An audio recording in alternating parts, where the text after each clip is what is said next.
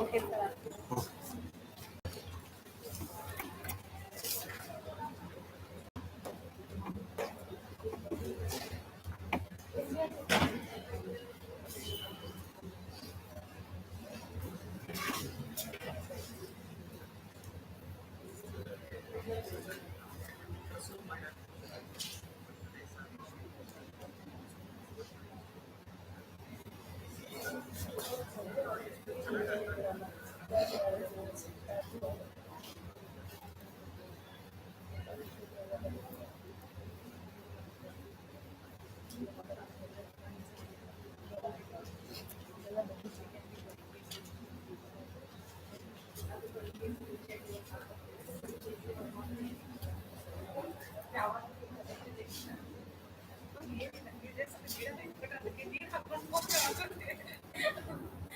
ನೋಡ್ತಾ ಇದ್ದೀರಲ್ವಾ, ಇನಿಷಿಯೇಷನ್ ತಗೊಳ್ತಾ ಇಲ್ಲ ಅಷ್ಟೇ. ಇನಿಷಿಯೇಟಿವ್ ಕೊಡೋದು ಎಲಾಂಗೇಷನ್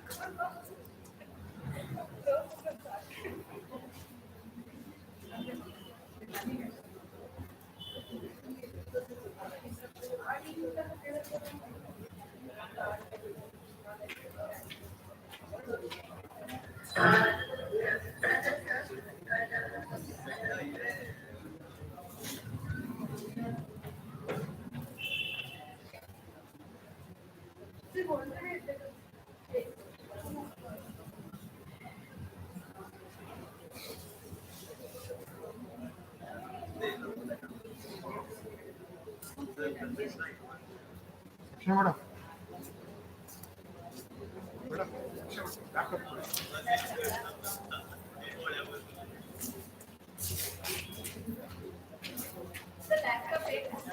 ಅದು ಸರದ್ದು ಇದು ಪ್ಲೇ ಮಾಡಕ್ ಬೇಕು.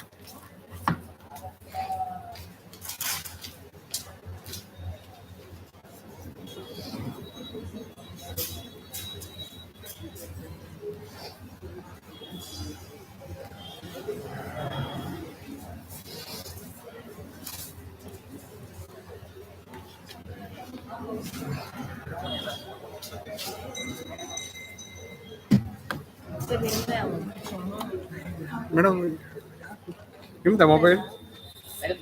ಹಾಂ ಬೇಕು, ಚಾರ್ಜ್ ಲ್ಯಾಪ್ಟಾಪ್.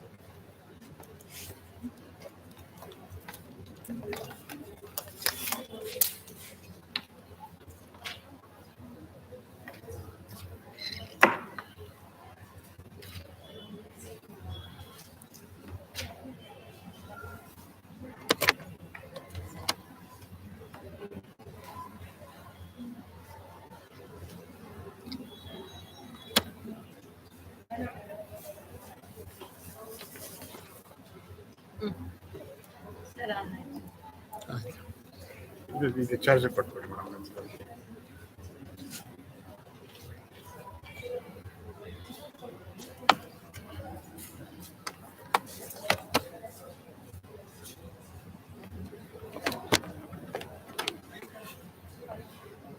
ಸರ್ ಇದು ನಾನು ಚಾರ್ಜರ್ ಮುಗಿಸಿ, ಈ ಚಾರ್ಜರ್ ಇದೆ ಸರ್, ಈ ಥರ ಅನಿತಾ ಮೇಡಮ್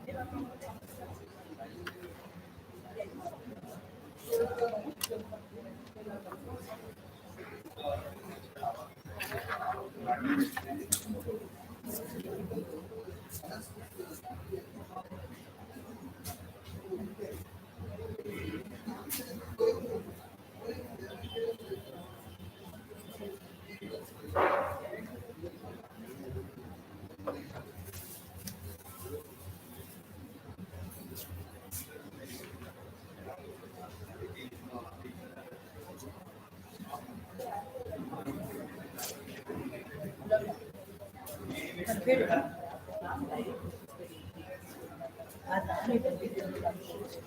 ಹೇಳಿ ಬಂದ್ರಾ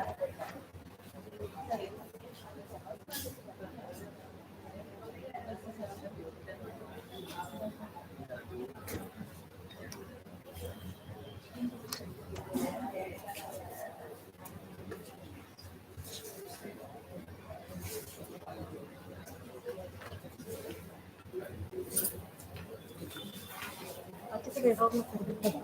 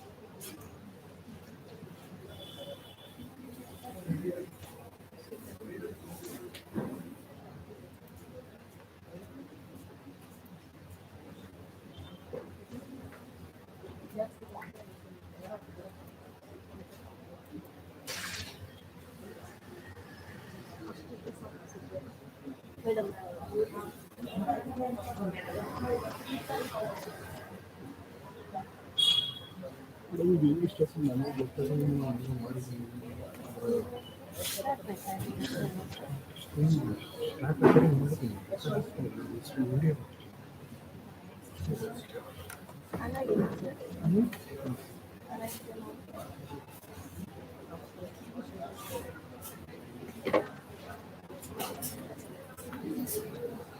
ವಿಡಿಯೋ ಆಗಿದೆ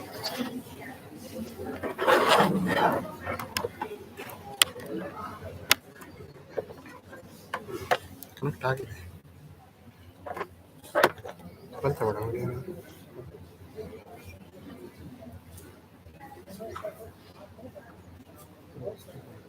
ಹೊಸದಾಗಿ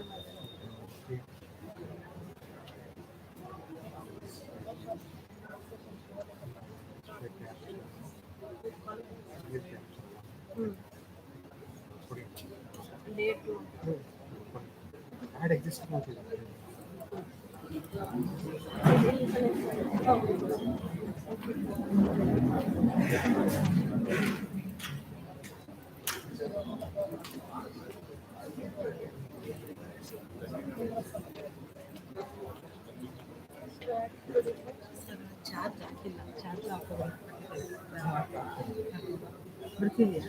ಈ ಆಧಾರ್ ಕೂಡ ಲೈಟ್ ಇಲ್ಲ ರೆಕಾರ್ಡಿಂಗ್ ಮಾಡಿ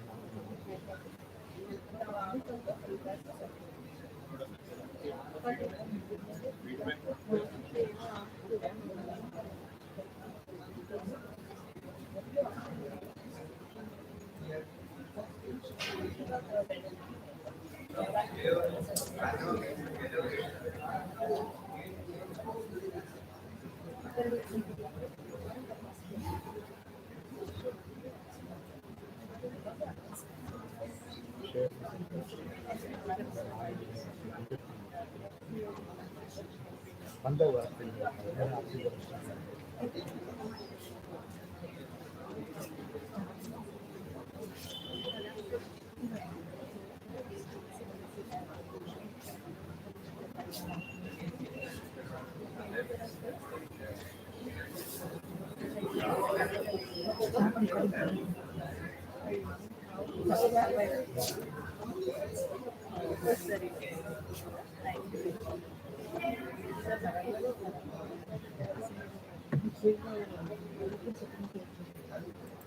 ಸರಿ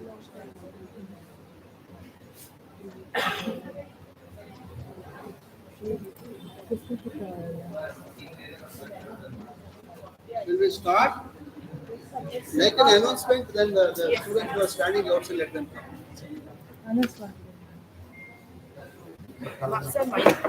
colour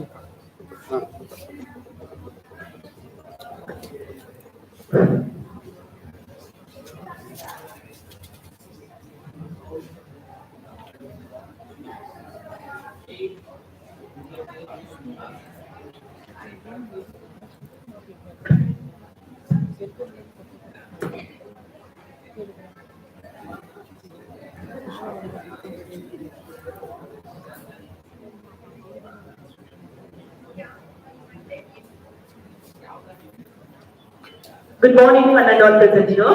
I request all the students to come into the auditorium.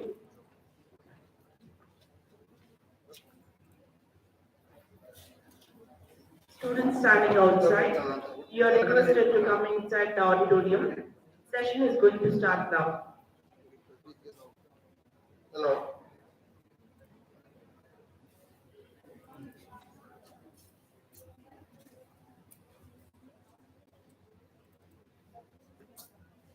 Sir, Yeah. sir, stage ಮೇಲೆ ಬಂದ್ಬಿಡಿ ಸರ್ ಲೈವ್ ಸ್ಟ್ರೀಮಿಂಗ್ ನಾನು ಅಲ್ಲಿಗೆ ಬರ್ತೇನೆ ನನಗೆ ಎಲ್ಲರೂ ಕಾಣಬೇಕು.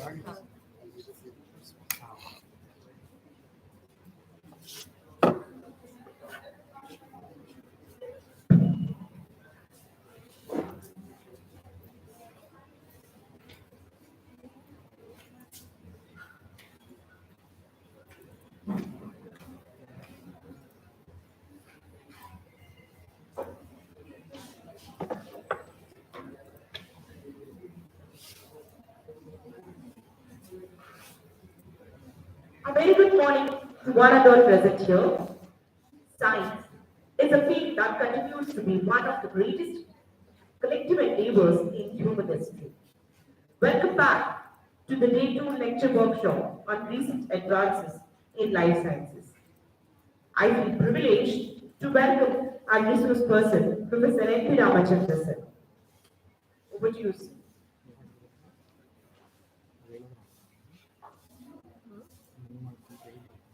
Good morning. ಇದು ಮಾಡಿ ಪತ್ರಿಕೆ ಮಾಡಿದೆ I'm audible? ಇದು ಮಾಡಿದ I hope you listen yesterday talks and that has stimulated you or some questions also. And we are happy to interact with you in lunchtime or even during my session also. If any of you are interested to register for MOOC courses, 5 courses, I think I have sent to Devki Madam and Shakuntala and my 2 courses I am giving, the MOOC courses that will start from January 9th for 12 weeks, principles of genetics and human genetics, different courses. 4 credit courses, you can get the credit transferred to your account. This is the MHRD, now the Ministry of Education course run by Government of India. You can register free of cost. If you don't want the credit, if you don't want to take final examination or writing assignment for that, online assignment, and you can just only register, you need not write the examinations. So if you want the credit to be transferred, the examinations will be simple, whatever they, see what we do, 40 episodes were created, half an hour video I'll send, video will upload every week, and similarly for the same topic, we'll give the write-up about 10 pages also. So you can read the write-up as well as listen to the video, and at the end of the week, we'll ask one test, we'll give test, some objective 5 objectives and 2 short answer questions. Looking into that, you have to answer that. So that will, I think, 1 week or 2 weeks, 3 weeks time we'll give to answer that. Okay, so like that, 12 weeks. If you, I think, send them. If you have any WhatsApp group, I can, send it to that also. Many of my students are listening, where they are very interested to do Yeah, this I course think as I said to them, madam, Shakuntala also might have my course, MOOC course. Did they send it to you?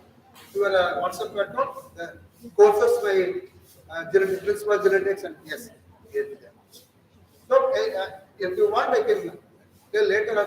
There's one introductory video for 1 minute where I'm going to tell on all the information is available. I think I given one of your friends that taken the online link. Link there, so I can pass on to all of you. So what I'm telling here is that there are several, nearly 336 online SWAYAM courses that are MOOC courses, means M stands for Massive Online Open Courses. For anybody in the country, in outside the country also. My courses are running from last 4 years. The first time registrations are nearly 3,000 candidates all over the world. I'm happy to say that people from California, people from British Columbia, from Canada, in UK, they are registered, and some of them tell you so it's very informative. And some of my friend doctors, the PG students, because it's related to more of human, they are also registered. One of our vice chancellor, Umesh, he also has registered, and one fine day he called me. Yeah, I was your student. I have learned a lot about genetics. So he is a physics guy. So I'm just, if you want, just have a look at the introductory video or you register online. You need not waste time. Only if you spend every week 1 hour on that, I think you can get the open elective credit transfer to your account. Some of the Udemy students have 2 weeks back, they came last year, they taken the course because I am the coordinator of that. To transfer the credit, they need a signature. I signed them, they got it all already. Okay? So these are the I developed these courses for BSc students, undergraduate students, for medical students. Okay? You can go for them. And 40 episodes are there. Every incident we explain separately. Even Bombay Blood Group also explained that. Although we made our own syllabus, whereas the whole the committee in the UGC has agreed the syllabus, and based on that we prepared the video. And lot of money has, of course, money has been spent by the government of India to encourage, stimulate our students. That's one of the activities. That's what I said. The Central Education System, the CEC, MOOC course SWAYAM. If even enter the SWAYAM courses in the Google, you can get that, and then the courses which are going to run from next January to April, you can look into that. There are several. I am giving 2 courses: human genetics, one course on human genetics, another is principle of genetics. I think let's come back to today's presentation. I hope we could able to stimulate the, some aspects of genetics. My first talk. Follow to that at the end of the 20th century, at the 1990 onwards, the genomics has started. Now everybody talks about omics. All kinds of the omics are there. Other day I met one of the Dr. Devendra Agarwal from UK. He was a senior, 75 years old, young senior scientist, and he was telling that 61 omics are there in the genomics. And he said when genomics, proteomics, metabolomics, and transcriptomics, like that, there are several omics are there. Different types of studies are there. Now, all over the world in life sciences, the biology is a hot field. To understand more about that, this is the linking that first broadly we have understood about the glimpses of genetics, the application of genetics, and then the genomics. So not only a few genes studied in the whole, the 25,000 genes have been studied in the genomics, and what is the application of this kind of studies. So I'm going to spend a couple of minutes on this. Now, already individual targeted medicines are available, genomic medicines are available, or personalized genomic medicines are available. Certain diseases like the breast cancers and many other diseases. I'm going to cover some of them also. From 2014 onwards, treatment has started globally. These are my topic, where we stand in the medical treatment today. Not hurting any of the medical doctors at school, but this is the situation we're going to discuss. And again, the challenges in the genomic medicine, I'll discuss that.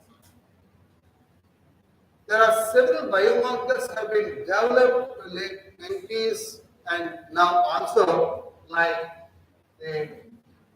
identifying the genes, all the coding genes, that is the genome by sequence. So now you know 25,000 genes. Similarly, transcript. Each gene make a transcript. Generally, you used to think that one transcript you should make. I already told you several transcripts to make isoforms, and study of the transcript in tissue specifically, that in microarray technology is available now.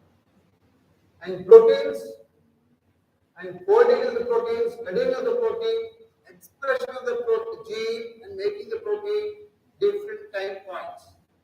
The early embryogenesis, in adulthood, a late age, a different tissue, different time points, these proteins are expressed, that has been quantified proteomic, and 2D gel easily can separate which protein is expressed at that particular time point.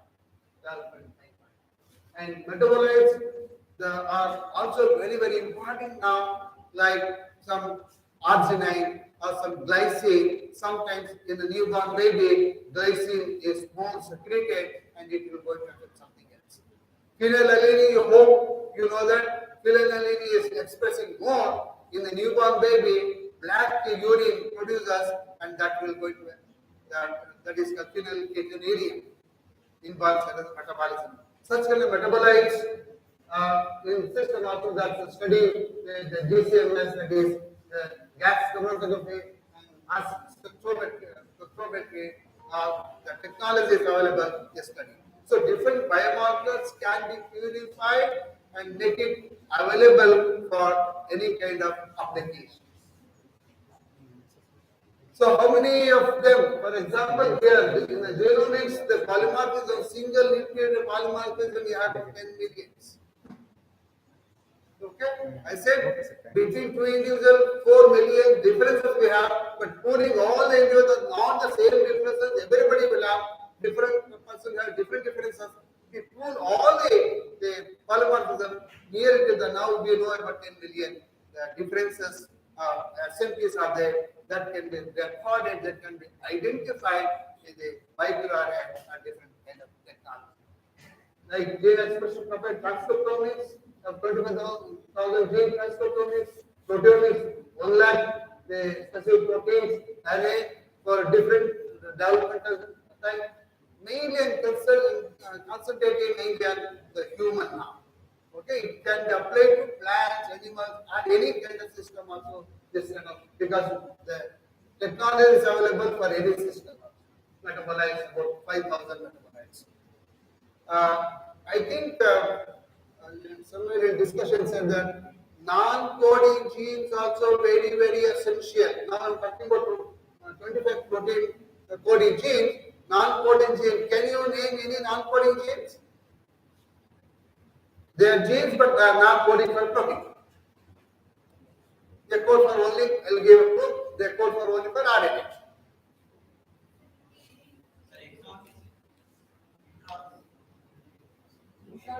Exons are the one coding for the protein. Introns are non-coding regions in the gene. I'm talking about non-coding genes. When I say coding, it's not coding for the protein. You know, you can say, oh, this is our tRNA. You have heard tRNA, right? rRNA. You know the tRNA structures? MicroRNA. I also told yesterday, 21 nucleotide microRNA, small microRNA. There are 6,000 microRNAs there in our system. They are the one regulating many of the gene regulation. They are needed. Small piece of microRNA, small peptides are needed. Eukaryotic gene regulation is the ocean. There's a lot to learn, but we know more. So there's a lot to learn about that also. So these are small. These molecules are very essential. That's why research cannot be stopped. We have to continue this. So we can say, oh, we have resolved the issue today. Tomorrow we need to modify it because there are different kinds of answers we might get that answer. So that's why biology is dynamic. I'm not telling whatever you've done is today is wrong. At this given time point and given this issue, this is right. But with the different issue, different kinds of things we can get. Okay? Genetics and genomics, where there are different genetic testings are available, single gene panels are available. People in the 80s and 90s, they muscular dystrophy, to clone the muscular dystrophy gene, that is dystrophy gene, 2400 kb, the gene size, 10 years, 30 members, they spent in a lab. 30 members, 10 years to completely sequence and get the meaning of that. But it's not so now. The technology has improved, and we do have the panels, few gene panels here, about 5 to 10 gene panels. If some families, some family have some kind of defect, the related gene in the pathway genes can be studied if there is any mutation in the gene, and that kind of gene panel. A large gene panel up to 100, and clinical exomes means the family, the family has this kind of disease, then the whole family members can be studied only looking to those kind of genes and the protein. Similarly, whole exomes, I told you, 25,000 genes, whole genome for 3.2 billion base pairs, we can look for it. All this technology is available now. This has been developed, it's been applied. What is the application of this technology? We have this huge data now on your system. Even many times, if the downloading of many things, your mobile will not work. You have to switch off and regain, or you have to delay some of the things. The huge data of billions individual sequence data is available, and it has to retrieve to understand that. How to understand? I told you 10 million SNPs. Between us, 4 million SNP changes are there. How to quantify them? Which is really culprit there? Which is really deleterious there? For that, data analysis is very important. Generating data is not sufficient. Data has to be analyzed like the microscope. The amoeba is there, our paramecium is there, like our chromosomes are there. Under microscope, you observe this data has to be analyzed using high-level, filterable the software or algorithm with computer system. that using 1 and 0, only they make the coding and they are available. And supercomputers can help us, very good algorithm that software can help us to understand this. This is the taking next level, integrating all sciences together. Here, biological science and the computation science has to go together to apply and get the retrieve our data analysis. I'm talking about the different companies here. AD Applied Biosystem, Ion Fluorine, Complete Genomics. These are the world-renowned genome sequence system. They sequence the genome. What is next? Billions of copies of the sequences, millions of base pairs, the petabyte, not the gigabyte, the highest the bytes are there.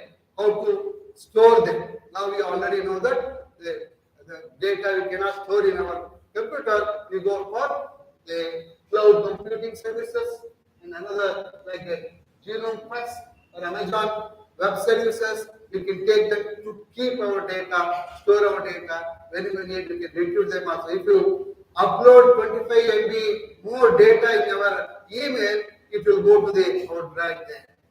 Okay, we cannot retrieve them also. Okay, like that. These are the technologies developed to store and retrieve the data to get the another data. We have sequencing technology, we have storage technology. Who has to analyze it? Right? We need urgent, the whole world is needed the skilled persons. You are you have an opportunity to get into this. Some of you are interested for this personality. Analyze the data. More than 50 students of our genetic students, PhD students from university, they are working only in genome. One company I'm talking, in different companies are they working because we gave a basic knowledge to them and now they learn and they become a data analyst, data experts, similar kind of thing. So this whole continue, we have to generate skill developed individuals now, skill developed groups now. Okay, we have a lot of data that. So that I'm talking about, we have the genetics, genomics, generated excellent data now. We need data analysis. That is the way it's happening now. People are churning out data, making it meaningful. I'll stop that now. I'll take up the another aspect now. What is the medical practice, correct medical practice now? When you go to the doctor, even if I go to the doctor, what do they give? The history of the paradigm classical treatment, the trial and error method. You take this medicine, they'll say, oh, fever, cough, or this susto, all this. They say, okay, take this medicine 5 days. If it is not cured, come next time, I'll change another medicine. Maybe few tests they make, some doctors may do some tests. Okay, let's take this. Or some clever doctor, very efficient doctor, they will give antibiotic for malaria, they give antibiotic for tuberculosis, they will give antibiotic for any other the bacterial infection, they will give antibiotic for viral infection. Take this 5-6 tablets every 5 days. By the time you will not be able to. So I'm telling that current practices are by trial and error, by grace of Almighty God, we are saved. Every day we go to some test they make, generally they say, okay, take this lecture. Why have to take all this? So instead of giving the alpha blocker, they will give beta blockers. Sometimes we will save it, sometimes if something goes wrong, they'll say, God has taken. So your life ends there, so you are gone. Okay? So we are all in the earlier also we say the symptom, diagnosis, treatment, all the same, non-specific, non-selective, uniformized. Any kind of thing, you take this. Remember, I think Madam Seniors will know, grape water, when the newborn baby is crying, more time, they were giving grape water earlier. Now it is bad. What is the grape water? Mother is pancake, oh, I can't, the whole night it will be crying. If you put the red water, it will go to sleep. What is that? Alcohol. A kind of alcohol. They are giving, now it's not. That's why the alcohol, the newborn baby will be treating them alcoholic. Right? That was the one the Indians will ban now. Okay? That is the trial and error. If that is not there, then the new brand they used to give that. All this is the trial and error. So what is the old paradigm of the treatment?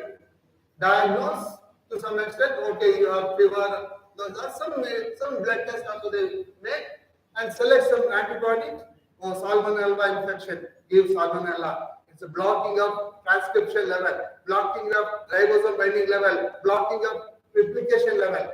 Different antibiotics they will give, try to give, it will not work, then they will change it to different. So the selection of drugs, switching to new drugs, switching to another drug. By the time 2 weeks, 3 weeks, the patient will be dead. But somehow the immune system recovers, sometimes the people will recover, or sometimes this drug might work with the permutation combination and with the trial and error. We do have many hypertension drugs, heart failure drugs, antidepressant drugs, cholesterol drugs. They not work 100%. 10 to 30%, they are not working at all. Like here, some of them are resistant to this drug, some of them are not resistant, they are not working. But to cholesterol drugs, they will not work to 70%. Okay? 7% of the patients experience serious drug reaction in the hospital. When they admit to the hospital, they give, then they, after 1 day, 2 days, it's not recovering. So they have to wait for 24 hours. They say 48 hours. God only has to give them. So they give drug that has a reaction. Then they change the new drug. Sometimes it will not work and it will take away. So the drug, whatever the drug we give here, if you give more dose, adverse reaction here, adverse event, more side effects. If you give less here, it will not affect. How to get that body weight and the drug quantity? Even the making the drug company, they give 500 mg, but they put only 10 mg is the real one. All other things are the supporting things, and they are not real drugs. Fake drugs also available. So all these are therapeutic window. So maybe this is the dose we have to give. So 500 mg, do not take 1000 mg or 1 gram. At least 500, 200, 300 mg is worth of drug is available, so that they can. Some doctors calculate that also. Again, trial and error basis. And these drugs are given without any genetic basis. Genetic differences, I told you, 4 million basis differences between them, they will not know because we are not aware of this information. It's not available now, but at least in India. So there are a lot of things here, same symptoms, same findings, same diseases, and the same drug, as already told. And we do have different healthcare system like medical record, digital medical record. As soon as you go there, they make ID card, the digitalization is there, then they send it to the different section. Zero biomarkers, about 20 zero biomarkers can be recorded. They will say blood test, the cholesterol test, lipid profile. These tests are available. Looking into that, some doctors are giving the medicines. Okay? Again, that trial and error. Identify the simple genetic defects. Some people, I think I was there in some year back in Kasaragod, that's Central University of Kasaragod, that's Kerala.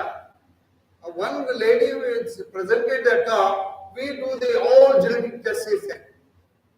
After a talk in the bed, when asked, what kind of test you do? Chromosome test only.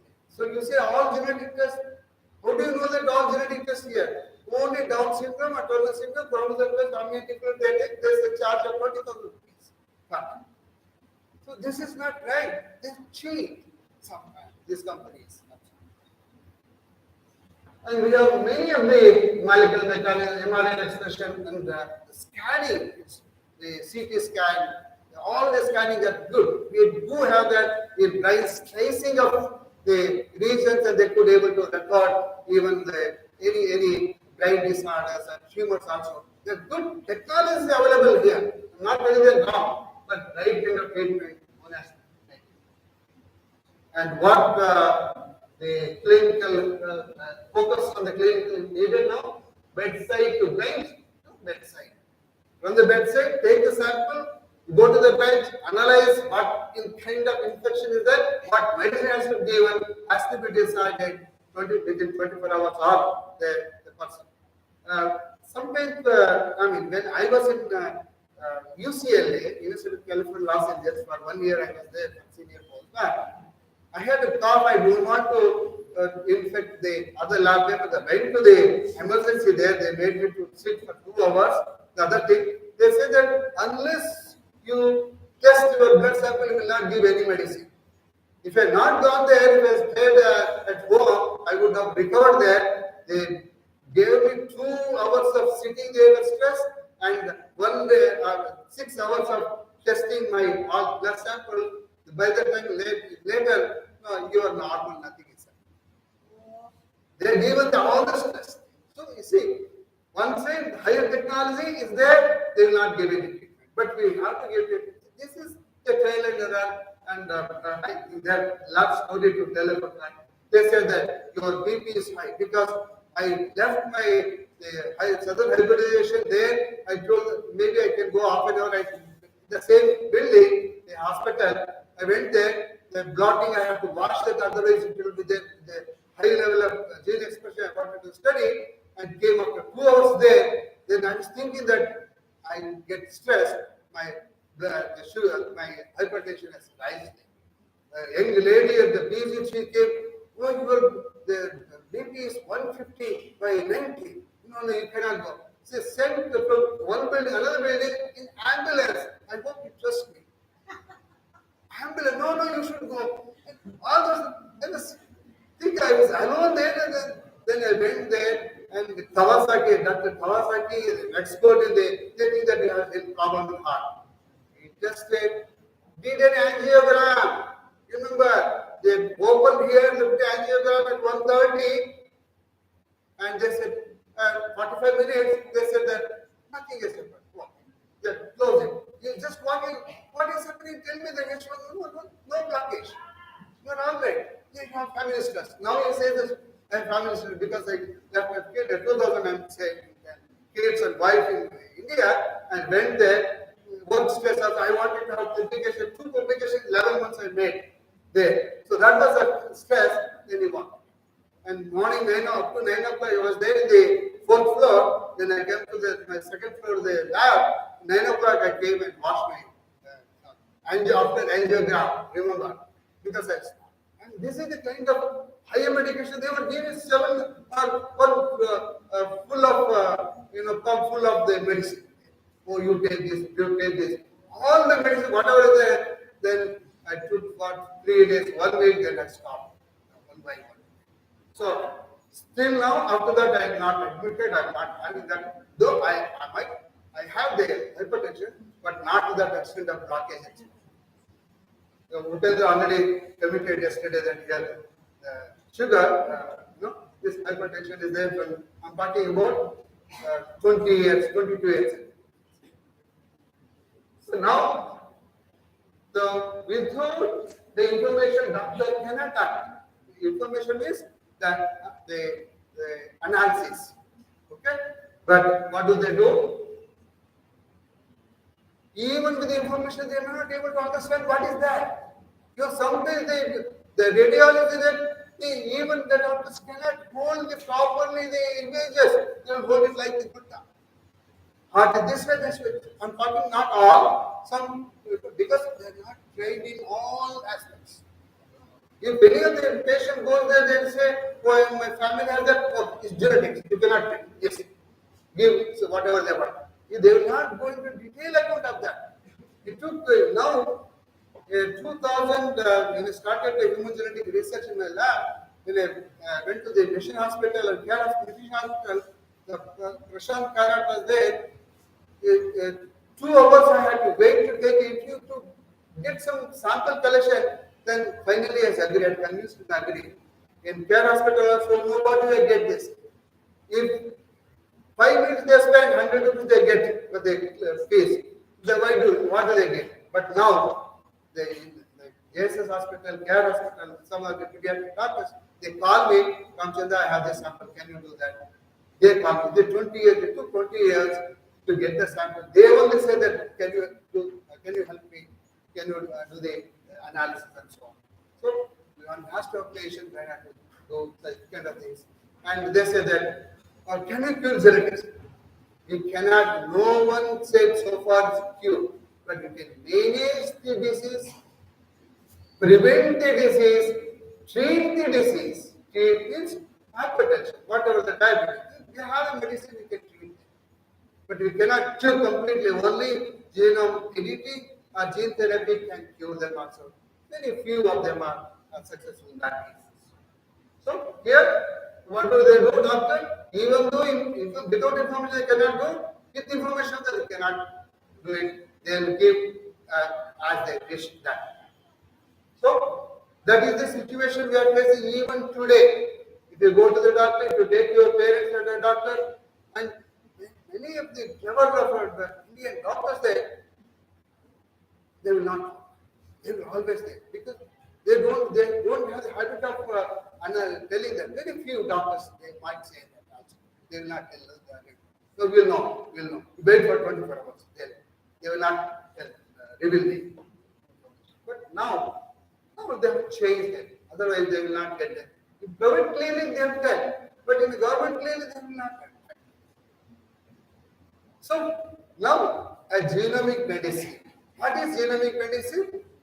Take the patient's information, phenotypic information, that is clinical phenotypes, and genotypic information, genomic studies here, and after taking the information data, that is the genetic data, and patient phenotype and genotype say, the clinical data, what is the kind of symptoms they have, what is the genetic data, the genetic variation of go, look into that, analyze that, then make a stratify the disease.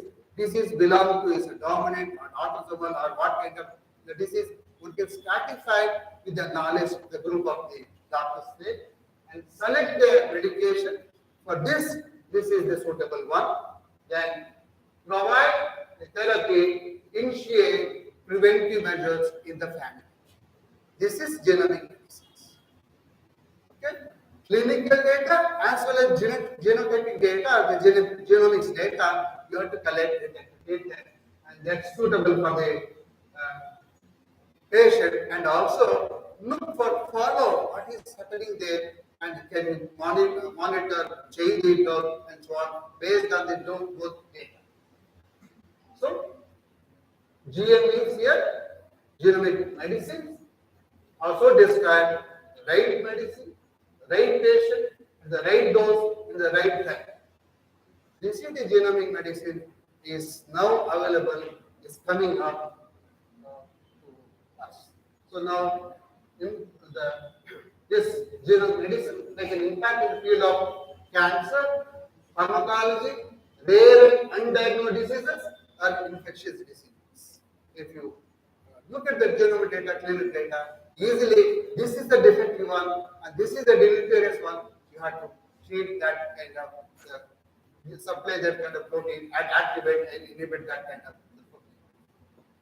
So here, start with the description of the phenotype and the genetic data, and then the genomic in the clinic and the patient and the family. You can study that. So it's a first you should get the genotype phenotype data, diagnose, understand, and a group of doctors, not only one doctor, they have to sit together. Basic geneticist, counselor, and the doctor, expert there, and they have to decide which is the right kind of medicine. So this genomic medicine throughout the life cycle here. Look at your pregnancy, non-invasive prenatal testing. What is the non-invasive? Just make it take the amniotic fluid, do the genetic testing. Generally, people do the chromosome testing only, 4-marker test. If can go little more if his indication is there in the family. And then the infancy, in a neonatal infancy, we can, if there's any defect, we can understand that Mendelian syndrome disorder. In the childhood, like autism and intellectual disability, if they're genomic, then adolescence, where the polygenic discourse can be understood, where they have any kind of problems, and the adulthood and the aging also. So genomic medicine can work in all the type point of our life cycles. So there are many tests are available now. Oncotype DX is here. Quantitative PCR mRNA expression for 21 genes to understand the tumor related genes and their expression they study, and they classify that this is having defect or not. There are mammoprint, now it's available microarray based 70 genes for breast cancer, mRNA expression. The techniques is available there. Allotype quantitative PCR based expression of 11 genes for where the heart transplant patients, potential organ rejection is available. Like that, there are cells, so tissue organ, tissues of regions with the microarray technology can be done. There are several others, some of them I'm just reporting that a specific targeted, family targeted, clinical symptoms they have there. So there are drugs that are already available. They started taking them 2014 in the globally, especially in America from 2018 and the UK. I'll come to that UK. For example, breast cancer. Acid is the one. HER2 protein is next slide. Is almost all the breast cancer patients is defective for almost 25% of the defective is HER2 gene, the epithelial growth factor gene. Okay. So that the medicine is already, it's nothing. What is this medicine here? Protein specific monoclonal antibody. That is, the protein is overexpressive. To suppress that monoclonal antibody, this is, the blood clotting antigen antibody, and this monoclonal antibody bind there, suppress the overexpression of that one. Every month we have to give for certain time. This kind of medicine is available now, and our Serum Institute, they are going to introduce now in a couple of months vaccines for breast cancer. Like many of the diseases of breast cancer, oncotype or breast cancer, BRCA A, BRCA B, BRCA1, A1, A2, they are the standard, the European breast cancer genes. People are worked, and I will come to one of the examples. So here personalized medicine is that observation you have to make, you have to do the test, and action you have to take with a group of the doctors, and the predictable response we expect that, then they follow the treatment. Breaking the cycle of trial and error method. This has started the era of personalized genomics with the FDA approved in 2014, and 8 of the 11 new drugs have been approved in 2014, and Obama was the president, and that was the new term he has given, new importance for the genomic medicine in the America. And that was increased many fold of that. So now, does one size really fit all? One medicine for everything. If you have cold, you get the medicine if you want. So depending on what defect you are, I have, that kind of medicine, specific medicine has to be given. That is the one genomic medicine. Yes, sir. Genetic information, knowledge of the individual environment, our lifestyle is also important. Lifestyles making our own environment and external environment.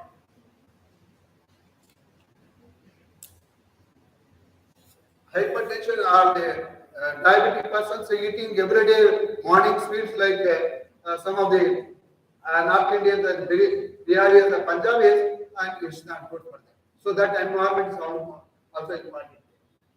Okay. It's a customized for each patient of that. And the new comprehensive integrated approach is prevention of chronic diseases, early detection of disease rates, and individualized treatment is the genomic medicine. And also predict the toxicity of drugs. A new drug sometimes is toxic, the patient might affect that also. To whom and here prefer to proactively approach for the healthcare and longevity. The people agree with this, okay, there is a treatment, this is the right kind of treatment for such people, and elite athletes, prediction of athletic performance, and we are talking about now the muscle change, if they are there, so then we can give improve the situation there. And concerns of inherited disease based on the family history, the prenatal diagnosis data, and they can go for genomic medicine. All need not go for that. If you have any concern there, such people, concern for the environment exposure, somebody is exposed to the radiation, then they have where exactly the defect, and for such people can be given. And diet, exercise, customization for the individual based on genome and microbiome, epigenome. So already the microbiota is very, very important. So our friends have already discussed about our brain activity. This is also more important. All this has to be considered. Have you heard anything about her? Angelina?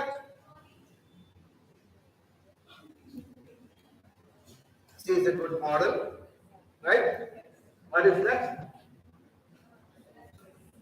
She had the breast cancer. Her mother died, and auntie died in the breast cancer and cervical cancer. Here the gene BRCA mutation gene in her own genome.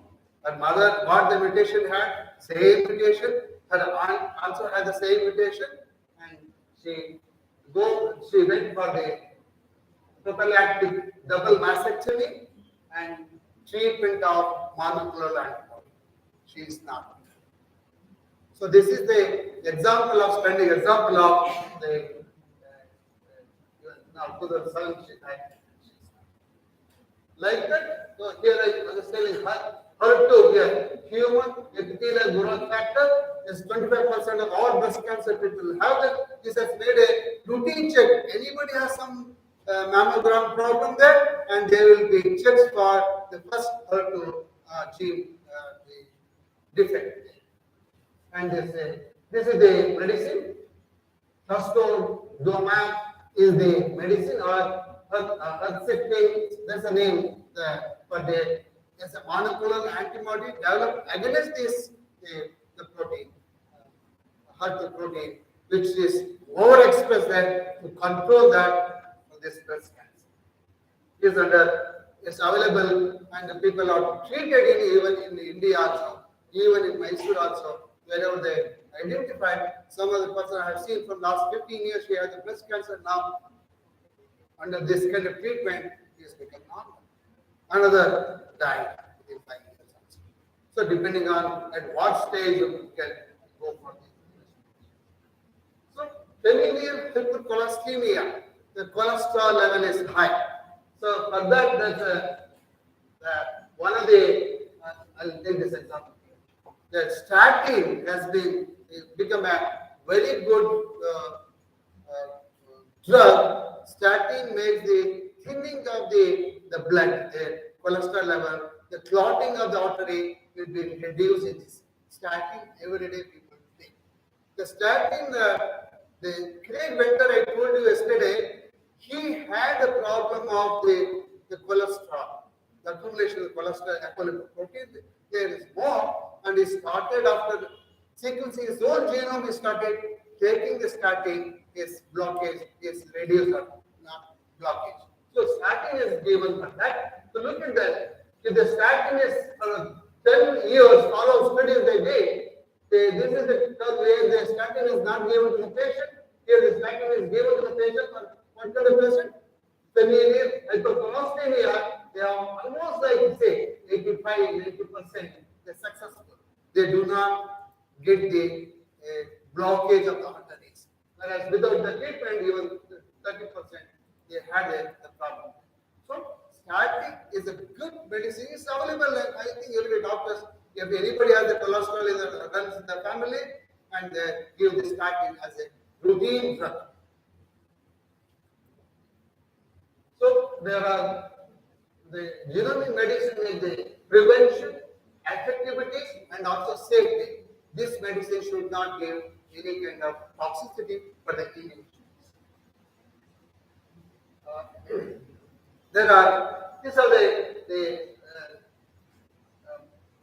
diseases, the colon cancers have been treated with this genomic medicine, and BRCA1 and 2, I already told you, breast ovarian cancer. MODY 1, 2, 3 is a single gene diabetic disease. They are also being given the medicine and giving the for each gene, which the gene. Diabetes earlier thought only insulin. For insulin normal production, different pathways, the genes or proteins involved in different pathways also responsible. Something is not working here, insulin production will not be. So earlier they thought that insulin is only one. Insulin they give an injection, but already other the proteins have been more. The side effects. That's why we have many of side effects. Correctly, one has to understand whether in which pathway, which protein is defective. If you give that protein, insulin production will be down. This is the today's understanding. Insulin, many genes are defective, or they call as MODY. This only single gene defective diabetes also is seen.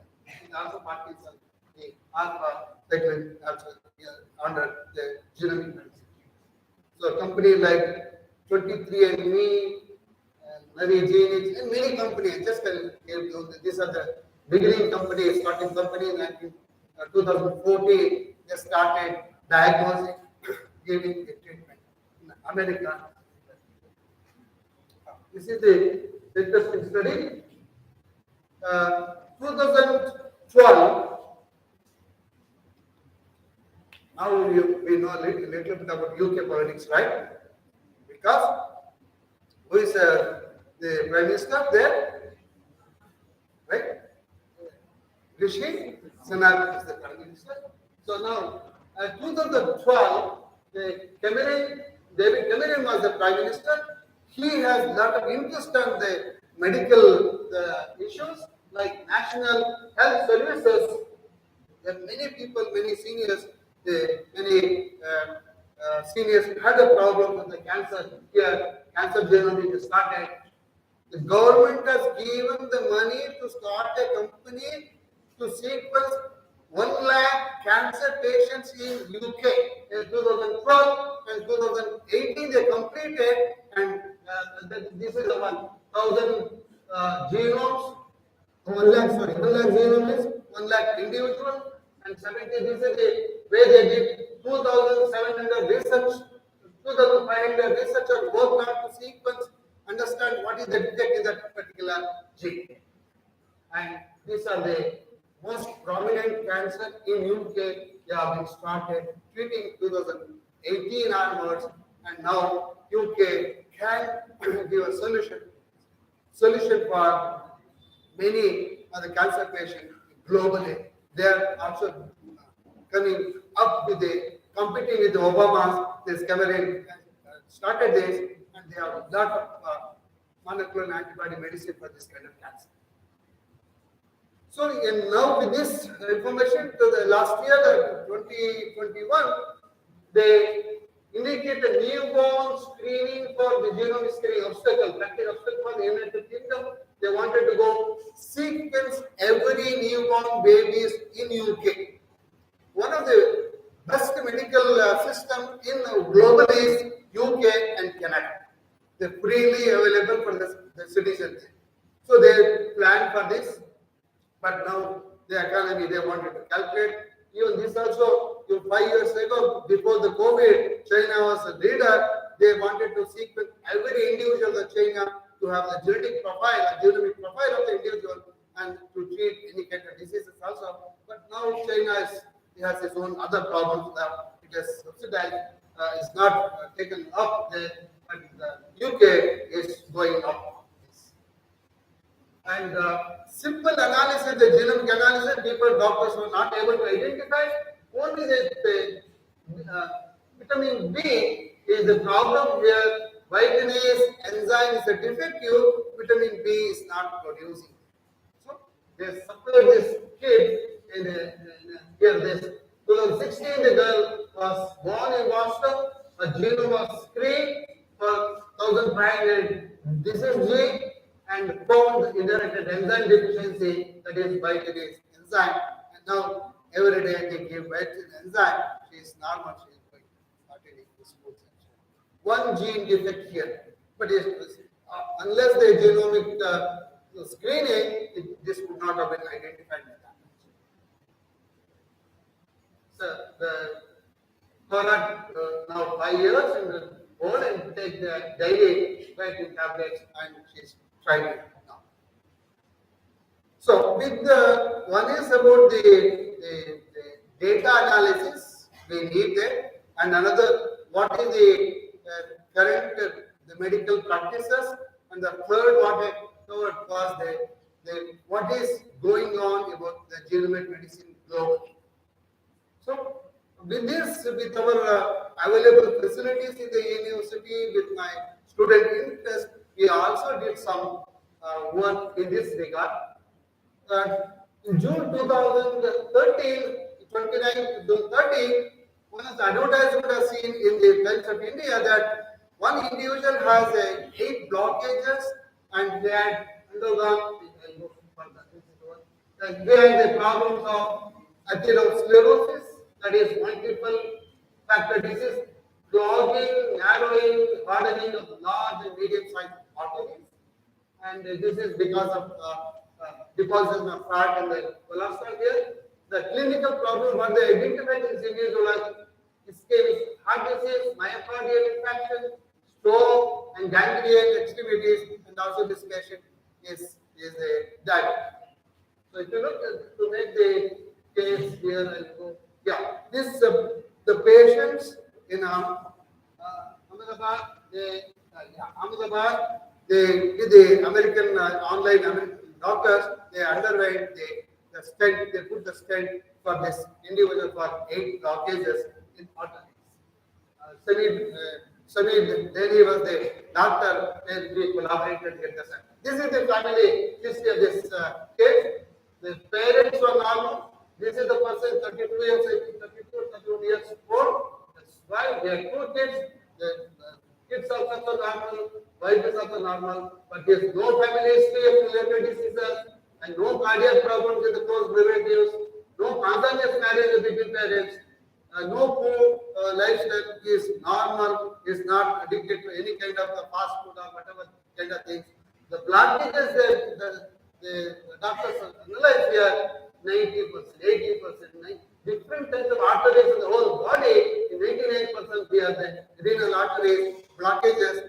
They put a stent. Within 6 months, again the blockage of the arteries. So this was reported in the newspaper. Then we contacted with many way. Then he gave the blood sample, the MOU. He gave a blood sample. We were interested to do the genome sequencing of this individual, and we got the grant from the NITE, Case Hegde University. One of the students was working. He got the grant there, 2.5 lakhs. We did a transcript count and the whole genome analysis. My another student, Avinash, now is in USA. He did all this kind of analysis, and this was the medicine was given before the genomic the sequence data. What we gave to the doctor for the preventing of the heart attack, aspirin, and this also. These are the one for different kinds of cholesterol one, and told you we identified to make the story short 13 mutations, 11 non-synonymous substitution, 2 insertion. We identified all these were seen in exotic regions, and these are the 4 genes for defective, and also we studied learned about the functionality where exactly the cholesterol is there in the artery. To make it simple, processing the cholesterol, it has to go to the liver and through different kinds of mechanism, and they're not going there. So there is a block, they're sitting only in the arteries, and that was the defective. These are the proteins are involved in this kind of process. Then finally, based on our data, genomic data, we redescribed the drug here for the Etigag, Echo, LAM2 is the metformin is given for the diabetic nature of this, and this is the one to control and to target that, and the blocking of the artery is reduced to some extent. Okay, so life has been extended this kind of thing. This is one of the story what we could able to do it in our system with my bright students. So recently I'm also collaborating with JSS Hospital, Dr. Ashu, Dr.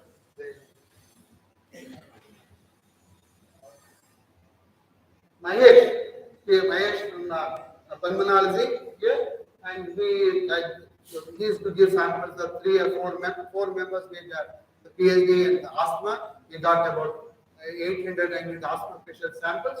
We screened them for the known SNPs, about 600, 700 SNPs, and belong to different genes, and we quantify them, and he was giving the IL-33 gene. We have taken specifically, this is very important, and one of the SNP here, the minor allele DT, is giving the treatment for the ALS patient, and treatment response to inhale the corticosteroid and this antagonist, beta antagonist is asthmatic, and they show the improvement in the lung function after giving treatment. Only the patient who are this allele, this is the SNP.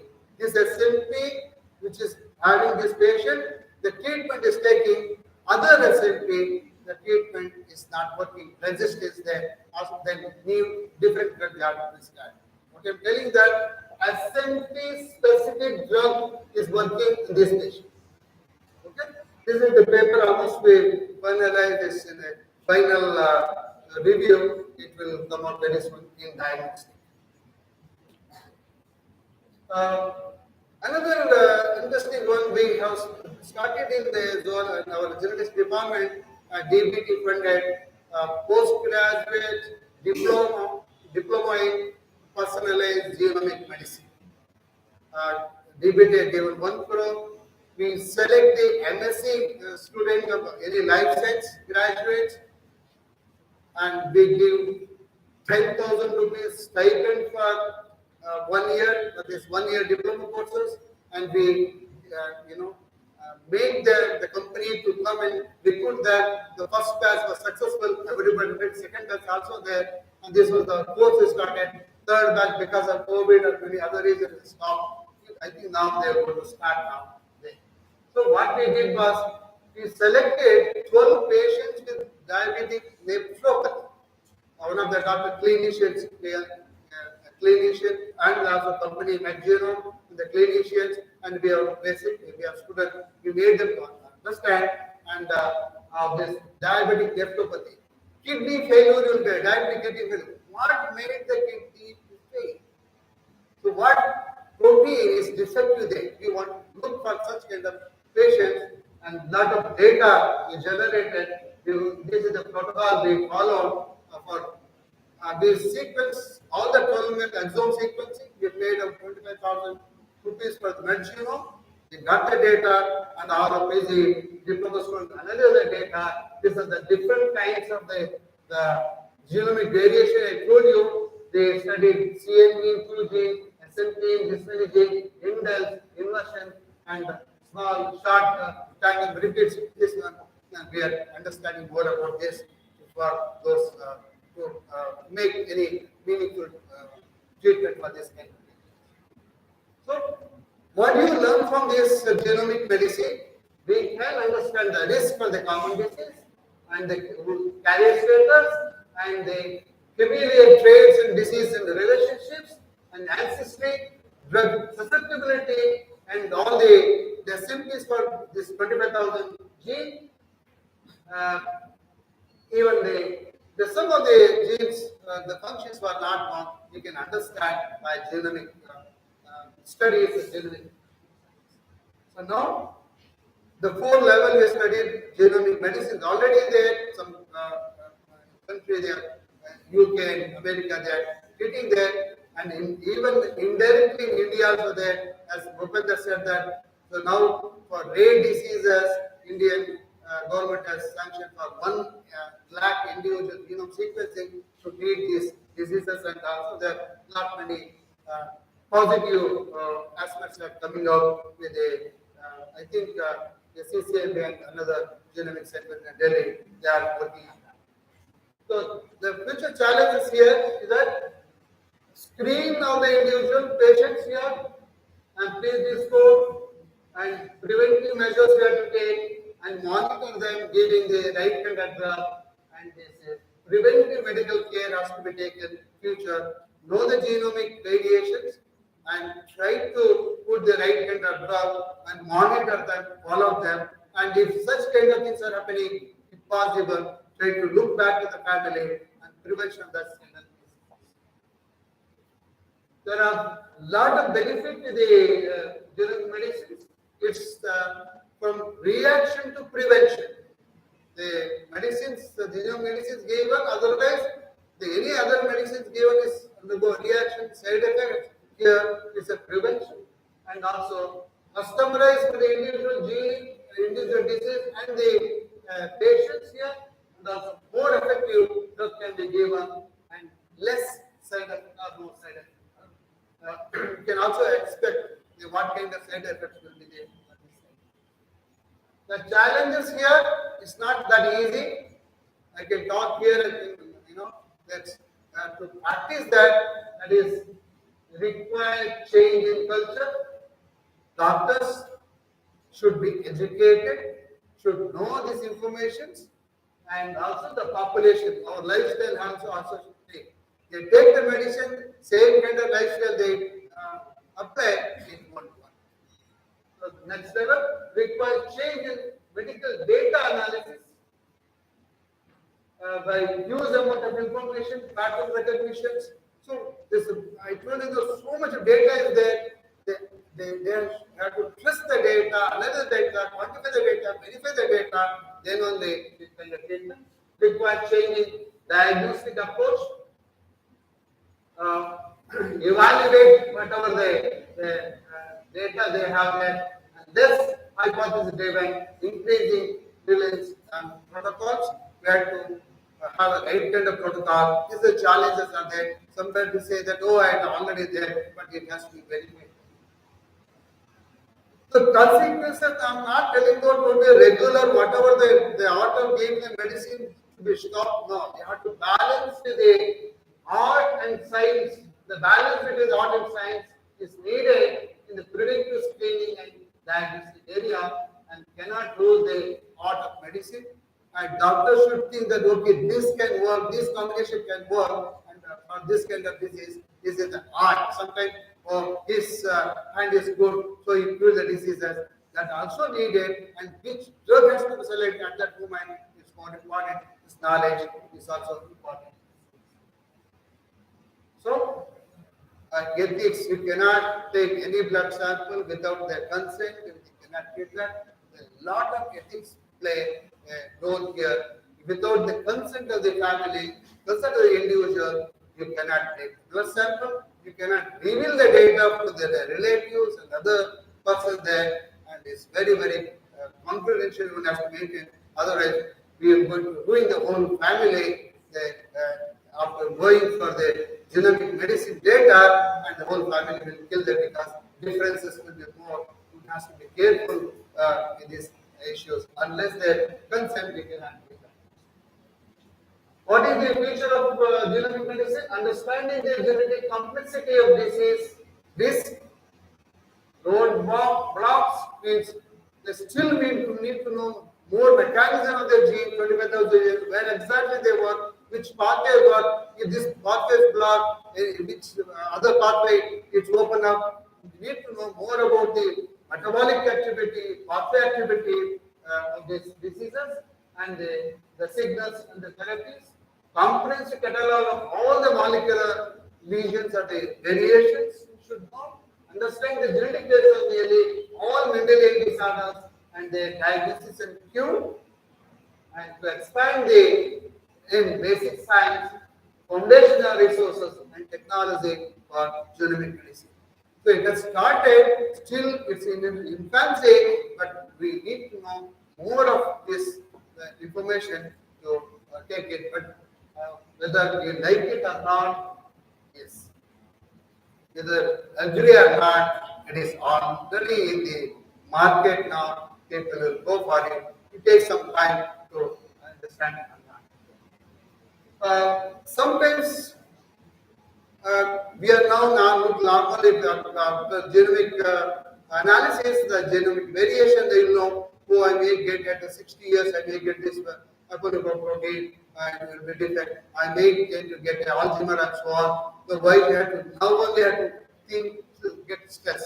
One kind of thing. The people think that way. Why I have to get stressed now itself of 60 years or 70 years or even 40 years or 30 years, what else going to happen? So we have a fear of that. Now, how to overcome this kind of thing? If you know, you can manage properly. For example, by accidentally somebody in the family, early person family, by accidentally died. If all the members are going to die, then you overcome gradually. Similarly, if you know that you are going to have a problem, like what the Juliana made, we can make our own the assessment, we can go for the treatment, we can live a little longer than that. Okay? So that's why, so I think last one slide, we have so much of knowledge we gained from my first thought, glimpses of knowledge, genetics, starting from mental, extends mentalism, and the penetrance and expressibility, and disease, different types of diseases, and the genomic studies. All this information, knowledge is available now, and using this knowledge, you can make some kind of the experiments they do, make kind of some connections there. Experiment, okay, you do this experiment, you do this analysis, this is the defect, you can get this experience, okay. If this techniques needed to understand this, making all these things create the genomic medicine for the human being. You do the genetic studies, genomic studies, and finally for the human welfare, betterment of human, to live little longer peacefully, to make our parents live peacefully until they die. So that is the science we needed. Even yesterday, Upendra was telling that. So for that, the research is needed, understanding more knowledge is needed. This is very essential. We cannot afraid, we cannot fear and stop this kind of one. So what is the take-home message? Yesterday also I told you, genetics should be taught, practiced, propagated as the foundation of all licenses. This is for the faculty. Whenever they get an opportunity, inculcate in a syllabus. The same kind of thing they also tell the medical schools. There also we had a lot of discussion. Only one or two schools in the medical schools in the country they have the genetics. The other they are not there. We are at it now to introduce a separate specialization genetics and genomics medical school. We have a lot of argument discussion regarding this. Genomics should be treated as one of the specialized fields like radiology, clinical biochemistry, chemistry, and pathology. If something is cancerous, they'll give the biopsy and analyze pathology. If something cholesterol, any lipid profile, they take the clinical assessment. If radiation, if any kind of the fractures are there, the radiation. If there are genetic diseases are there, why not to consider genomics as one of the specialized fields in medical?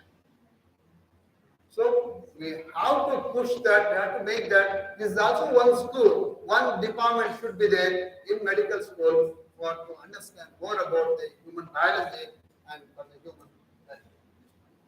So take it from me, genetic diseases are preventable, treatable, and manageable. You cure completely, they not reach the stage, maybe one or two that people experience, but it's not reached that stage. Okay? So, many people say that it's not preventable, or not treatable, or they're not manageable. It is false. But the three tasks, whatever I given, many of the students have stimulated me. These are my 32 PhD students. 29 until here they have been awarded, almost yes, awarded, and Rajani, this fellow is going to submit tomorrow morning. The thesis is ready. The other two members have started now, 2 years. So all have directly, indirectly motivated me, helped me, even they, sir, will do this other than my PhD work for all the personal genomic or any of the work they contributed, and they gave me their own fellowship, sir. I want to work with you, where we struggle for electricity, distilled water, and the facility, and we could able to do something in the university. A lot of satisfaction from last 30 years what we did in the university. And along with that, our PhD diploma students, our MSc project students, and the students coming from academy, summer fellows, they also contributed a lot for understanding of this.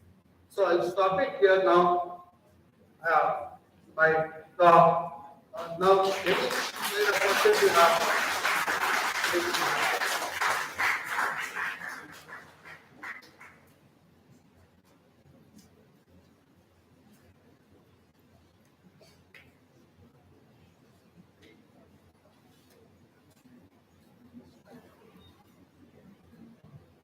Any question?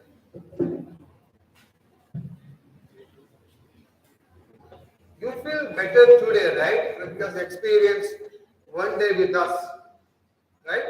Any questions now? No? As Upendra said, is the information gone above your head? You wanted to comment?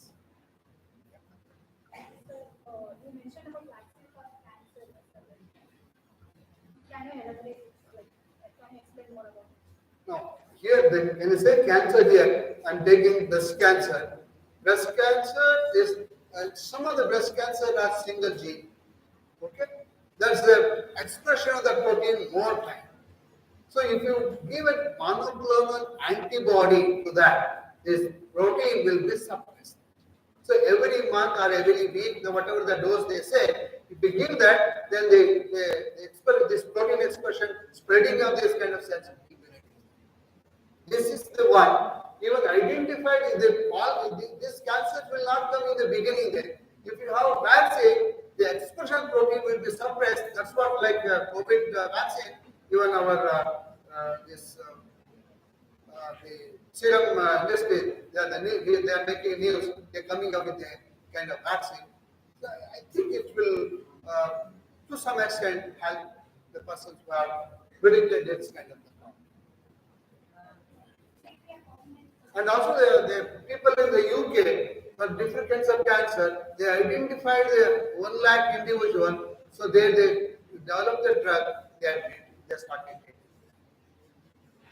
Okay, so if you go to the Genomics England, the website, and all the whatever kind of treatment they are giving, yeah. Good. Hello, sir. Sir, myself. Yeah. And my question is, sir, how come the amniotic fluid works as a genomic medicine? I did not get. Sir, amniotic fluid as a genomic medicine. Amniotic fluid? Amniotic fluid as a genomic medicine. ಅಂದ್ರೆ ಅದು ಯಾವ ತರ role play ಮಾಡುತ್ತೆ amniotic fluid. ಅಂದ್ರೆ ನಾವು ಏನಾದರೂ DNA extract ಮಾಡ್ತೀವಾ ಯಾವ ತರ ಅಂತ? Yeah, it's a prenatal diagnosis. They generally use amniotic fluid at the 12 weeks of the pregnancy.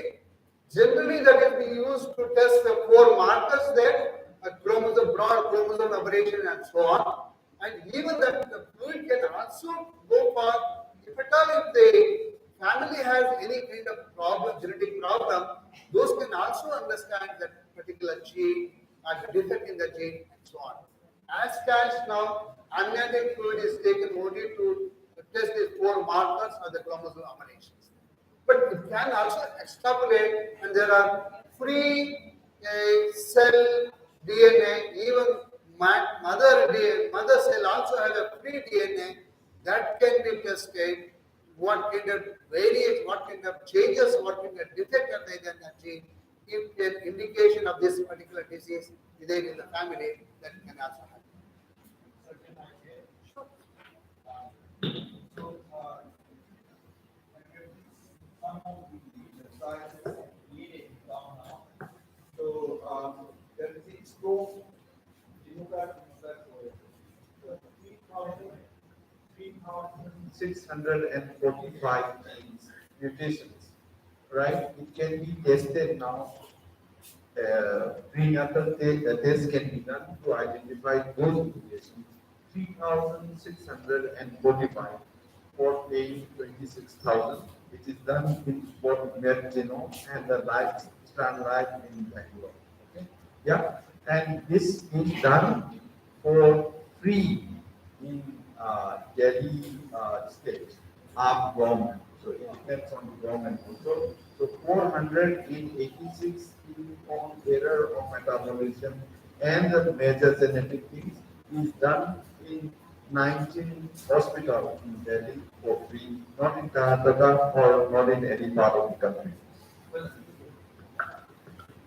I just want to extend what Dr. Chandra was asking. The student asked a question regarding the treatment for what cause genetic disease like blood cancer. And was referring to the recent advances. One of the greatest breakthroughs, what we call gene therapy, has been in this field. What they have done is, the patients that a gene product or the genetic defect, which cannot be corrected only blood transfusion or antibody. What they have done is they've taken out the cells from the bone marrow, which are the progenitor cells from all the immune cells. And these cells are using genetic codes available today. This is always a CRISPR technology. I'm sure Dr. Upendra must have told you. And they have corrected this gene after taking over cells in the test tube, put it back after growing it into the patient, and these cells have multiplied. And the person is good, needs no treatment. This is considered one of the greatest breakthroughs in practical gene therapy. That's what I want.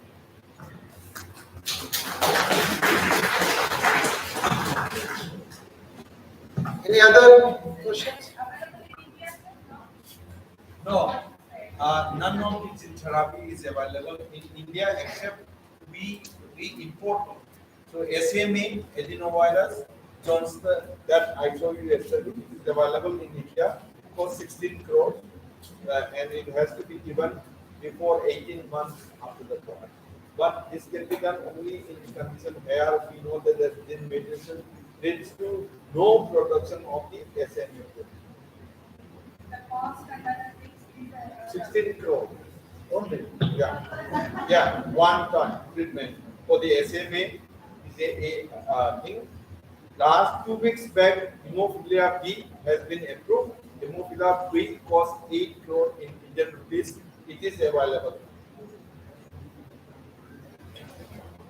But mostly in inborn error like in obesity, it has been going, enzyme therapy has been going on from last 30 years. It works. As I said, there is a Lucknow guy, person who was suffering from lysosomal disorder.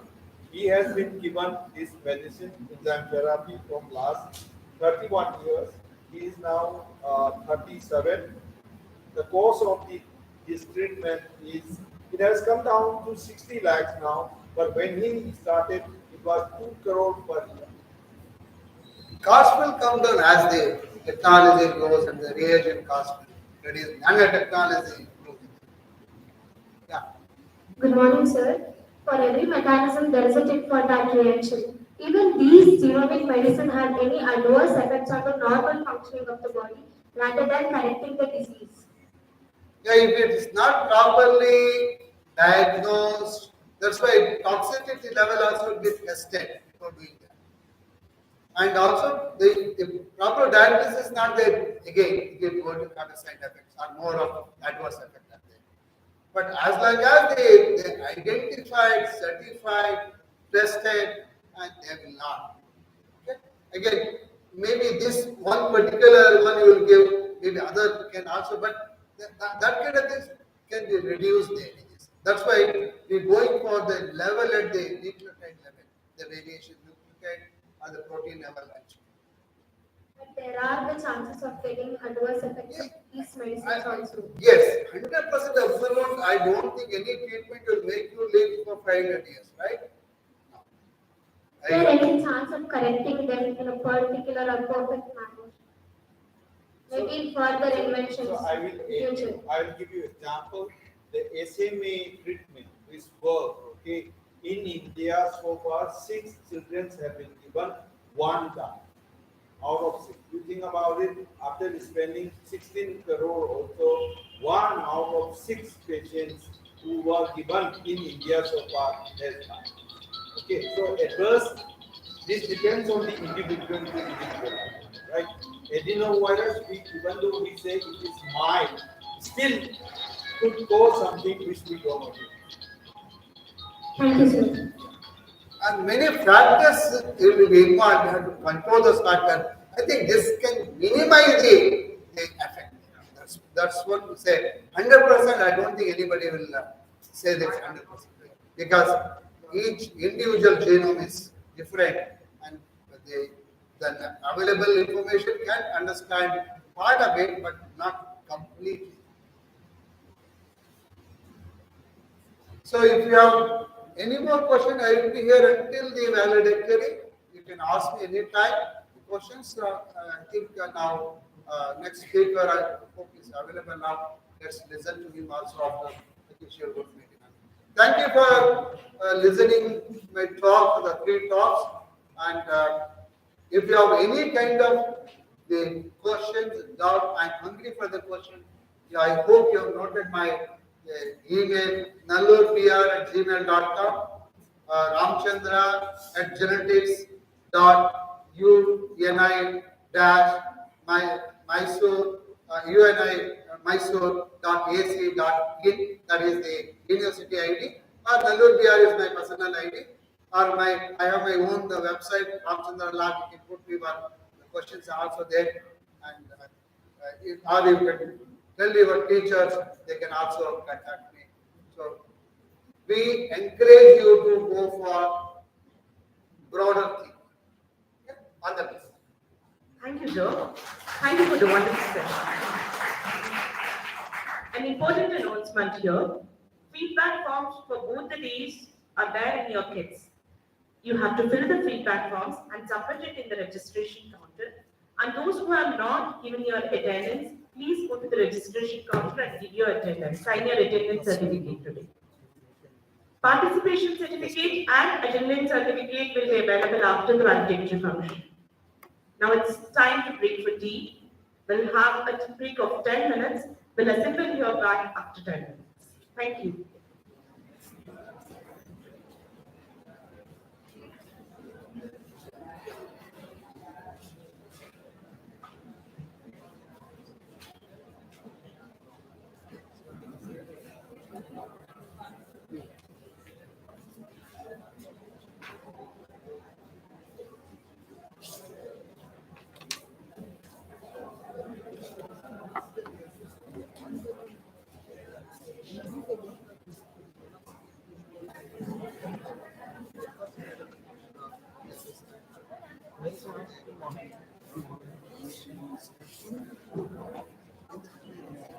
Which mutations are there in the organism, and that mutation corresponds to the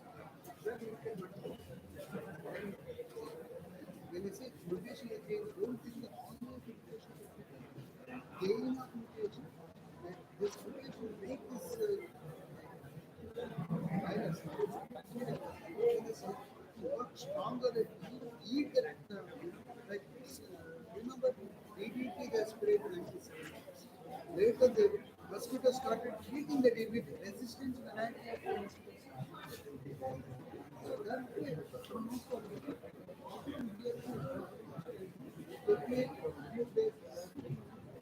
Few days, 1 month or 2 months later, they think, oh, I'm all right.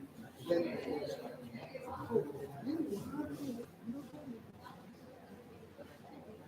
And when you give this project, they have to eat. So they like that. They use metabolize that.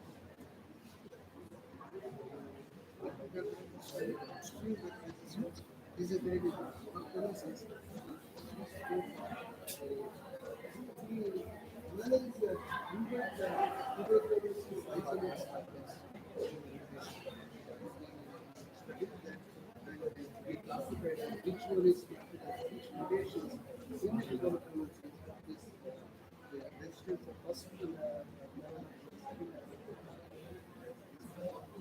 Again, the relationship, the variations, the genomic variation, and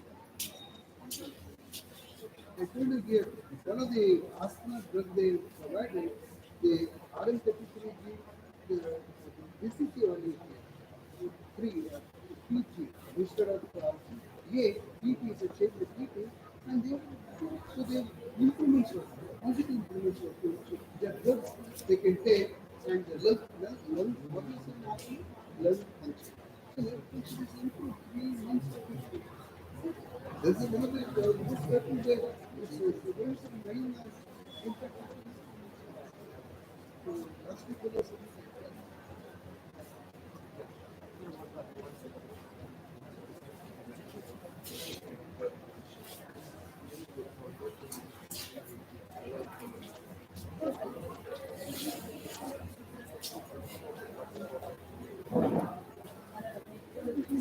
all of the things, right? Like, yes, I think the problem with the high clinical or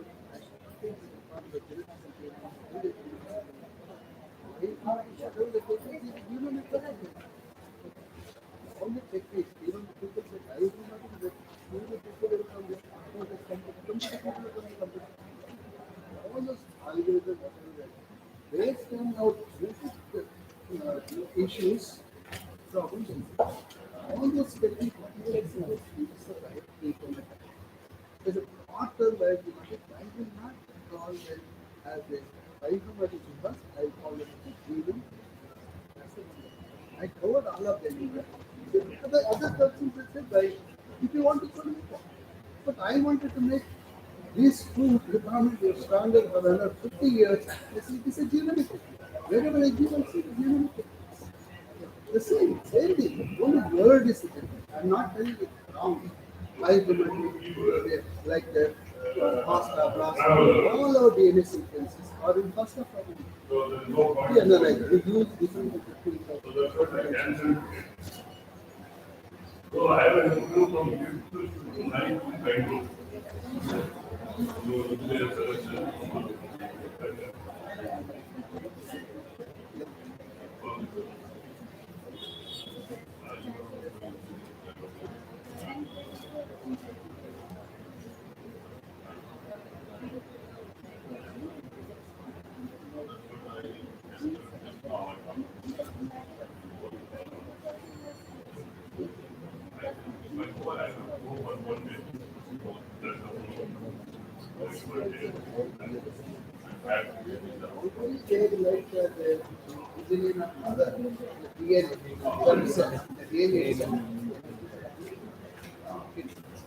Depends on genome, genome, semantics, that field.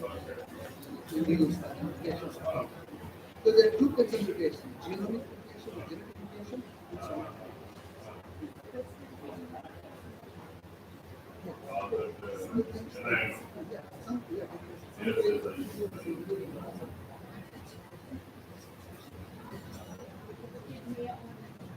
So generally, these families are whatever we call it.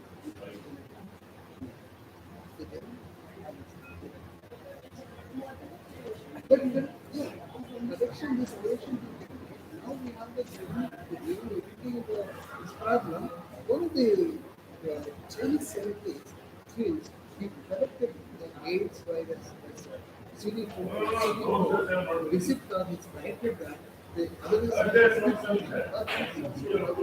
got the this inherit. And she corrected the But routine I am not and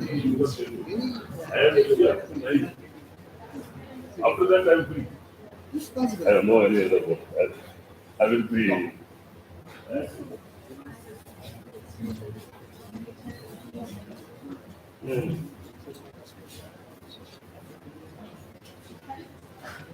But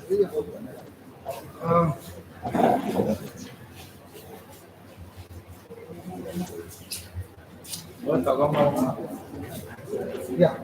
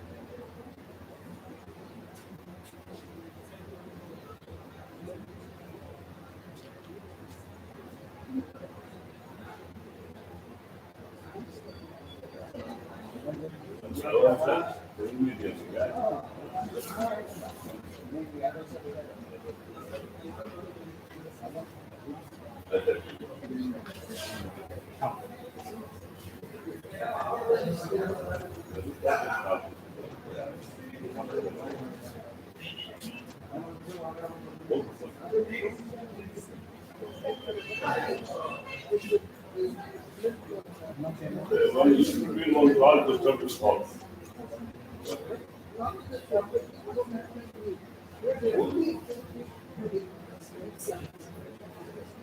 You have to go back up and correctly see balance of something bad. One day you can extend your travel for that.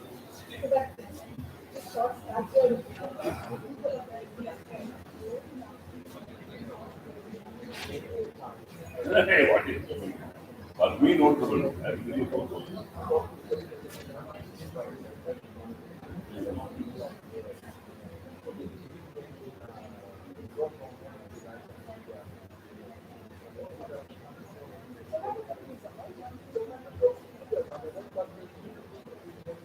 So you are coming to Bangalore on 15. The conference is on 15.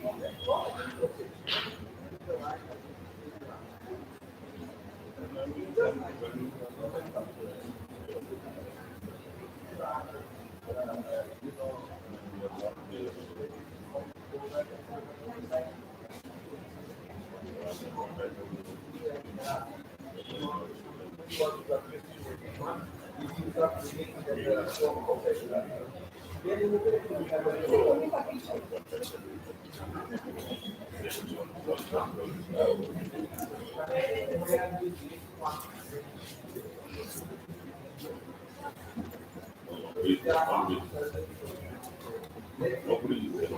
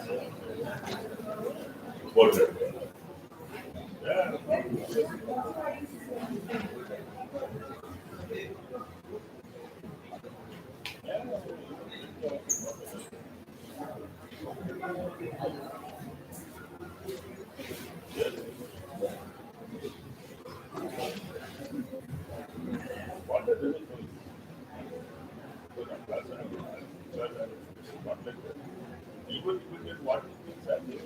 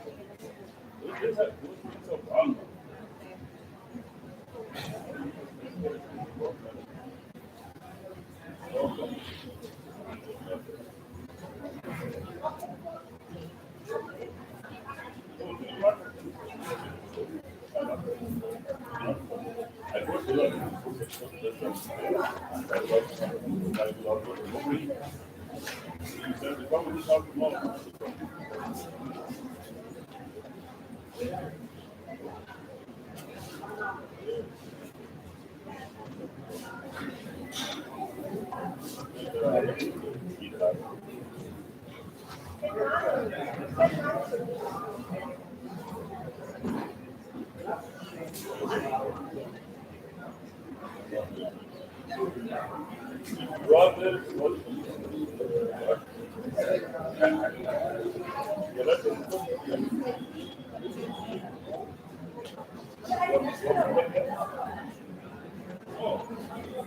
My God.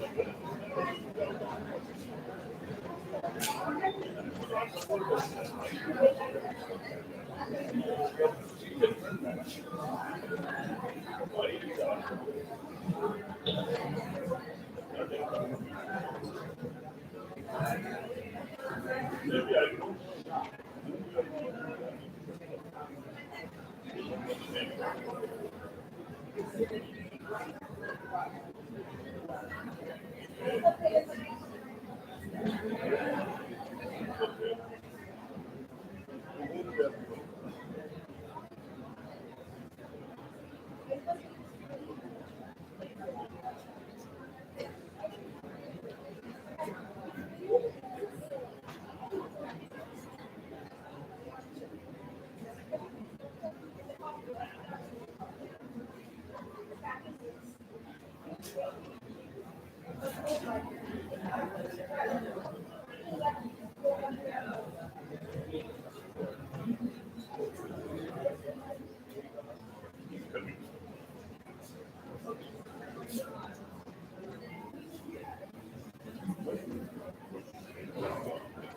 Land protection.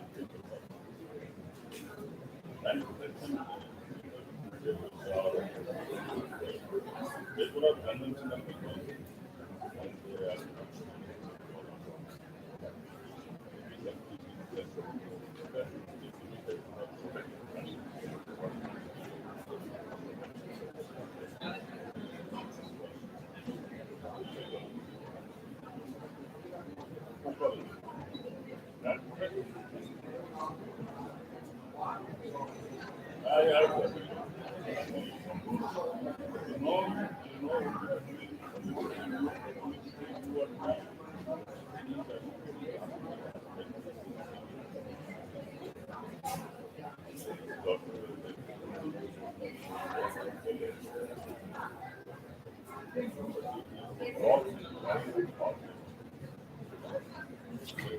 rain and the hot rock.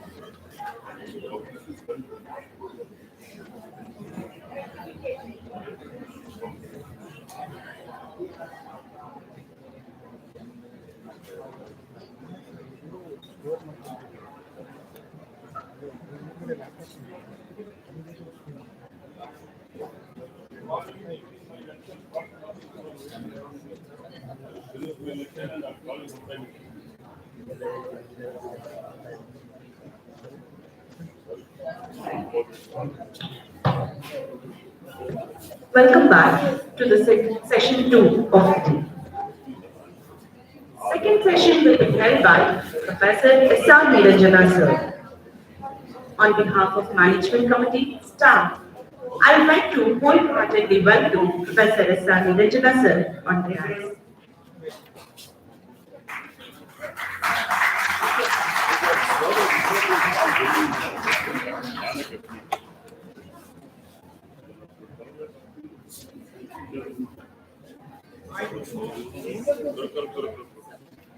ನಾನೇ ಹೇಳ್ತೀನಿ, ನೀವು weight ಮಾಡ್ಬೇಕು. ಯಾವಾಗಲೂ students ಮೇಸ್ಟ್ ಮಾತಾಡ್ಬೇಕು, ಒಂದು ನಿಮಿಷ ನೋಡ್ಬೇಕು. ಮೇಸ್ಟ್ ಏನಾದ್ರು ಗುರುತಿಸ್ತಾರೋ ಏನು ಅಂತ ನೋಡಿ ಆಮೇಲೆ ಹೆಸರು ಹೇಳ್ಬೇಕು. ಇಲ್ಲಿದೆಯಾ ಈಗ? ಯಾರು ಹೇಳಿದ್ರಿ? ಬಸವರಾಜ್ ಹೇಳಿದ್ರಿ.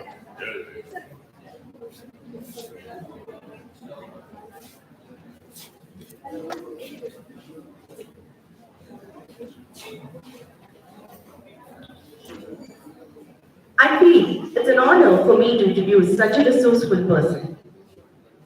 Dr. S.R. Niranjana sir, former Vice Chancellor, Gulbarga University, Karnataka, was born on 20th July 1959 in Bahadurgarh, Chitradurga.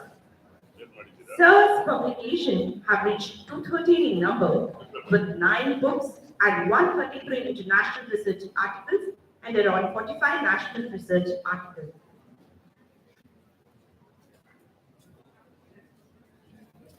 Sir owns 2 international patents and 2 national patents.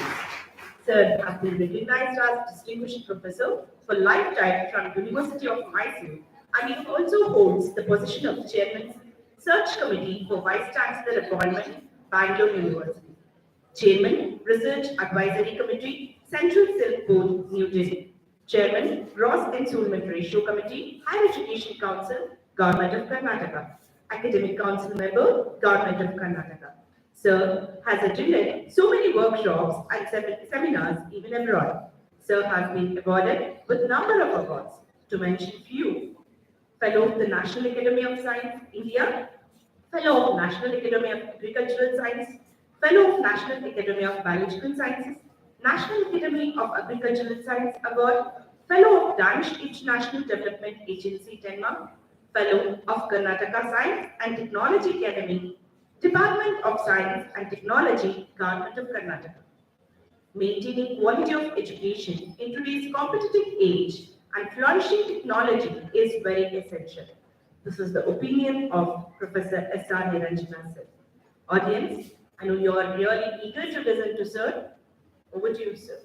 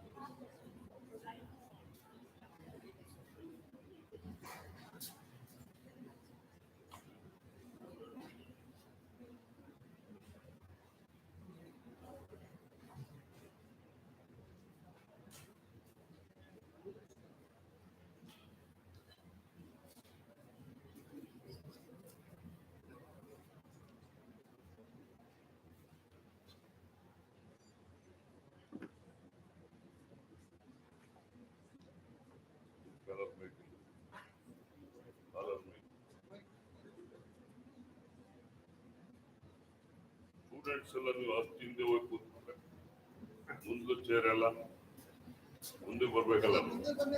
ಪ್ರತಿಭಾ ಇದ್ದಾರೆ,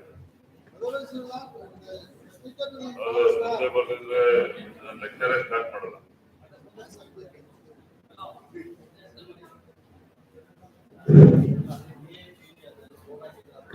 I request all of you to occupy the front seats, please. Students, come forward. Somebody should go and Last 2 rows, then. Last 2 rows, you are requested to come forward. Please occupy the front seats.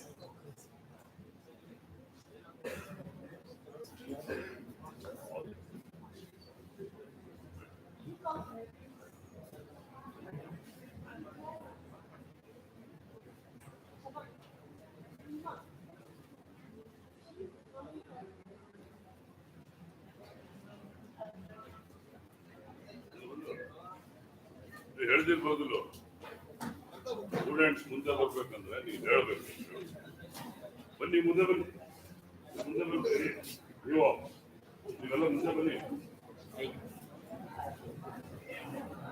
ಬಂದ್ರ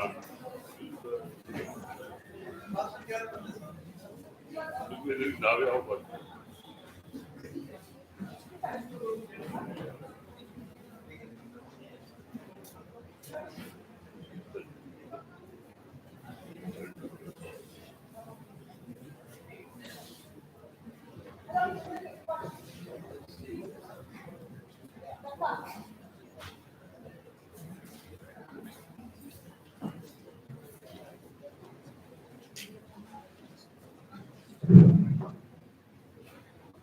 So good morning all of you. I'm happy to be here for the Academy lecture series. All the 3 academics are joined together and last 2 days we are celebrating the Academy lecture series. I thank the convener and my friend, my colleague, a good academician, invited me to deliver the lecture to Sir M. V. Ramchandra. Also, I can see some of my one classmate is also here. I'm happy. And Dr. Subhananda and other colleagues who are here, my dear students. I think it's a very good attempt to celebrate some of the important advances in life science. Title itself is telling that the advancement of life science. As you know that you are admitted for BSc program, a lot of expectation. Yesterday I was giving an induction presentation in one of the engineering college, and I can see different kind of students, different vibrant faces to see the future. So you are in the conventional course. Some of them are moving for the technical courses. Some of them are moving for the medical education. So you are in conventional. That doesn't mean that any education line is not suppressing anything. You have a bright future. But I have selected one of the area which is very advanced. And of course, today it is an emerging science. And you are also heard about the GM food and GM crops. I selected this topic to motivate you for the who are in the background of a technology oriented science. How many biotechnology students are there? Many. Minds. All are biotechnology. Very nice. It is a biotechnology, botany and zoology. Huh?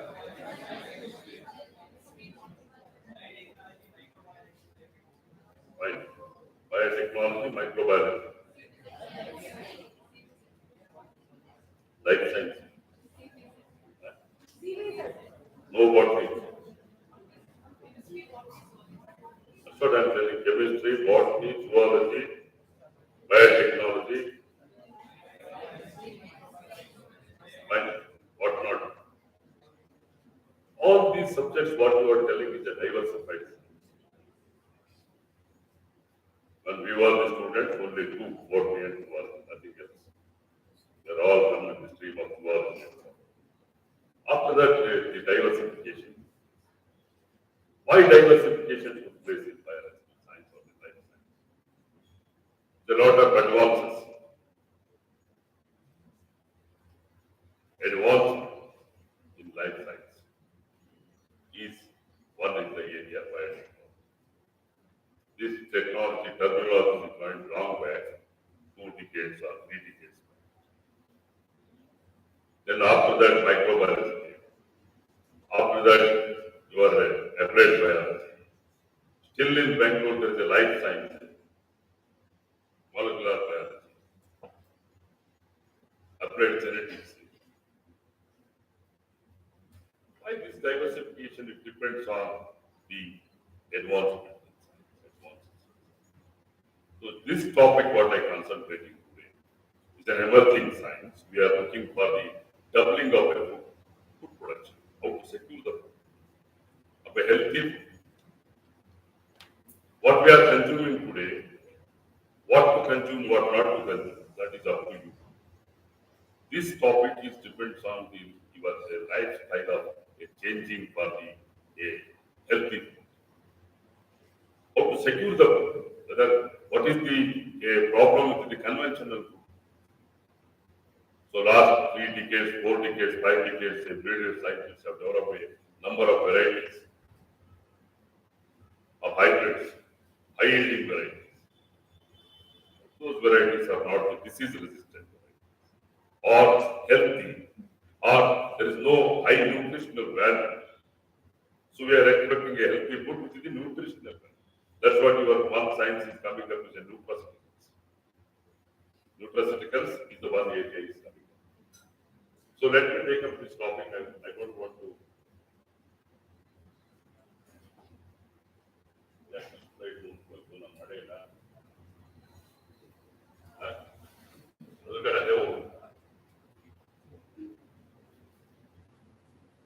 Genetically modified crops and foods for the food section. You know the GM crops. So for background with us, we have some background what is the GM food. Some basic. What is GM food and unhealthy? You go idea. So what is the GM food status today? What was the GM food? The GM food is the 21st century, a population of 6.1 billion in 2000 and headed for 9.2 billion by 2005. That's how the event issue has spoken. The challenge of doubling the food production in 50 years is a denting cost. How to double the food? Consumption is more. ನಾವು ಯಾರು ನಮ್ಗೆ ಎಷ್ಟು ಬೇಕು ಅಷ್ಟು ತಿಂತಾ ಇಲ್ಲ, ಎಲ್ಲ ಜಾಸ್ತಿ ತಿಂತಾ ಇಲ್ಲ. So we need more food to double the food. So we need newer science for that. We must also double food production sustainably by 2050. And approximately 60% of the same area of arable land using less resources, fossil fuel, water and nitrogen, at a time when we compare to mitigate the enormous challenges associated with the climate change. See, this para is putting a lot of information there. We are doubling the food within the same arable land. All agricultural lands are urbanized today. All site construction, industry construction, all agricultural land. Whatever is available land, you have to double the food. So still it is going to reduce the arable land.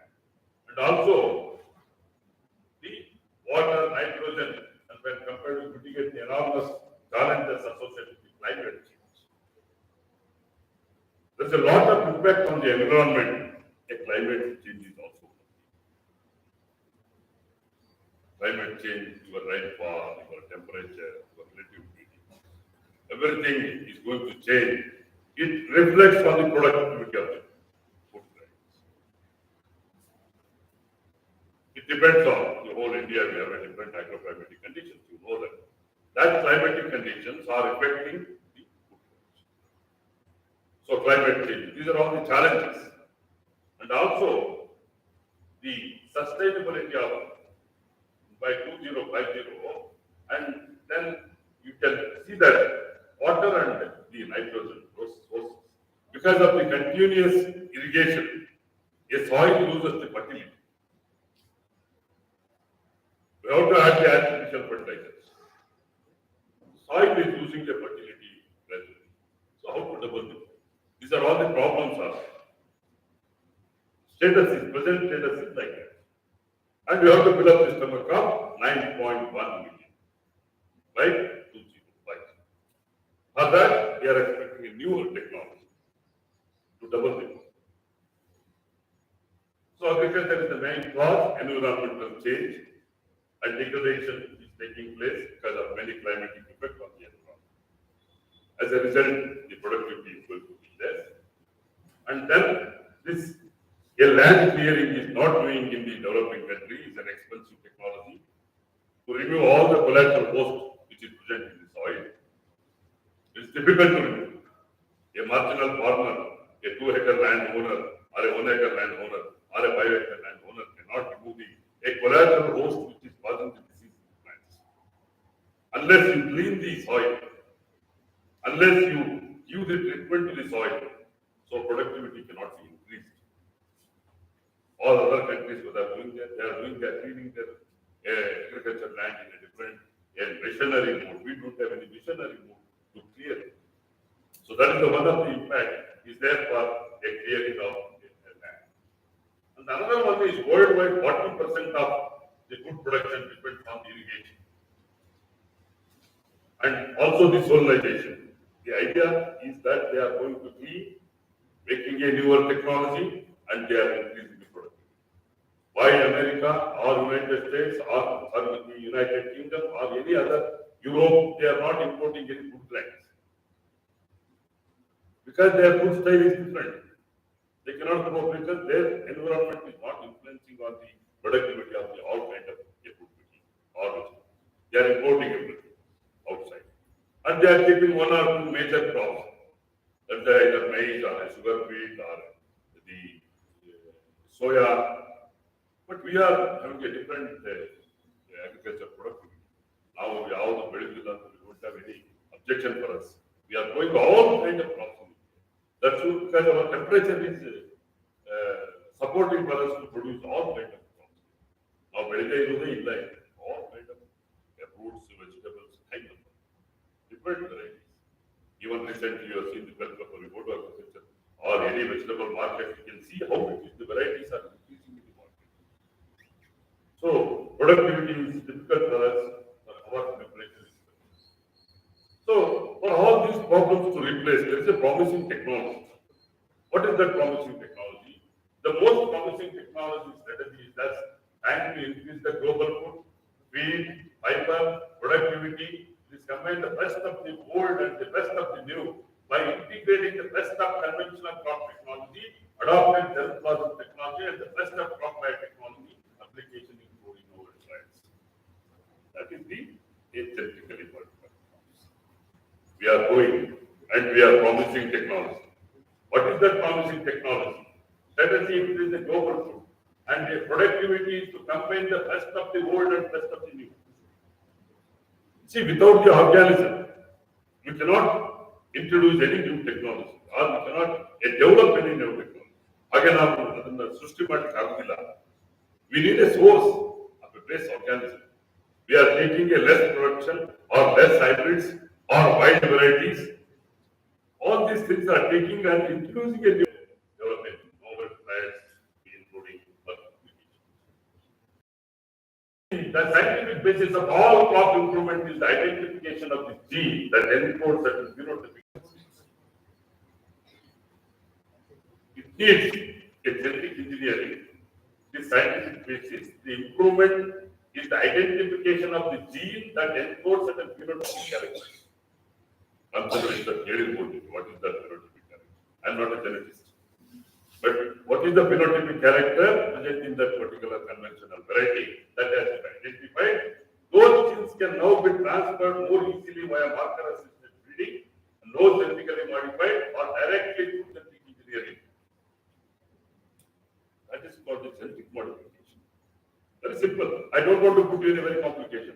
Very complicated technology. The activist movement, paper, media, a GM crops is not good, and a lot of complications that I don't want to put you in that.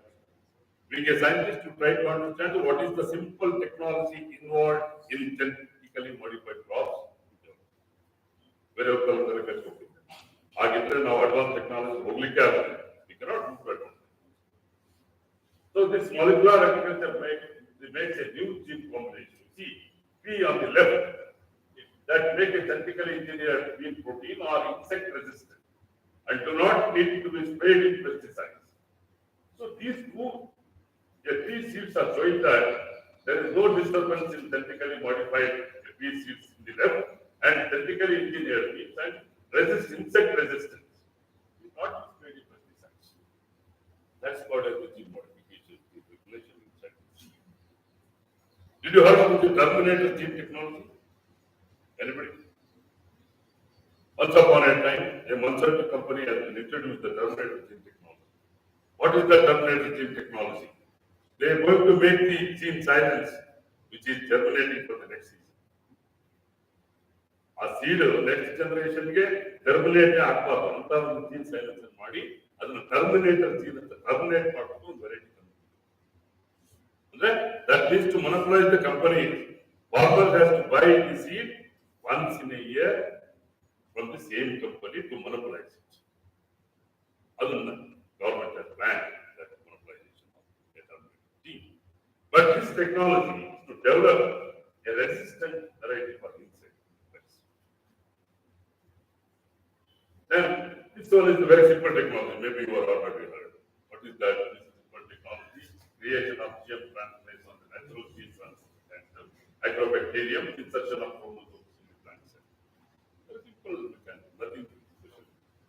ಏನು ಮಾಡಲಿಲ್ಲ ನಾವು ಸುಮ್ಮನೆ ಯಾರಿಗೂ ಹೇಳ್ಬೇಡಿ ಏನು ಮಾಡಿಲ್ಲ ನಾವು ಒಂದು ಜೀನ್ ಅನ್ನು ಇನ್ಸರ್ಟ್ ಮಾಡಿದ್ದೇವೆ ಯೂಸಿಂಗ್ agrobacterium ಅಲ್ವಾ ಅದ್ಬಿಟ್ಟು ಬೇರೆ ಏನಾದ್ರು ಆಯ್ತಾ ಪ್ಲಾಂಟ್ ಸೆಲ್ ಒಳಗೆ ಏನಾದ್ರು ಬೇರೆ ಟಾಕ್ಸಿನ್ ಗಿಕ್ಸಿನ್ ಎಲ್ಲ ಹಾಕಿಲ್ವಾ ಮತ್ತೆ ಹೇಗೆ ಟಾಕ್ಸಿಕ್ ಅಂತ ಹೇಳ್ತೀವಿ ನೀವು ಎಲ್ಲಿದೆ ಟಾಕ್ಸಿನ್ ಇಲ್ಲಿ ಏನಾದ್ರು ಟಾಕ್ಸಿನ್ ಕಾಣ್ತಾ ಇದೆಯಾ ನಾವು ಮಾಡಿರೋದ್ರಲ್ಲಿ ಏನು we are inserting a gene to agrobacterium to develop this gene. What is genetically modified food? Crop or food? Really? Food that contains the added gene sequence? Food that have deleted gene sequence? Animal products from animal feed, GM feed, the products produced by the GM organism. Instead, you might tell them, you are altered the gene sequence, added the new gene sequence, which is resistant. It will not allow to grow any disease or insect pest to attack it. So it can sustain all the qualities of the seed. Why are food genetically modified? Why we should modify? Genetic engineering offers a rapid and precise method of altering organisms as compared to the traditional methods that are slower and ineffective. ಬೇರೆ ಬೇರೆ ಎಲ್ಲ ಏನೆಲ್ಲ ಹೇಳಿ ಹೋದ್ರೆ ನಿಮಗೆ lot of questions you don't have any other we have only that we are altering genetic engineering rapid precise method altering organism as compared to traditional methods what I told in the previous slide ಅಷ್ಟೇ ಆಗಿತ್ತು ಆ gene itself is wrong ಅಂತ ಹೇಳೋದಾದ್ರೆ you have to derive how that particular desired gene which we have introduced into the plant cell to make resistant of the crop. What is wrong? What is wrong? We don't have any wrong things done with the genetically modified. These are all the common GM foods available: vegetables, tomato, potato, rice, cheese, wheat, maize, wheat, oil seed, licorice, squash. These are all the foods are available in the market, international market, not in the Indian market. We are getting all these GM foods. So you are consuming a lot of food without your knowledge. The GM foods are available in the Indian market. There is no need to label it the crop or a genetically modified seed or a vegetable if it is not having any changes in a quality or the toxicity. Then there is no need to label it. There is no need to label. You have a label ಮಾಡಿದ್ರೆ then you started separating the material in the market itself. There is no such things are there. Example, one is in 1994, flavor sour tomato was introduced as the first GM food. It is supposed to be a tastier, firmer, and fresher than average tomato. Yes, but a flavor sour tomato in 1994, GMO has been developed.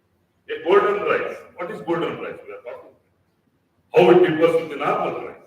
A golden rice, enriched rice containing a beta-carotene vitamin A, this vitamin is not found in normal rice. We need vitamin A because golden rice is having high vitamin A. We will not get it in normal rice. And then wheat corn containing a chemical normally found in the bacteria Bacillus thuringiensis. This is toxic to insect, not humans. It is toxic to insect which is causing the problem to the plant or a seed, not to the human beings. Statements are very clear. These statements come with a lot of trial and lot of experiments. And we come to conclusion that this Bacillus thuringiensis is affecting the insect which is attached to the plant or a seed, not insect right will keep the plant alive. It won't sustain. And herbicide resistant plants are available. These plants are immune to certain herbicides, so they wipe all the other plants in the field are killed. They're using herbicides. Sometimes these herbicides may cause some problem and go to some other plant. Same thing has happened last time for the Parthianium. Parthianium, we have brought some of it has jumped to the sunflower. There are some environmental balance we cannot do. Sometimes it will take its own environment. Is not to know that. That's what you have to be careful before introducing any biological organism into the feed. So how common the GM foods are? That is common in China is 1%, Australia 1%, then the Argentina is 16%, USA is the last area covered 82%. They are benefited over. India is nowhere. India, I will tell you in the next slide. What is the percentage? They are gone for the corn 37 and corn 63%. Soybean and corn is the first genetically modified crops. Percentage wise, it has been 2 crops are taken. Labeling. Keep it in your mind. This labeling of GM food is not mandatory unless if there is a health or safety concern. This is a Health Canada and Canadian Food Agency. This agency is going to certify your genetically modified crops. ಅದರಿಂದ label ಮಾಡಬೇಕು. Label ಮಾಡಬೇಕಾದ್ರೆ toxicity safety concern ಇರಬೇಕು. ಅದ್ರಲ್ಲಿ ಏನು ಆ concern ಇಲ್ಲ ಅಂದ್ರೆ there is no need to label them. You have to replace convention. But we expect some of the labeling we need whether it's genetically modified. But it is no need to mention genetically modified. You can mention the healthy food or quality food. Marketing strategy is different. Science is different. The terminology of the science cannot be mentioned. You go to CFTI, maybe one of the knows that they put technology, they are mentioning a labeling of that is coming under in your intellectual property right, that is the trade secret and trademarks are used. And that trademark or trade secrets are explaining self-explanatory whether it's a quality food or not. So there is no need to label the GM food unless there is a health or safety. So this is I told the same slide, 2001, the area of genetically modified crops globally was 52.6 million hectares. That's an area of the size. It was started in a very small scale. Even now in India also, we are doing some exercise. First you choose the cotton crop. Cotton crop was accepted because it's not a good crop. Cotton was accepted so easily because it's not a good crop. Other crops are in pipeline now. That is, I will tell some the last what is happening for that GM. How regulatory body is looking for that. How many crops are in pipeline now that I will tell you the great lot. I will not take it. So many genetically modified crops are in the pipeline. And all the countries have taken advantage of the GM crop. This is the global status. I don't want to India somewhere here. This is a very less percentage of 0.1. 0.5 compared to other countries. So how is genetic modification is possible? The component DNA are same in all other things. And the sequence that code for protein can be moved from one organism to another organism. The security. You are transferring it.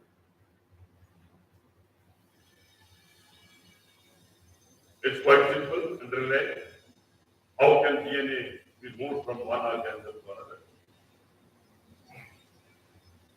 Find an organism with the desired triad, isolate the gene sequence that codes for the desired triad, insert the gene sequence into the genome of the plant cell, allow the genetically altered cell to grow into the plant, allow the plant to grow.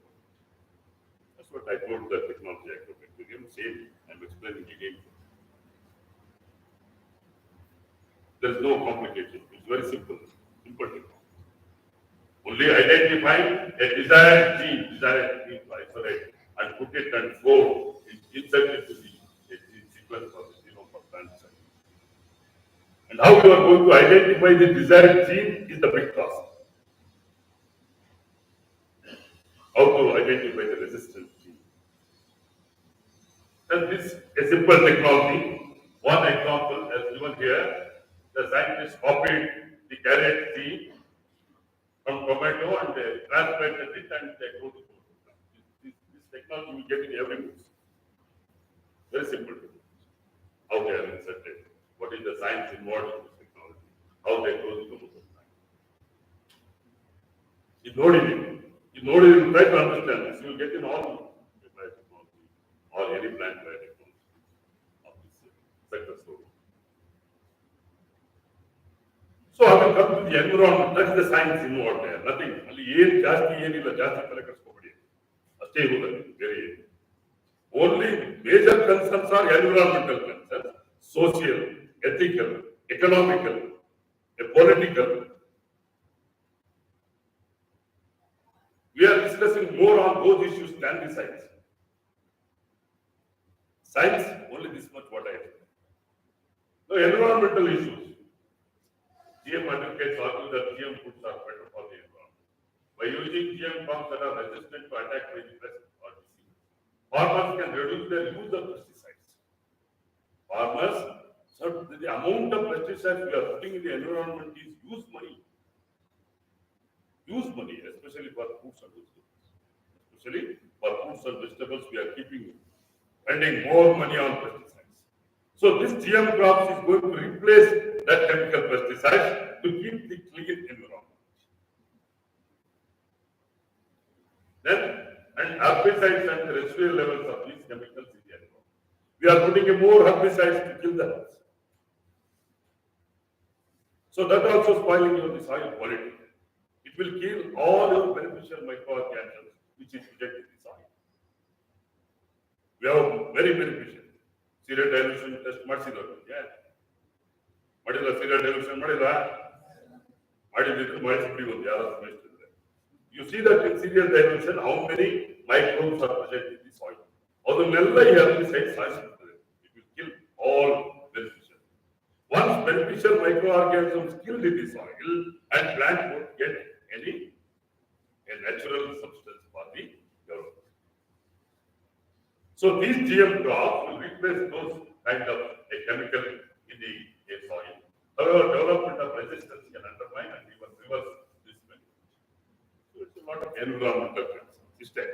Environmental concerns we wanted to replace the chemical pesticides and it is going eco-friendly and it will attack the pest and diseases and this is what we want now. Nothing else. So, temperate countries facing a problem of environmental pest and diseases major. Then using a high quantity of chemicals through your pesticides. Avoid market. So all these pesticides are coming into your food chain and it will attack your body. It will get a lot of diseases. That's what you have to avoid. The chemical pesticides put it in the environment and both in soil. And once you are putting a chemical inside the soil, and it will go to your food.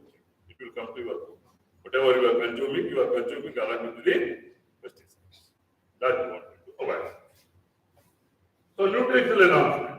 The another advantage is a genetic engineer can be used to increase the amount of a particular nutrients like vitamins in food crops. Research into this technique sometimes for the nutritional enhancement is now at an advanced stage. What do you want actually? You want only the increase of nutritional advancement. Otherwise, ನೀವೆಲ್ಲ ಜಿಮ್ಮಿಗೆಲ್ಲ ಹೋಗ್ಬಿಟ್ಟು ಅದಕ್ಕೆ ಒಂದು different ಬೇರೆ nutritional ಇರೋ food ಅಂತ ಬೇರೆ ಬರ್ತಾರೆ ಅದನ್ನು ತಂದ್ಬಿಟ್ಟು ಬ್ಲಡ್ಡಿಗೆ ಹಾಕ್ಬಿಡ್ತೀನಿ. ಯಾಕೆ ಅದೆಲ್ಲ ಅದೆಲ್ಲ ಅಡಾಲ್ಟ್ರೇಟೆಡ್ ಇಲ್ಲಿ ಅದಕ್ಕೆ increase the nutritional value. This GM crop will help to increase the nutritional value. And GM golden rice is a white rice crop modified by the insertion of vitamin A gene. I told you what is that vitamin A gene in golden rice. And from a daffodil plant, this changes the color and the vitamin level of the rice and is of benefit in countries where vitamin A deficiency is present. Agar nam rice alli vitamin A deficiency idea. Ide annodadre golden rice we don't want actually. You are eating without any vitamins in rice. It's all polished rice except carbohydrates. You are not eating anything else in rice. That's what doctors are telling us, don't eat rice. If vitamin E is there, then why doctors are suggesting not to eat rice? So we wanted to increase the nutrition along with the vitamin A in golden rice. So yarigu, we are not ready to accept the newer technology. Golden rice, it's expensive. Cost benefit ratio is not worked out. It is one basmati rice is this much of price. Golden rice market nobody can afford in a country like us. So we have a lot of conceptions like that.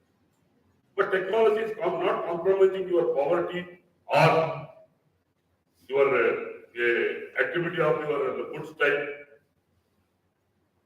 Science won't come in that way. That is affording.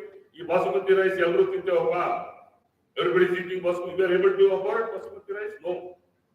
Why otherwise government is mentioning that we will give a free rice of 7 kilo, 10 kilo. Why? That rice is having vitamin E or not, nobody knows. So we cannot afford, but technology. I'm going to one apple I'm going to consume ಅಂತ ನನಗೆ ಗೊತ್ತಿರಲಿಲ್ಲ. Today apple is available in the market for 100 rupees kilo. 20 years back, one apple is around 40 rupees, 20 rupees. Those days, 40 rupees, 20 rupees means today is the 400 rupees. But today the vegetables, tomorrow, gradually 10 years, 20 years, you get this golden rice in the market, very common. Immediately technology expensive, unspoken, but it's not correct. One day it will become cheaper. So that's what a golden rice is having a vitamin A deficiency, where is that countries can adopt this golden. And GM researchers are focusing on major health problems like iron deficiency, the removal of the protein that cause allergies from the nuts, that peanut and brazil nuts is also being studied, especially the nuts what we are using. So that nuts can be a deficiency that can be replaced through a GM farm. This is very important slide. Everybody is discussing on this creating balance. What is the creating balance? Creating balance is so far GM food is good or bad thing. It depends on each individual case. Consumers, the government and the scientists should be responsible for weighing the benefit against the cost. So the policy makers are thinking to introduce the GM crop based on the different balances. And another one is improved nutritional value there, resistance to disease, reduced use of chemicals. These three components, my dear students, we put in our mind the benefit of GM. Only three. What is the benefit of GM is improved nutritional quality, getting resistance for diseases, reduce the use of chemicals. And then we have a risk, environmental risk is there, health risk is there, economic risk. Any new technology is a risk. There is a risk. But we have to replace the risk, creating awareness among ourselves. Scientific rationale, we are not having any scientific approach on the technology. Only the creating awareness among the technology is important. What kind of risk? Health risk? No, we don't have any risk as far as technology is concerned. Economic risk, maybe. Any newer technology, it will not be cheaper cost. It is definitely very expensive technology. Nobody can afford this technology very easily. So this balance, economic, health risk and economic risk is there. This is creating a balance on this one. That's what GM crops are in pipeline. And the bureaucrats who are taking decision in the government, they are not able to judge the material by keeping all these points in their mind.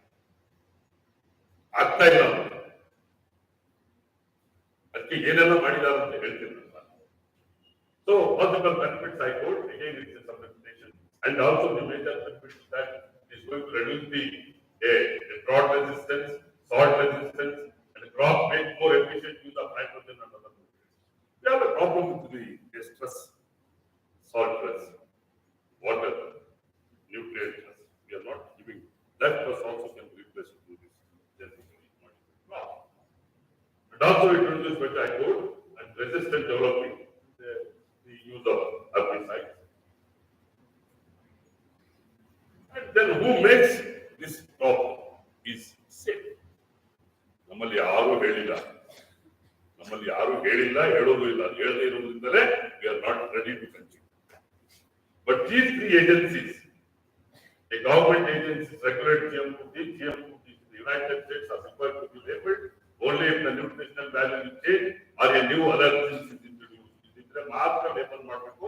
These Environmental Protection Act, Food Developing Agency, United States of the Department of Agriculture. These three agencies are certified to GM. Normally we don't have a regulated body. We don't have that kind of a registered body. Again, no problem. We are not part of the regulated body to approve the GM crops. That unless you prepare the regulated body like this, and it is difficult to approve the GM crops. There are a few good GM crops in the market: a sweet corn, squash, papaya, and you are all 75% of processed food in the US have a G ingredient.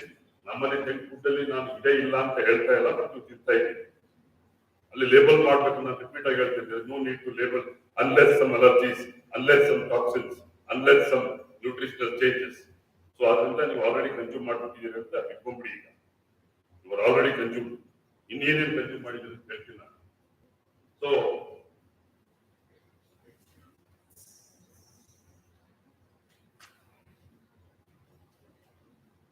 So there is a risk. I told this certain gene products will be allergens that's causing harm to human health, and there may be unintended harm of wildlife and beneficial insects.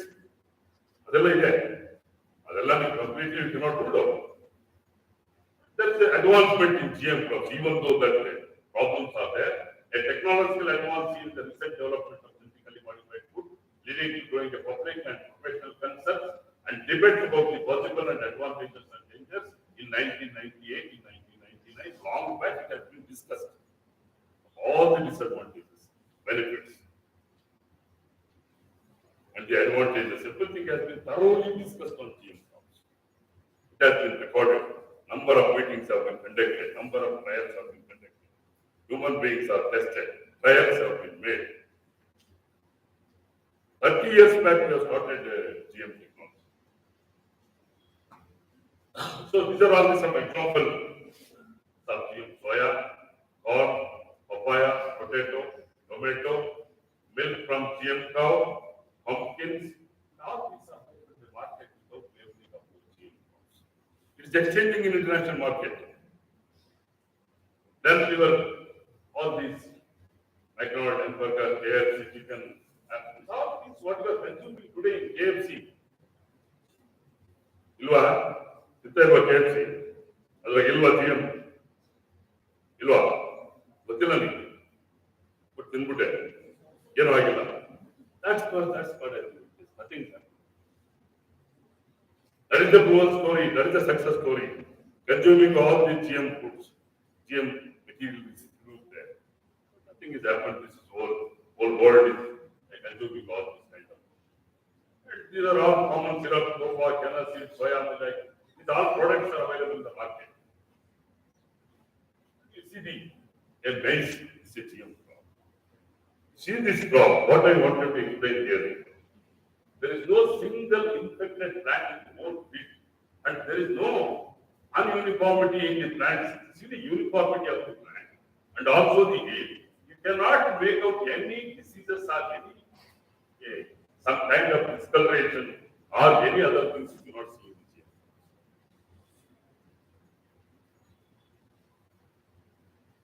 You go and see any maize field in Indian varieties, and you can see a lot of disturbances, all types of diseases.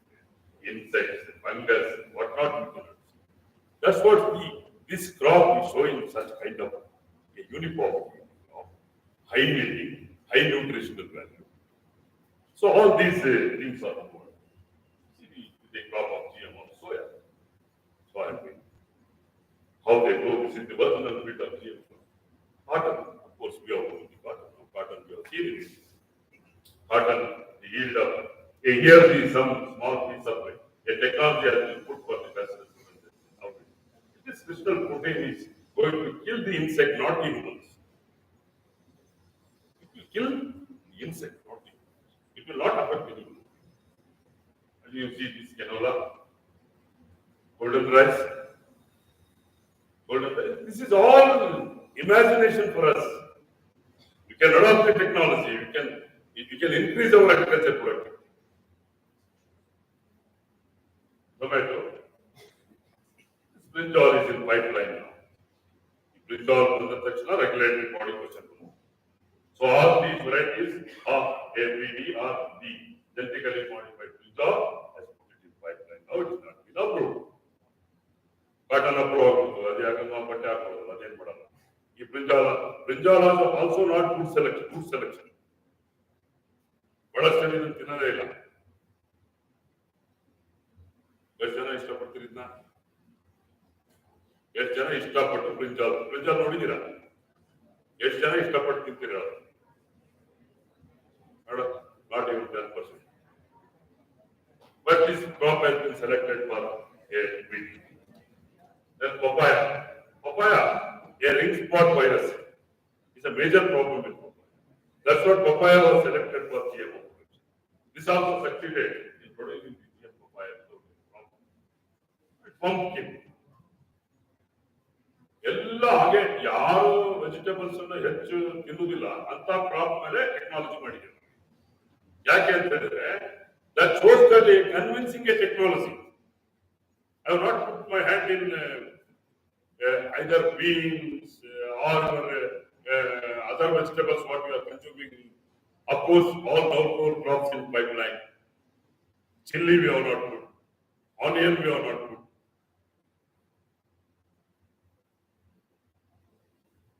See, one question I wanted to ask you is, why this tomato and onion price is completely come to lower price and it is increasing sometime for higher price? Why this fluctuation? Today in the market you see that tomato is at 10 rupees. Sometimes it will go to 100 rupees. Onion sometimes it is on the street.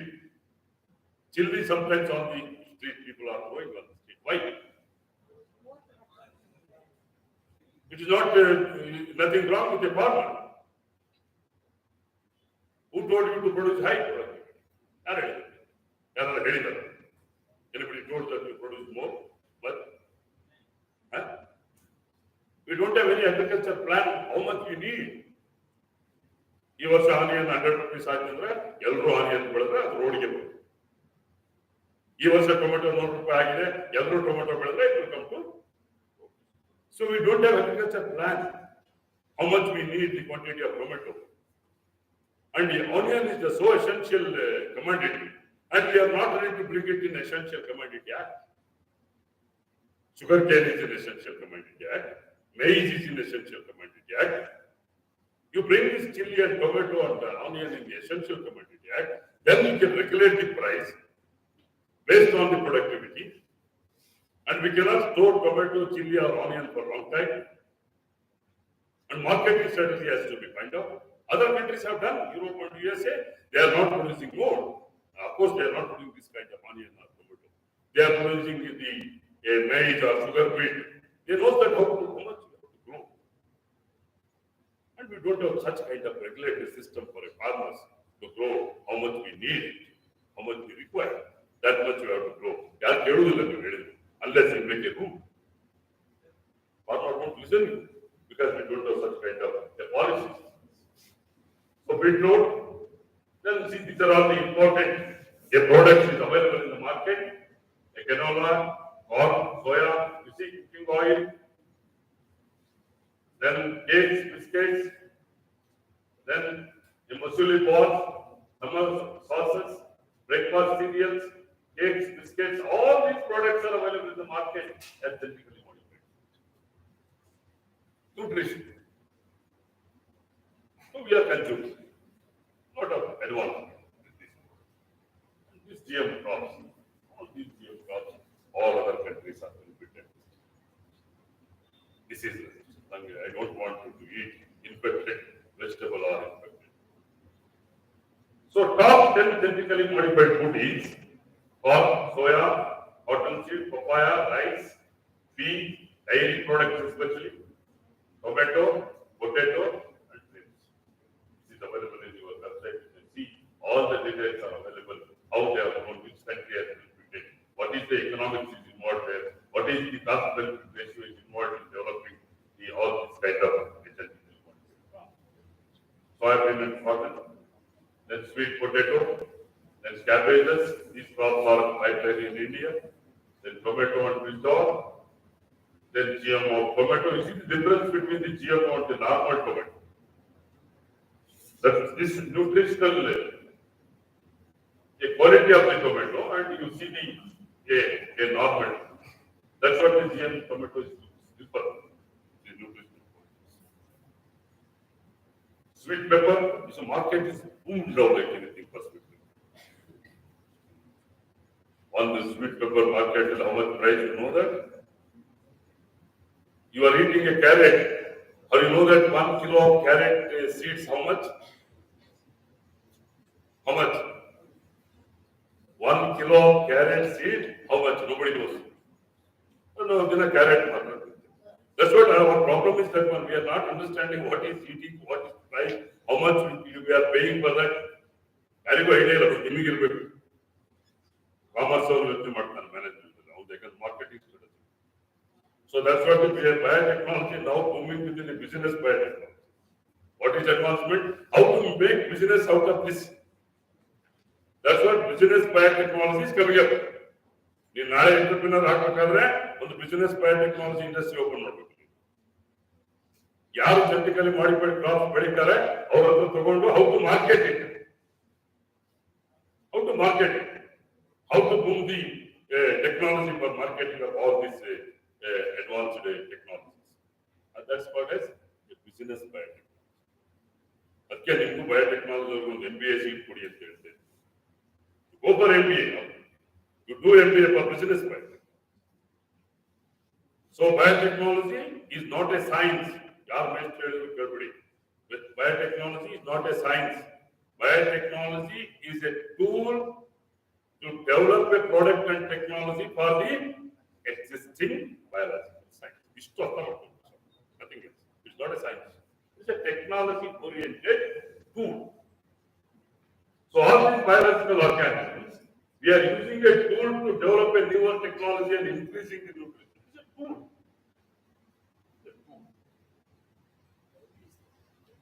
So this FBT rice, there are no commercial production of GM wheat, barley, oat, rice, potato. These crops are not commercially produced so far. Unless a regulatory body accepts, so you cannot produce large scale. So the first genetically modified food item, GM food, a delayed ripening tomato was introduced in the US market in the mid-1990s. Since then, GM types of maize, soybean, rape, and cotton have been adopted by a number of countries and marketed internationally. In addition, GM varieties of papaya, potato, rice, and sugar beet have been tried to release. It is estimated that GM covers almost 7% of total global need. And this development of a GM organization has revolutionized the scenario of world food production. Completely revolutionized the production of whole world. You are getting a lot of tomato in the market. Tomatoes are not up in their tomato. And it is also offered the potential for increased agricultural productivity or improve the nutritional value that can contribute directly to enhancing human health and development. I told chili, tomato, and onion, these three commodities are very important for your life. Without this, you cannot consume the food. You move it in the car. ಎಷ್ಟೋ ಜನ patient ಉಪ್ಪಿಲ್ಲದೆ ತಿಂತಾರೆ, ಎಷ್ಟೋ ಜನ diabetes ಅವೆರಡು ಇದು ನಡೀತದೆ.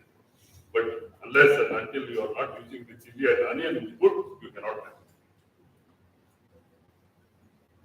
So this, I told that apart from the health perspective, there are also the indirect benefits such as reduced agricultural chemical usage, enhance the farm income going to be increased, and then improve the crop sustainability and food security, particularly in the developing countries. We need the newer technology to secure our food.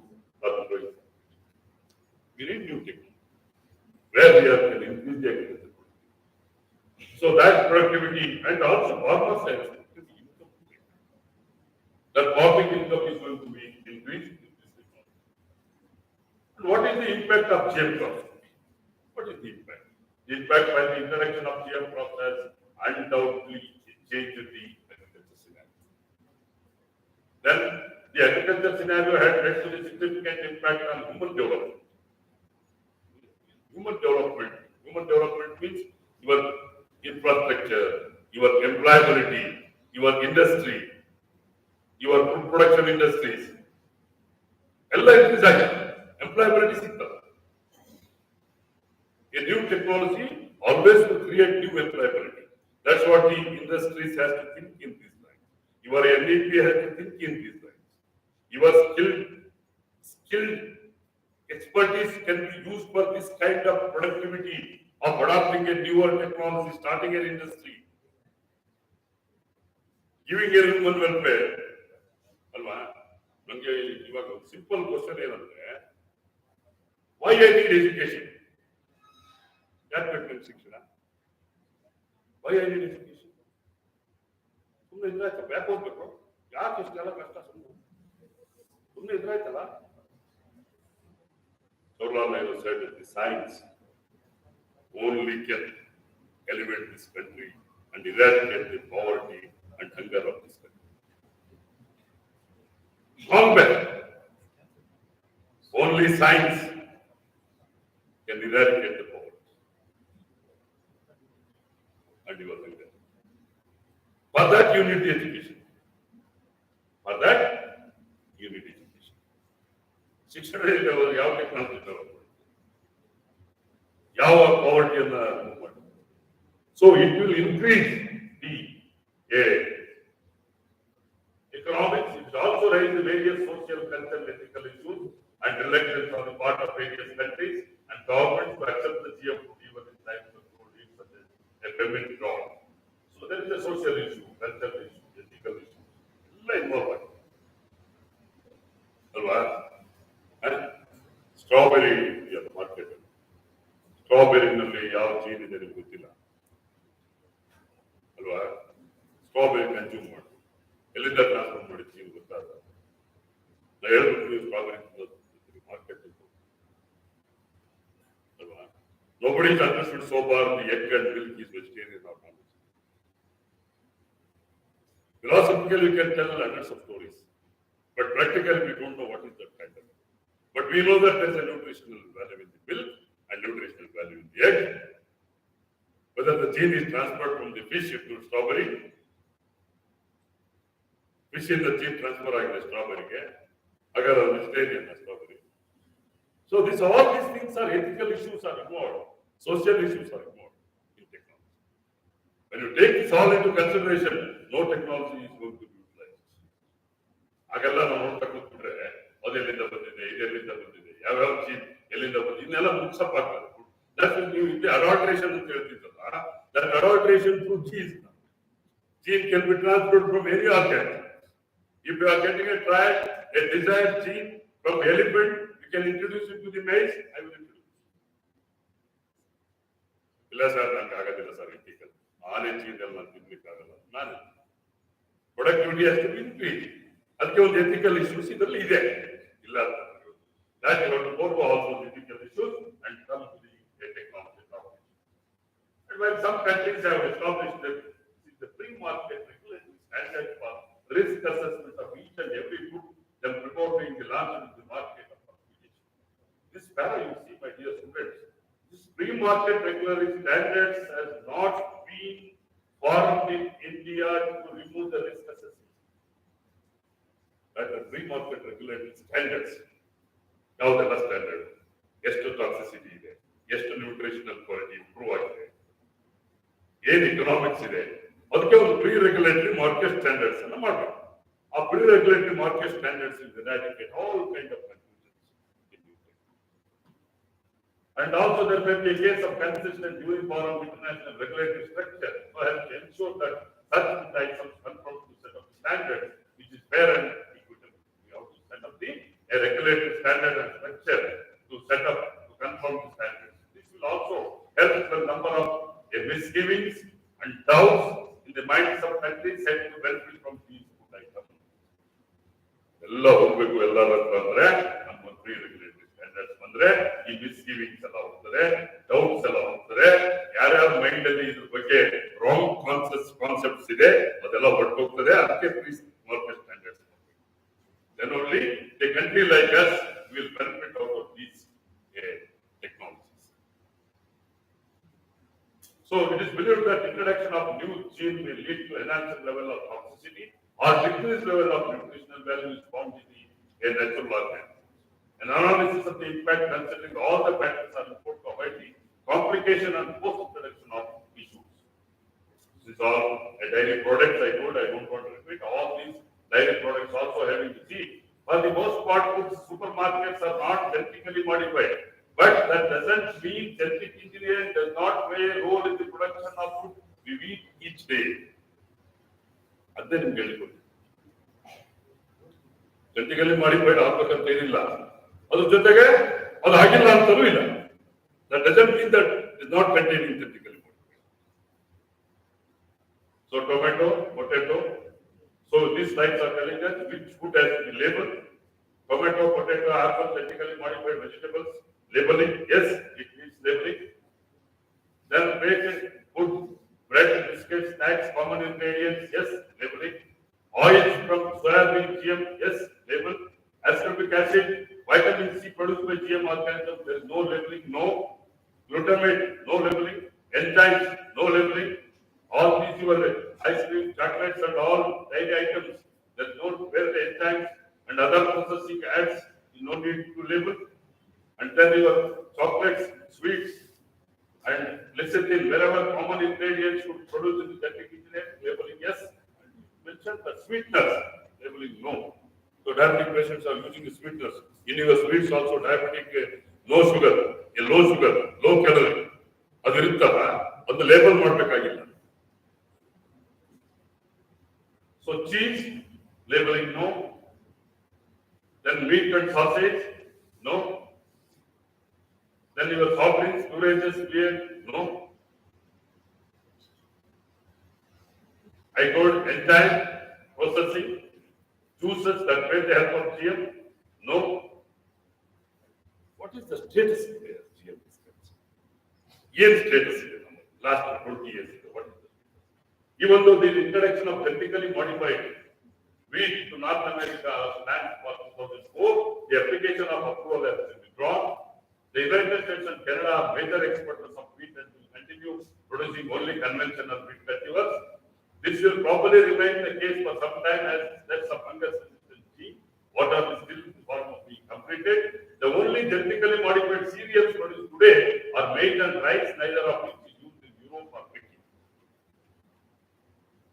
Agilla bada janake cereal, especially cereal crops, they are not moving to the market. So this is the status of GM crops. Almost 60% of what soybean crop is genetically modified.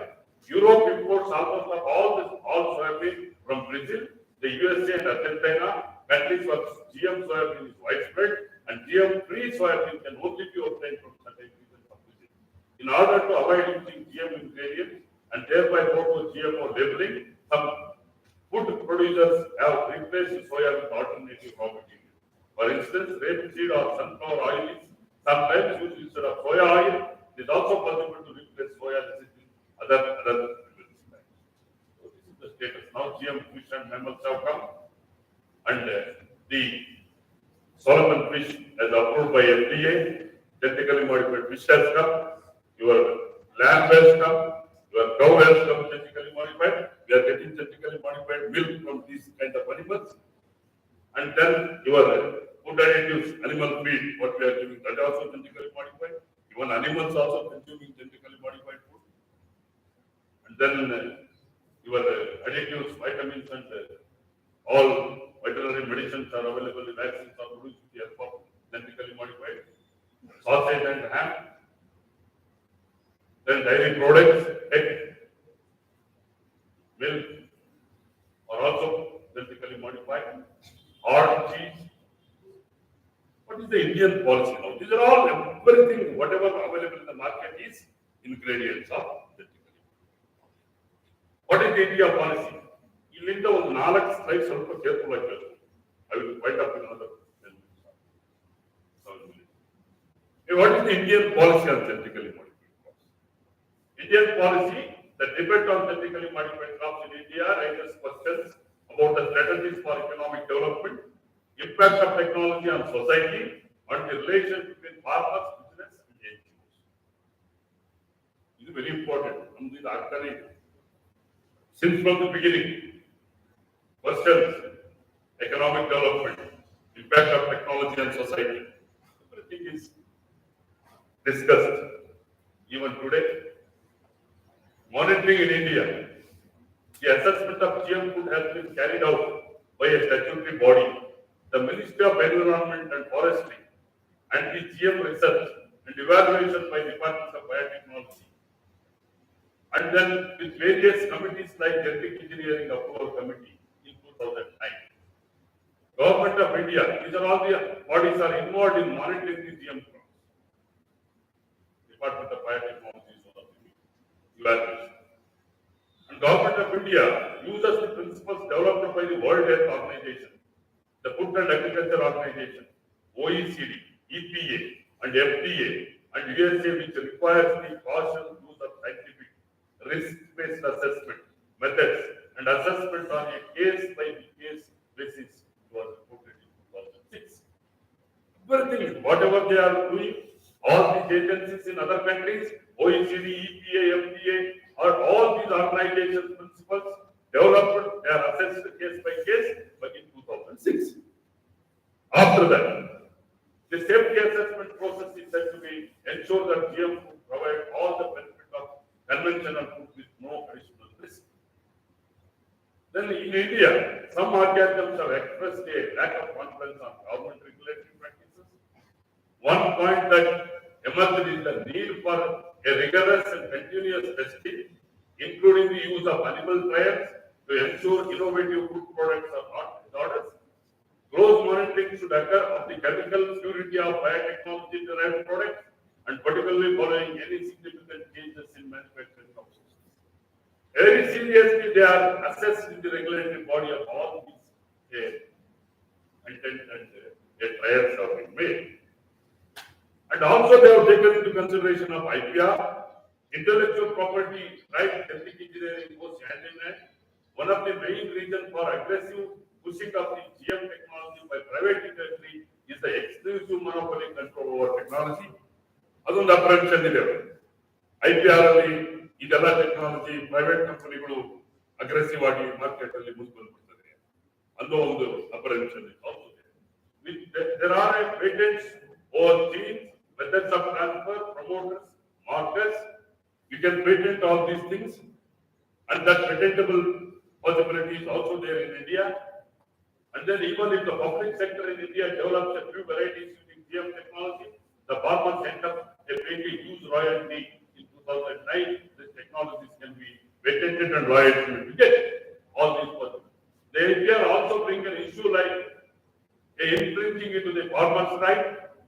There are already several cases pending on farmers across the world for using this seed without paying royalties.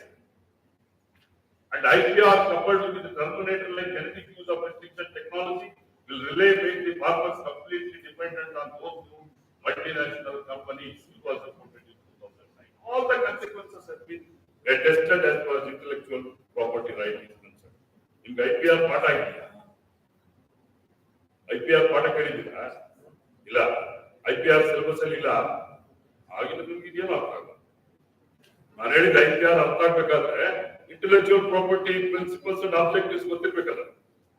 IPR ಏನೇನು provisions ಇದೆ ನಾನು ಹೇಳಿದ್ದೆಲ್ಲ ಇದಕ್ಕೆ ಸುಮ್ಮನೆ ಕೂತಿದ್ರಿ. ಇದಕ್ಕೆ ಒಂದು special ವಿಂಗೇ ಇದೆ IPR. ಏನೋ ನಿಮ್ಮ ಎಷ್ಟು ಯಾವಾಗ ಕರೆದು ನಾನು ತಂದ್ಬೇಕಾದ್ರೆ IPR IPR ಗೊತ್ತಿಲ್ಲದೆ ಇದ್ರೆ ನೀವು ಪ್ರಾಡಕ್ಟ್ ಡೆವಲಪ್ ಮಾಡ್ಲಿಕ್ಕೆ ಆಗಲ್ಲ. IPR ಗೊತ್ತಿಲ್ಲದಿದ್ರೆ ಟೆಕ್ನಾಲಜಿ ನಿಮ್ಗೆ ಅರ್ಥ ಆಗಲ್ಲ. IPR ಗೊತ್ತಿದ್ರೆ ಮಾರ್ಕೆಟಿಂಗ್ ಮಾಡ್ಲಿಕ್ಕೆ ನಿಮ್ಗೆ ಆಗುದಿಲ್ಲ.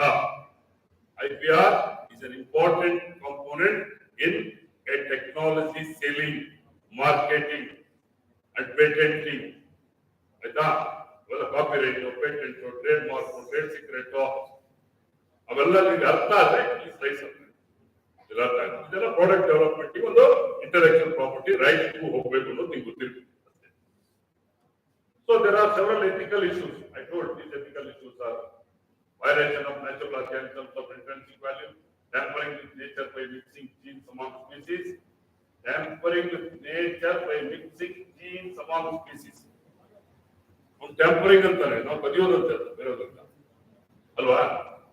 And consuming animal genes in plants and vice versa. Unknown amount of stress for animal undergoing genetic modification. Possible monopolization of the world food market by large multinational companies using genes from animal and plant foods may pose ethical, philosophical or rigorous religious problems. No GM organism should be patented so that life could become commercial property through patenting. Yella bhaya ide. All these are ethical issues include gene plant animal in the bandre plant product bandre yen madodu voice house ಇನ್ನೊಂದು market. All these ethical issues are involved. So transgenic crops status ಏನ್ ಮಾಡಿದ್ರು ಅಂತ ಹೇಳ್ಬಿಟ್ಟು ಏನ್ ನಮ್ಮ ಕೈಲಿ ಆಗಿಲ್ಲ. Transgenic crops release after extensive testing of the growth since early 1990s ಅಲ್ಲಿ ಮಾಡಿದ್ರು. ಎಷ್ಟು ವರ್ಷ? 30 ವರ್ಷದ ಹಿಂದೆ.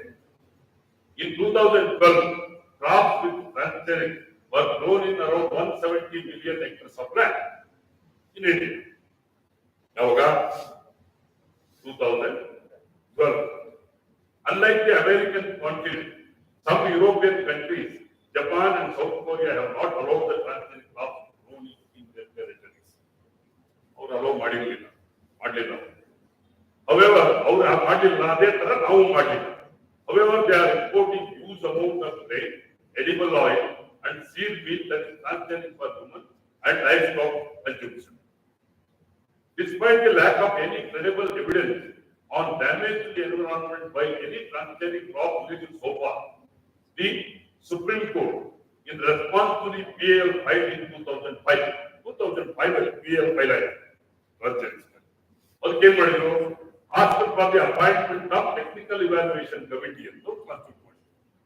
Technical evaluation committee in 2012 to look into the regulatory consideration. ನಾನು ಹೇಳಿದ್ದಲ್ಲ, ರೆಗ್ಯುಲೇಟರಿ ಮಾಡ್ಕೋಬೇಕು, ಪ್ರೀ ಮಾರ್ಕೆಟ್ ಸ್ಟ್ಯಾಂಡರ್ಡ್ ಮಾಡಬೇಕು. ಅದಕ್ಕೆ ಒಂದು look into the regulatory consideration for transgenic crop and the issue of open field trial leading to environmental risk. Environmental ಆರಂಭಿಗೆ ಈ committee ಒಂದು ನೋಡಿಬಿಟ್ಟು ಒಂದು ರಿಪೋರ್ಟ್ ಕೊಡಿ ಅಂತ ಹೇಳಿದ್ರು. ಕಮಿಟಿ ಆಯ್ತು 2012 ಅಲ್ವಾ? ಇದೆಲ್ಲ ಇಶ್ಯೂಸ್ ಅನ್ನ ನೋಡಿ ಅಂತ. Then after that, this technical committee in its interim report has examined India's biosafety protocols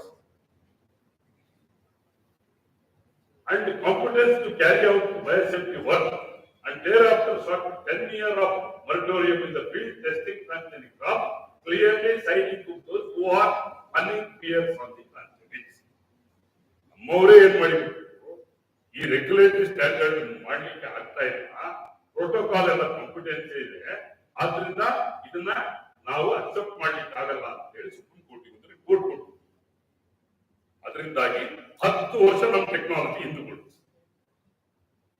10 years it's pushed back because of the report as given by the technical committee.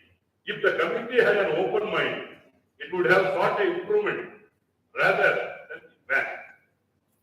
The committee could have given some improvement. Any new technology, committee would have suggested ಹೇಳ್ಬೋದಿತ್ತು, ಅದನ್ನೇನಂತ problem ಇಲ್ಲ, ಇದೆಲ್ಲ ಸ್ವಲ್ಪ constraints ಇದೆ, ಈ constraints ಎಲ್ಲ ನಾವು overcome ಆದ್ರೆ ಟೆಕ್ನಾಲಜಿ ಇಂಟ್ರೊಡ್ಯೂಸ್ ಮಾಡ್ಕೋಬಹುದು ಅಂತ ಹೇಳಿಲ್ಲ ಅವರು. ಬಟ್ rather than ban ಮಾಡೋದಕ್ಕಿಂತ ಆ ಇಂಪ್ರೂವ್ಮೆಂಟ್ ಅನ್ನ ಸ್ವಲ್ಪ ಓಪನ್ ಮೈಂಡ್ ಅಲ್ಲಿ ಬರಲಿಲ್ಲ ಅವರು. That committee has not open mind. So if we are ill equipped to carry out biosafety tests, ನಾವು ಏನ್ ಹೇಳ್ದ, ಇಂಡಿಯಾದಲ್ಲಿ there is no biosafety testing laboratories ಅಂತ ಹೇಳ್ದ. Technical committee has submitted the report. There is no biosafety laboratories in India. So biosafety ನಾವು test ಮಾಡ್ಲಿಕ್ಕೆ ಆಗ್ತಾ ಇಲ್ಲ. ಆದ್ರಿಂದ ಇದನ್ನ ನಾವು ಇಂಪ್ರೂವ್ ಮಾಡ್ಲಿಕ್ಕಾಗಲ್ಲ, ವ್ಯಾಲ್ಯೂ ಮಾಡ್ಲಿಕ್ಕಾಗಲ್ಲ. So as a result, it was pushed for 10 years. If we are elected to carry out biosafety issue, how are we testing a drugs and agrochemicals for biosafety? ನೀವು genetically modified crops ಗೆ ನಿಮ್ಮ ಹತ್ರ ಬಯೋಸೆಫ್ಟಿ laboratory ಇಲ್ಲ ಅಂದ್ರೆ ಅಗ್ರೋಕೆಮಿಕಲ್ಸ್ ಅನ್ನು hack test ಮಾಡ್ತಾ ಇದ್ದೀರಿ? ಹಾಗಾದ್ರೆ ನಿಮ್ಮ ಡ್ರಗ್ಸ್ ಗಳನ್ನು ಹ್ಯಾಕ್ ಟೆಸ್ಟ್ ಮಾಡ್ತಾ ಇದ್ದೀರಿ? ಇಂಡಿಯಾದಲ್ಲಿ ಡ್ರಗ್ ಗೆ ಬಯೋಸೆಫ್ಟಿ ಲ್ಯಾಬೋರೇಟರಿ ಇದೆ, ಅಗ್ರೋಕೆಮಿಕಲ್ ಗೆ ಬಯೋಸೆಫ್ಟಿ ಲ್ಯಾಬೋರೇಟರಿ ಇದೆ, ಜಿಎಂ ಕ್ರಾಪ್ಸ್ ಗೆ ಬಯೋಸೆಫ್ಟಿ ಲ್ಯಾಬೋರೇಟರಿ. ಓಕೆ ಇಲ್ಲ, you will accept. In that case, if our public laboratories are not incompetent, why can't we get a biosafety test conducted outside India? You could have done it. ಎಲ್ಲಿ ಬಯೋಸೆಫ್ಟಿ issue ಬಯೋಸೆಫ್ಟಿ ಮಾಡ್ತಾರೆ ಅಲ್ಲಿ ಮಾಡಿ ಕಳ್ಸ್ಕೊಳ್ತಲ್ಲ, ಇಲ್ಲಿ ನಮ್ಮಲ್ಲಿ ಇಲ್ಲ ಅಂದ್ರೆ ಅದನ್ನ ಮಾಡಿ. That's what these technologies are in pipeline. ಮುಂದಕ್ಕೆ ಏನ್ ಹೇಳ್ತಾರೆ, due to inadequate investment in agriculture R&D and current ambivalence on transgenic technology, we are facing a future of agriculture a SAM technology. Perhaps this is why the Planning Commission has projected an annual growth rate of only 4% for agriculture in this plan. Agricultural productivity cannot be increased unless you accept the newer technology. Growth plan only 4% they have kept for agriculture. With effective use of old and new technologies, we could aspire to 7 to 8% annual growth in agriculture and allied areas. However, if bans and moratoriums are placed on testing transgenic crops, no scientist will center the field and public investment will dry out. ಅದಕ್ಕೆ ಯಾರು ನಿಮಗೂ ಮಾಡಬೇಡ ಅಂತ ನಾನು ಹೇಳುದಿಲ್ಲ, but ಈ country policy ನಂಬ್ಕೊಂಡು ನೀವು ಮಾಡ್ತಾರೆ. Don't do that. This country will not support this kind of, because some monopolization of hybrids, some monopolization of conventional varieties. So these people will not allow you to make a newer technology which is not benefiting to him. So that's what this kind of technologies are having a moratorium in testing of transgenics. It is time the government ministry stop working at cross purposes and remember that a immortal words of Jawaharlal Nehru, it is science alone that can solve the problems of hunger and poverty. Only science. If you are not giving a scope for science development, so we cannot remove the poverty and hunger of a sanitation and illiteracy of a super system and a deadening custom of traditions. We indeed can afford to ignore the science story. Only the visionary political leadership and clever use of science and technology can save this country from a great future in agriculture. We need such kind of things. Technology is no problem, and advantages, disadvantages well explained. A scientific approach is well explained. Already many countries are benefited. And to make the regulatory standard and to make the rules and provisions, we are trained. So if science and technology is not supporting such kind of things for development, and we cannot secure the food for 2050. We need enormous food. I don't know. Then the government will say in one word, we'll import. I'm getting very good at this one, right? Economy. Import. Why you will go for all these discussions? My conclusion is, my dear students, the worldwide spread of GM food is still a controversial issue nowadays. Still is a controversial issue. No one can surely say that GM food has more benefit than demerits or say that it has more hazardous than merits. If Swaminathan says GM is safe, 20 years back it happened. No one is ready to say it is a safe technology. That's what still is a controversy. Development of GM organisms has revolutionized the scenario of horticulture. There is no doubt. There is a proven stories. This is not a cock and bull story what we are telling that. It's a science, technology. It is a promising technology. The development of GM organisms has revolutionized the scenario of horticulture. What's the problem in adopting the technology? So it is also offered the potential for increased agricultural productivity or improved nutritional value that can contribute directly to enhance the human health and development.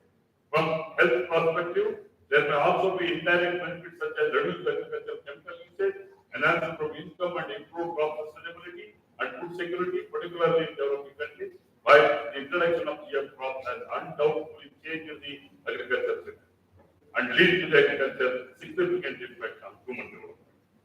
It has also raised the various social, cultural, and ethical issues and reluctance on the part of various countries and governments to accept the GM food even in times of wave and needs such as famine and crime. The combination of climate change, population growth, water shortage, and the inadequacy of food supply are the future threat to climate change. ಮುಂದೆ ನಮಗೆ ಇನ್ನೊಂದು 20 years, 30 years, 40 years, 50 years ಆದ್ಮೇಲೆ what is the crisis for us? Food is the crisis for us. It's a visionary for 2050. ನಾವು 25 ವರ್ಷ ಮುಂದಕ್ಕೆ ಯೋಚನೆ ಮಾಡ್ತಾ ಇರೋದು. ಆ ಟೈಮ್ಗೆ we may get shortage of food because of climate change. Main threat is the climate change and second threat is the population. We need to have a vision. We need to have an increase of food.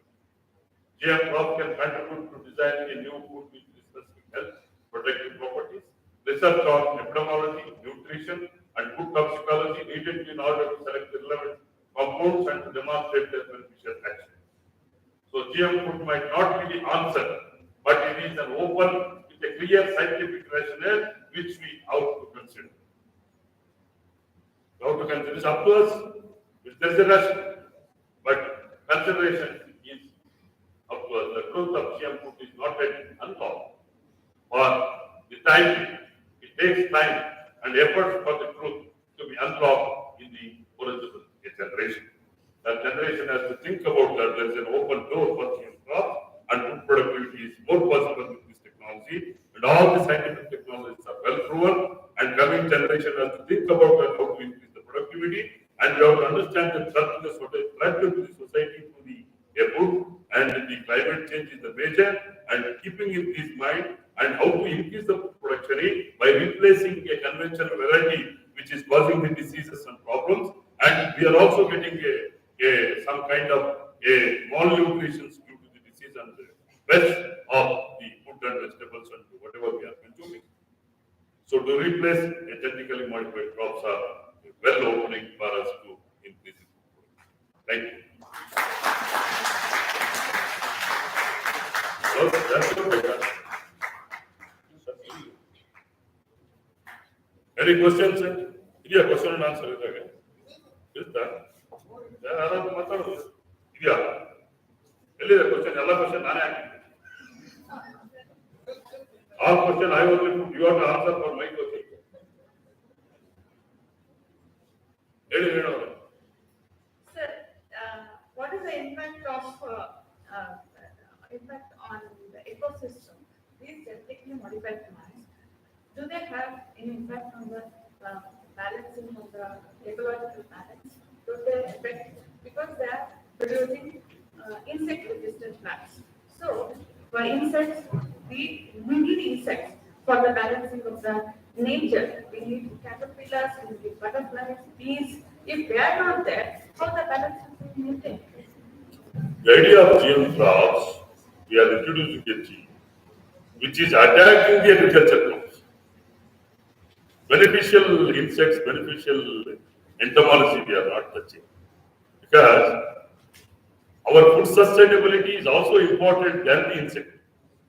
So beneficial insects are not target ಮಾಡ್ತಾ ಇಲ್ಲ. Beneficial insects will not attack the food crops. ಯಾವ insect food crop ಅನ್ನು attack ಮಾಡ್ತಾ ಇದೆ ಅದನ್ನ contract ಮಾಡ್ತಾ ಇದೆ ಅಷ್ಟೇ. All insects are not beneficial insects. ಈಗ ನಿಮ್ಗೆ ಗೊತ್ತು, ಇವಾಗ ನಮ್ಗೆ ಸ್ಟೋರೇಜ್ ಇನ್ಸೆಕ್ಟ್ಸ್ ಎಲ್ಲ ಇದೆಯಲ್ಲ, ಅದು ಯಾವ್ದು ಬೆನಿಫಿಷಿಯಲ್ ಇನ್ಸೆಕ್ಟ್ ಅಲ್ಲ. ಹೌದು sir, but caterpillars are needed, butterflies are needed. ಅವೆಲ್ಲ ಏನ್ ಇನ್ಫೆಕ್ಟ್ ಮಾಡ್ತವೆ ಅನ್ನೋದ್ರ ಮೇಲೆ ನೋಡ್ಬೇಕು. Don't infect in. I'll add, extend your. This is a question that naturally comes to anybody's mind. Please know. There is a GM product where they have put insect resistant gene, which is BT. BT, for those who don't know, the students, is a bacterium called Bacillus thuringiensis, which produces a toxin that selectively kills one group of insects called leptospiras. moths and butterflies. These are the problem. In fact, lot of crop plants, the not butterflies, it is the moths and the caterpillar are the main problem. For example, for your tomato, your cotton, the caterpillars are the ones which eat away all our crops. These caterpillars are the crop.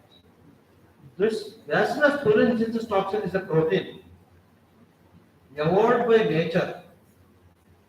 In order for a parasite to survive, it has to enter the host. And this produces the toxin when it enters the host elementary canal, when it's given. So there is a balance in nature, host and parasite. Here in this case, what Professor Niranjana was talking about, how important GM crops are, and how we have been misled by misconceptions in the press. Journalist doesn't know what is BT, journalist doesn't know what is insect, journalist doesn't know. Okay? We'll come back to your question. Pest. What is a pest? It is only recently we have started growing in thousands of acres. Let's say there is tomato or there is cotton. This is all only happened only in 20th century. Before that, agriculture was not on a mass scale. But the insect existed before mass agriculture came. Plant existed before mass agriculture came. When there is plenty of food, the insect population increased. The whole idea you have given, where they have seen only a few dozens of plants, they have seen millions of plants, and there were millions of caterpillars. So you have actually created the problem of pest. Pest by definition is an organism at any stage which causes damage to a crop. That is human definition. In nature, we have increased the number of these undesirable insects in our ecosystem. Therefore, we want to control it by killing. Killing, if you kill the insecticide, it kills every insect. It does not distinguish between a honeybee and a leptopterm. Whereas bee will kill only leptopterm. There are leptopterms, non-leptopterms. So the point is, if there is a effect on agricultural ecosystem or a biodiversity, it's an issue that has to be addressed from science point of view. So the problem what Professor Niranjan was saying, that from human point of view there is no issue, but even that people don't know. NGO made of ignorant people who do not understand the high science behind it have prevented the introduction of GM foods in the country. Politicians do not know. Sometimes the science bodies where it doesn't allow Niranjan or me to sit, and we are not able to tell them what is the right thing. So this is a problem in this country, but GM foods, millions of people have eaten. See, for example, vaccine you are taking. What is vaccine? It's a genetically engineered foreign protein. But you are taking because you will be dead if you don't take. What food you are eating? Millions of people have eaten. Nobody is dead. So therefore, there is both common sense and there is academic culture. There is knowledge that goes behind policy making that matters to the country and the farmers community. So, but decision is not based on scientific knowledge. It is based on that perception. And it is the journalists and the NGOs who are misled, and also the lobby. If you introduce BT, the pesticide industry will have to close. So they are the fellows who will promote argument against it. This kind of a thing which he brought out in his talk. That's all. Any other questions? Not really. Particular. Microflora and fauna of the area, is it not affected? It is not the application of pesticides to the soil or the environment. It is the introduction of organism into the plant system. Okay. Plant ಹೊರಗೆ ಹೋಗ್ಬೇಕು ಸಾಯಿಸ್ಲಿಕ್ಕೆ ಅವ್ರು ಹೇಳಿದ್ರಲ್ಲ it is target based.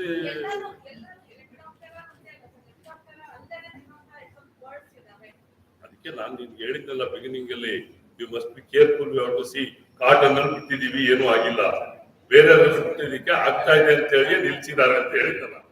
ನೋಡ್ಬೇಕು, there is A risk. ನಾನು risk factor ನ ಒತ್ತಿ ಹೇಳಿದ್ದೀನಿ. There is risk.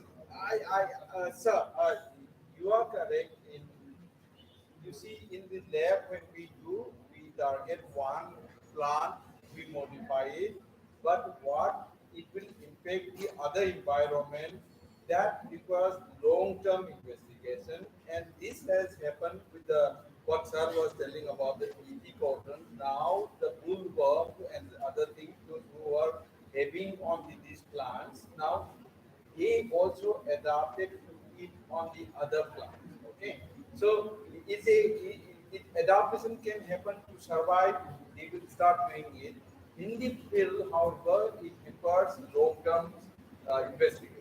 That is for the insecticide and other things. But when it comes to like increasing, like say, food nutrition and things, it is a good thing because in many places you can't buy. That's what Sir was trying. You can't buy food things. So if you get it with a banana and things, it's easy, right? So you need to look at the pros and the cons, but long-term investigation in the environment is required for any kind of plant or anything when you eat it. Okay? Is that right? Yeah. Then are the parents? Can you touch upon the Indian contribution towards the development of GM foods? ಹೇಳಿದ್ನಲ್ಲ ಲಾಸ್ಟ್ಗೆ ಅದೇ ಮುಂಚೆ ಅಷ್ಟೇ contribution ನಮ್ದು ಇವಾಗ biosafety issues ಅಲ್ಲಿ ಅವ್ರು ಕೇಳ್ತಿರೋದು ಅದೇ ಕ್ವಶನ್ ಬಯೋಸೇಫ್ಟಿ ಇಶ್ಯೂಸ್ ಅಲ್ಲಿ ವಿ ಆರ್ ನಾಟ್ ಕನ್ವಿನ್ಸ್ಡ್ ಅಂತ ಹೇಳಿ ಬಯೋಸೇಫ್ಟಿ ಇಶ್ಯೂಸ್ ಹೇಳಿ What I am telling you is, have we developed any GM food in India? ಇಲ್ಲ ಕಾಟನ್ ಒಂದೇ ಬೇರೆ ಆಗಿಲ್ಲ ಅದು. We are developing technology for cabbage. ನಾವು ಎಲ್ಲ ಇದೆ ಈಗ ಆಗಿದೆ ವರ್ಕ್ ಆಗಿದೆ all trials have been made ಎಲ್ಲ ಆಗಿ it is in pipeline to approve it. ಆ approval level ಅಲ್ಲಿ this all controversies are going. If we depend upon the older guys, does it not cause hypervitaminosis? ಇಲ್ಲ only vitamin. See, golden rice is entirely developing an idea to increase this rice vitamin A. But ಬೇರೆ ಏನಿಲ್ಲ. No other ingredient. If you What she's saying is, if you eat golden rice which has vitamin A, will it not cause excessive vitamin problem? ಅದು ಇದ್ರೆ ತಿನ್ಬಾರ್ದು ಅಂತ ಹೇಳ್ತಾರೆ deficiency ಇದ್ರೆ ಮಾತ್ರ. ಹೀಗೆ but that depends on how much vitamin you are eating, how much rice you are eating per day, how much vitamin you go into that. If you eat how much carrot has got, tomato has got, but you are not getting hypervitamin. So the reason is the amount which you get is more than enough, and it is not going to be more because you can't eat 1 kg rice at a time. You can only eat 100 grams at most. Therefore, it's not an issue. These things have been considered. and all countries are statistically derived. What deficiency we have? Human beings ಅಲ್ಲಿ ಯಾವ vitamin deficiency ಇದೆ ಅಂತ ನಮ್ಗೆ ಗೊತ್ತಿದೆ. We know that. So, sir, I'm not going to. Just I want to leave for the students. Sir, don't just No, it's all right. because I'm IBC member of the DBT. So I would like to tell you that what sir was telling the genetically engineered appraisal committee under the Minister of Environment and the Forest. Now we have from the last December in India we have a monitoring committee for all the genetically modified things, which includes we call it the Institute Biosafety at the institute level. Then we have RCGM, the review committee on genetic manipulations. It approves everything. It is under the final thing for the government of India. Then we have genetically engineered, same thing, genetically engineered approval committee. GEAC, but it is approval, which is part of it. Then we have state level genetically modified approval committee. Then we have district level approval committee. Okay, so which come under the DCC and the other is the state level scientific committee. So that these 5 committees will finally decide whether a genetically modified food or things will get into the market, and finally, if something is coming into the market, Then we have Food Standard and Safety Authority India, FSSAI, which will approve whether the food needs to come into the market or not. But what I would say, the company and the thing they like to cheat, remember that in the society you will have cheaters. So many of these companies, they have actually launched things in the market without any of this regulatory or the food safety things. Okay, so that you need to keep in mind. Thank you, sir. Okay. Right.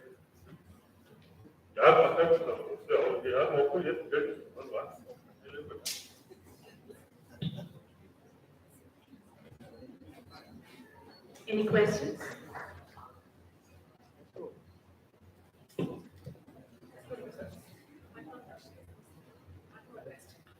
Sir, I have a question. Sir, can we add any nutrients to the GM food, sir? Hello.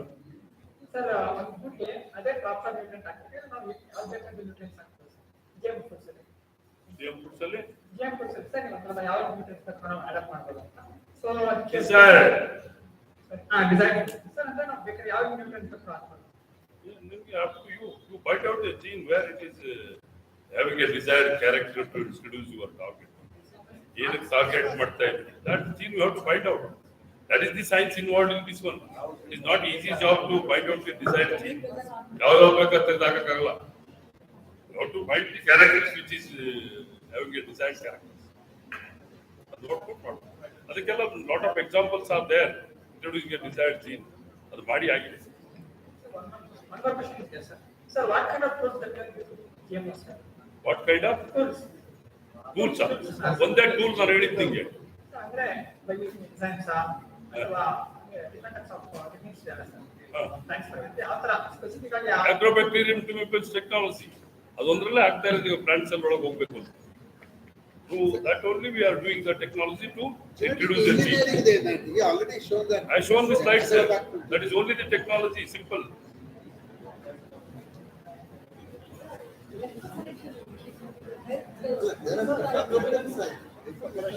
Any questions?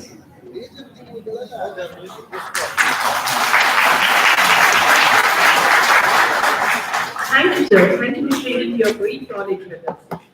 I'd like to call upon the stage our beloved principal, Devika Madam, Professor Ramachandra sir, Shivananda sir, and Upendra sir to felicitate our resource person.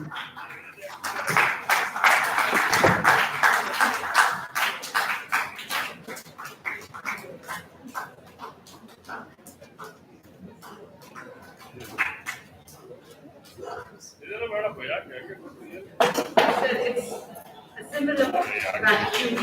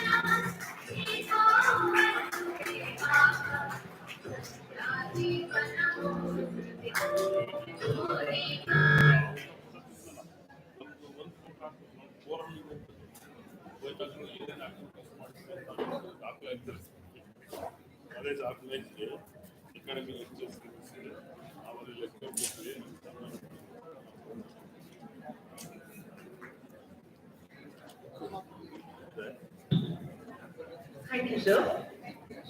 Thank you all. It's time to enter our hungry now. Time to take a lunch break. Please strictly adhere to the timings, as you all know that time is very precious. We'll assemble back here before 1:30. I have one more important announcement. Please fill feedback box, and the feedback box should be submitted at the registration counter. And also participation certificate and the attendance certificate will be available after the validity function. We'll break for lunch now. Thank you.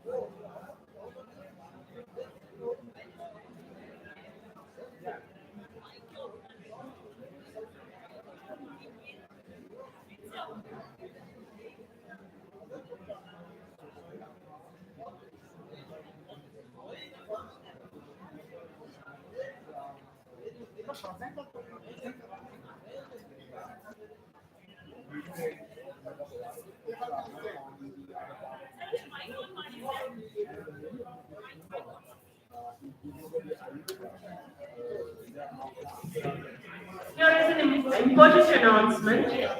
The next session which was planned, that is Professor Shekhar Shetty sir, due to unavoidable circumstances, sir is not going to come. It's not possible for him to attend the session. So the next session will be led by Professor Shivananda Prasad. After the session, we'll have a panel discussion. Then we'll conclude the workshop by the victory function. Thank you.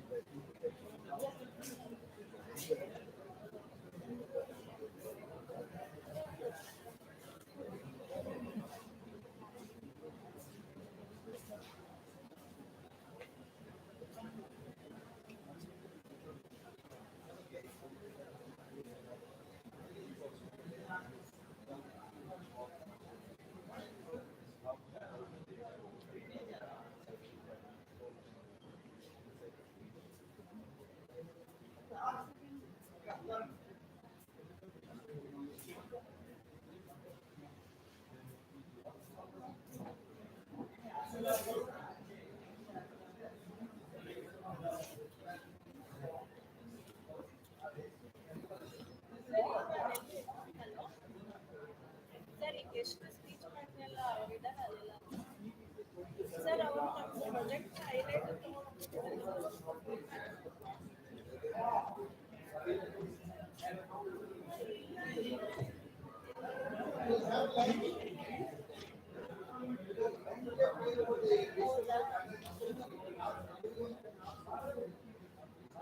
ಅವ್ರ number ಇದೆಯಾ sir ಕೊಡಿ ಕೊಡಿ ಸರಿ ಮಾಡಿ sir ಅವರಿಲ್ಲ ಎಲ್ಲರೂ ಇಟ್ಟಿದ್ದಾರೆ sir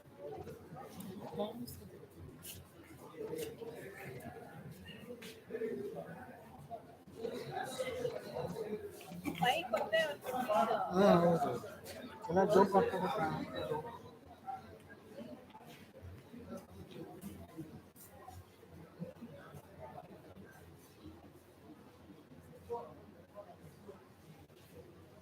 Yashwant sir ಕಳಿಸ್ಕೊಡಿ number sir ಅವ್ರು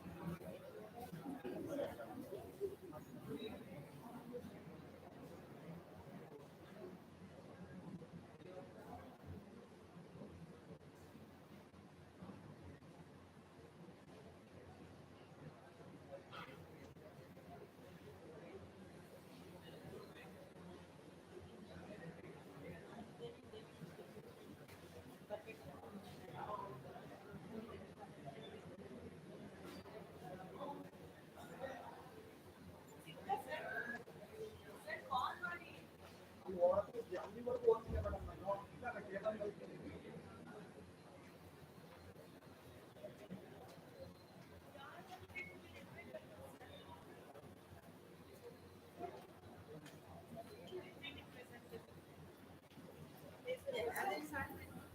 ತಪ್ಪದೇ ಇದೆಯಲ್ಲ ಸರ್ ಅದು ಬಂದಿದ್ದೇವೆ ಇಬ್ರು ನಾವು ಕಳಿಸ್ಬಿಟ್ಟಿದ್ದೇವೆ ಕಳಿಸ್ಬಿಟ್ಟು ಬನ್ನಿ ಕಳಿಸ್ಬಿಟ್ಟು ಬನ್ನಿ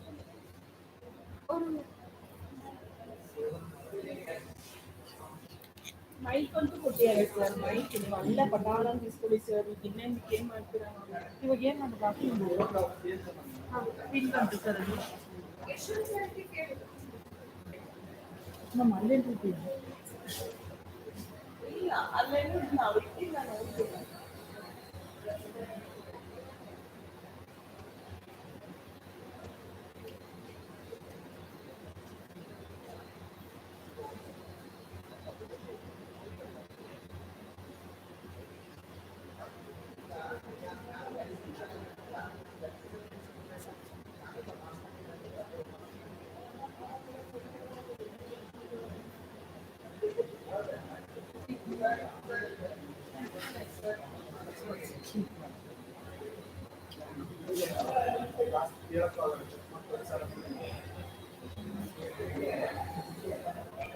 ಒಂದ್ಸತಿ ನನಗೆ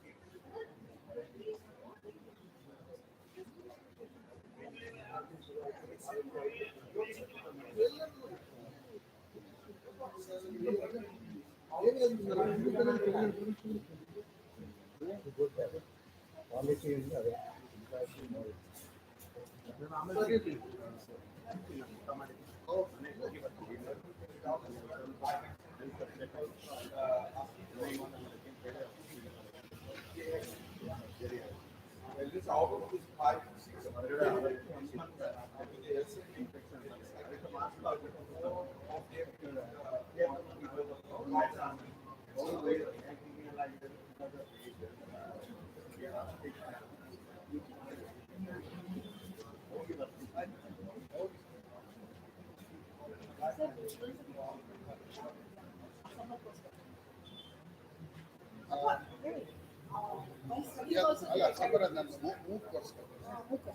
ಇಂಟರ್ನೆಟ್ ಇದೆಯಾ?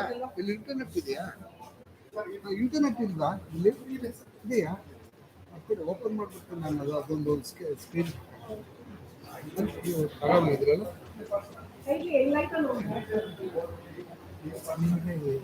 ಅಲ್ಲ ಇಂಟರ್ನೆಟ್ ನಂದಿದೆ, ಅದನ್ನ ನಾನು ಡೌನ್ಲೋಡ್ ಮಾಡ್ತೀನಿ. ಅದನ್ನ ಇದಕ್ಕೆ Since one lecture is not done, I think the students ಇಲ್ಲ, will ನಾನು be ಮಾಡ್ತೀವಿ.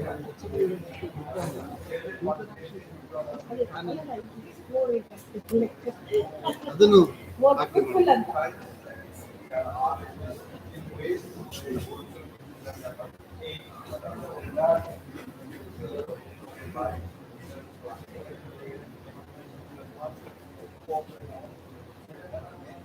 ವಾಟ್ಸಪ್ ಅಲ್ಲಿ ಇದೆ, ಇದರಲ್ಲಿ ನನ್ನ ಇಮೇಲ್ ಅಲ್ಲೂ ಇದೆ.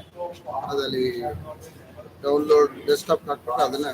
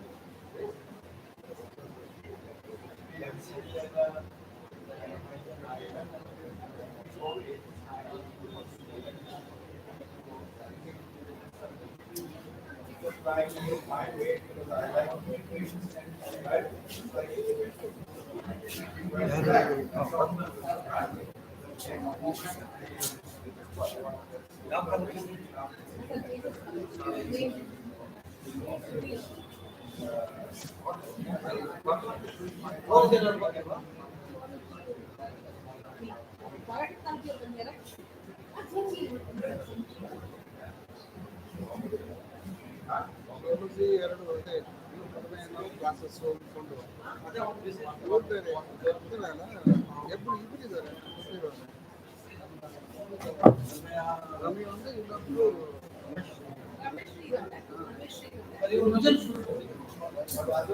ಅವನು PG. ಅಲ್ಲ ಇಲ್ಲಿ HOD ಇದಲ್ವಾ? ನಿಜಗಲ್ ಅಲ್ಲಿ ಇಲ್ಲಿ ಇನ್ನೊಬ್ರು ಇದಾರಲ್ಲ ರಮೇಶ್ ಸೀನಿಯರ್ ಒಬ್ರು ಅಲ್ಲ ಹೌದಲ್ಲ, ಈಗ ಅಲ್ಲಿರೋದು HOD ಆಗಿದ್ರಲ್ಲ ಇನ್ನೊಬ್ಬ ಭವಾನಿ. ನಾನು ಒಂದ್ಸರಿ ಹೌದು ಹೌದು ಯೂಸ್ ಇದು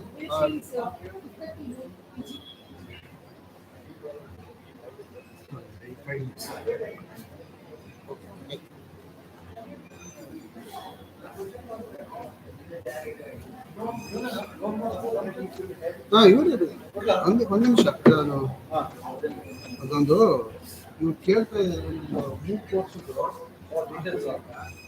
ಹಾಕ್ಬಿಡ್ತೀನಿ. ಅದು ಇಟ್ಕೊಂಡಿದ್ರೆ ಆಮೇಲೆ ಹಾಕ್ಬೇಕು.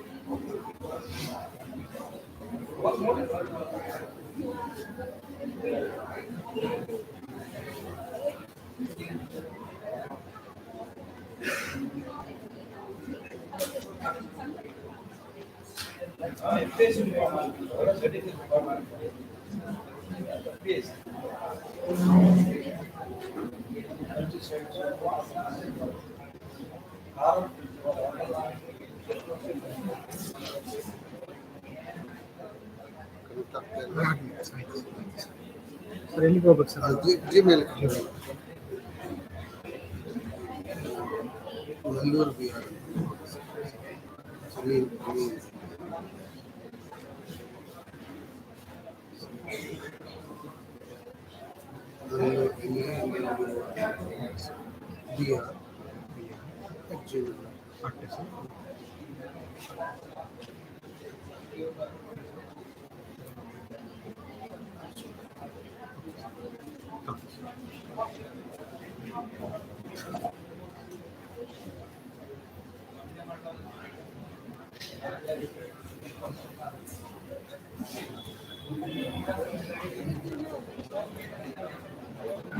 ಕ್ಯಾಪ್ಸಲ್ ಇದೆ ಇದು ಇಲ್ಲ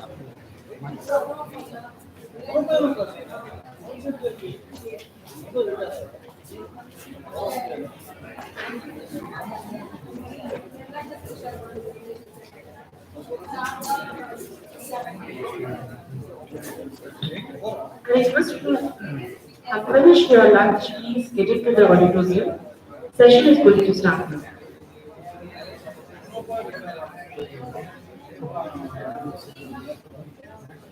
I request all students to come inside the auditorium. Our session is going to start now.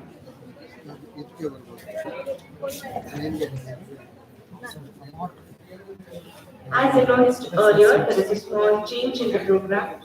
Due to unavoidable circumstances, Professor Shekhar Shetty couldn't attend the session. So, now the session will be held by Professor Shivananda Prasad.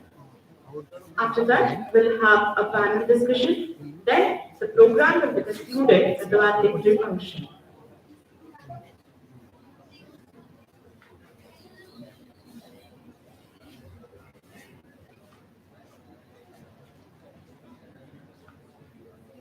Participation certificates and attendance certificates are issued after the valedictory function.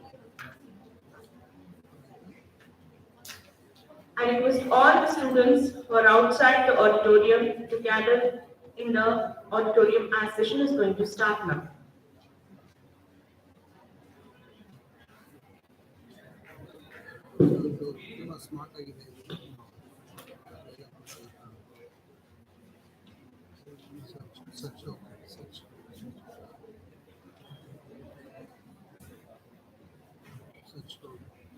Chaitra ಅಂತ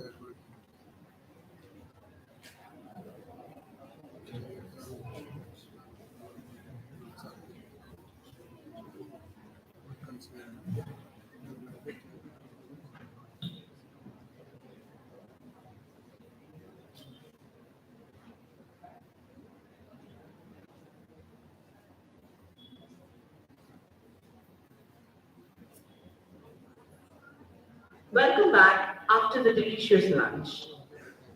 It's now the time to eat your hungry of knowledge. The next session will be held by Professor T. Shivananda Basar. I'd like to invite him on the dais.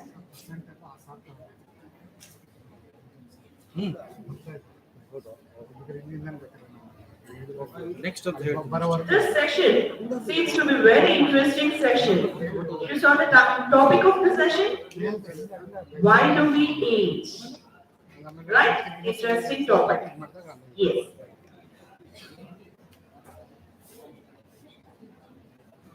I feel privileged to introduce our resource person to the august gathering. Professor T. Shivananda Basar, CSIR Emeritus Scientist, Department of Zoology, University of Mysore, Manasakagur. Sir got graduated, postgraduated, and completed his PhD from University of Mysore. Sir has served as scientist and head, Department of Food Protectants and Infestation Control, Central Food Technological Research Institute, Mysore. At present, Sir is working as CSIR Emeritus Scientist, Department of Zoology, University of Mysore. Sir has even worked as visiting scientist in Dortmund University, Germany, and Goa University.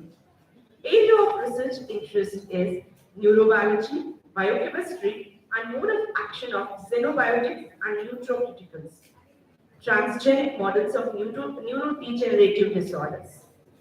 Sir has supervised 14 PhD theses and 24 MSc dissertations.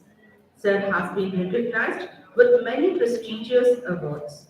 To name few, DAAD Visiting Senior Fellowship, NITI Research Association, Elective Fellow of the Society for Reproductive Biology and Comparative Endocrinology, Honorable Fellow, Karnataka Science and Technology Academy, CNR Rao Lifetime Achievement Award with Gold Medal.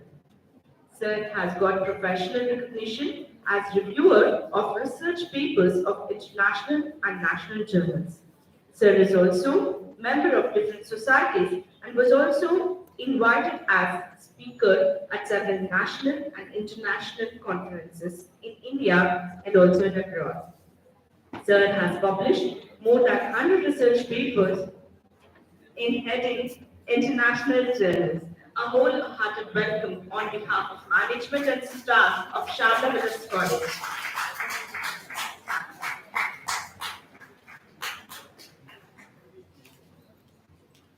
Hope the session will be very curious. Over to you. Thank you, sir.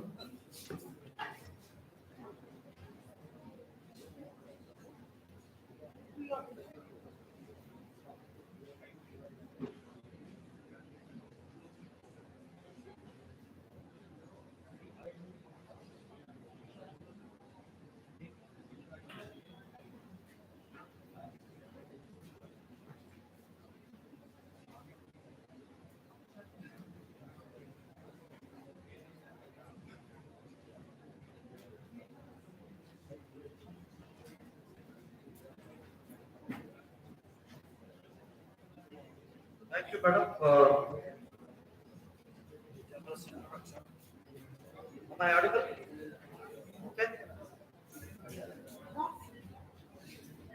I think students in the back side should come. Please. The back, please come. Vacant seats will not inspire us. Friend seats here. I love you. Here also. So also here. We'll have good interaction now, please. So, just point up. The center is point.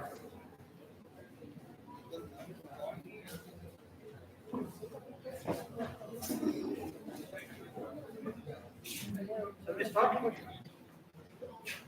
Okay. I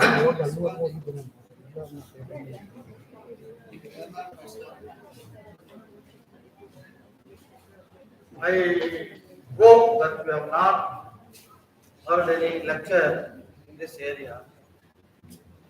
Hopefully, you will find it interesting because this is a topic which will interest everyone. You are all going to grow old, now you are aging. Growing old is not welcome. Growing old has its own issues, although at the same time, as you grow in your age, you also have, okay, this is what, when you're old, too old, you live too long, this is how you will look. You means, generally, this is the phase of our life. Youthful starting from a baby, till then, you don't have any problem so far as your body is concerned, generally speaking. But as we start aging, aging actually begins much earlier, but you will actually feel beyond the middle age. And when you reach your ripe old age, everyday life becomes a problem. Now we have large number of old people all over the world. Do you have any idea about how many old people are there? Above 60 in India? It's something like 165 million people. It's equal to the population, 3 times the population of England. And all those old people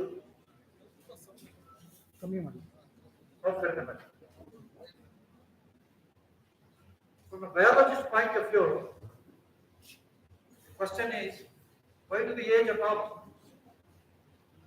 What is the basis of aging? What is the biology of aging? How much we understand the biology of aging in the first place? Aging is fundamental to all living organisms. What is born today is born to die. Beyond a point, the body experiences the phenomenon of senescence. That is the technical term. So the senescence actually is a degradation of the function of the body. And the focus of today's topic is, why do we age? How do we age? What are the problems associated with age? What is the biology behind the process of aging? And can we do something about age-associated disorders? Can we stop aging? Can we reverse aging? Can you live a healthy life when you are old? That is the topic of today's. Yeah. So the primary aging process is a deterioration over time without necessarily having a disease or injury. And that will affect how long you live.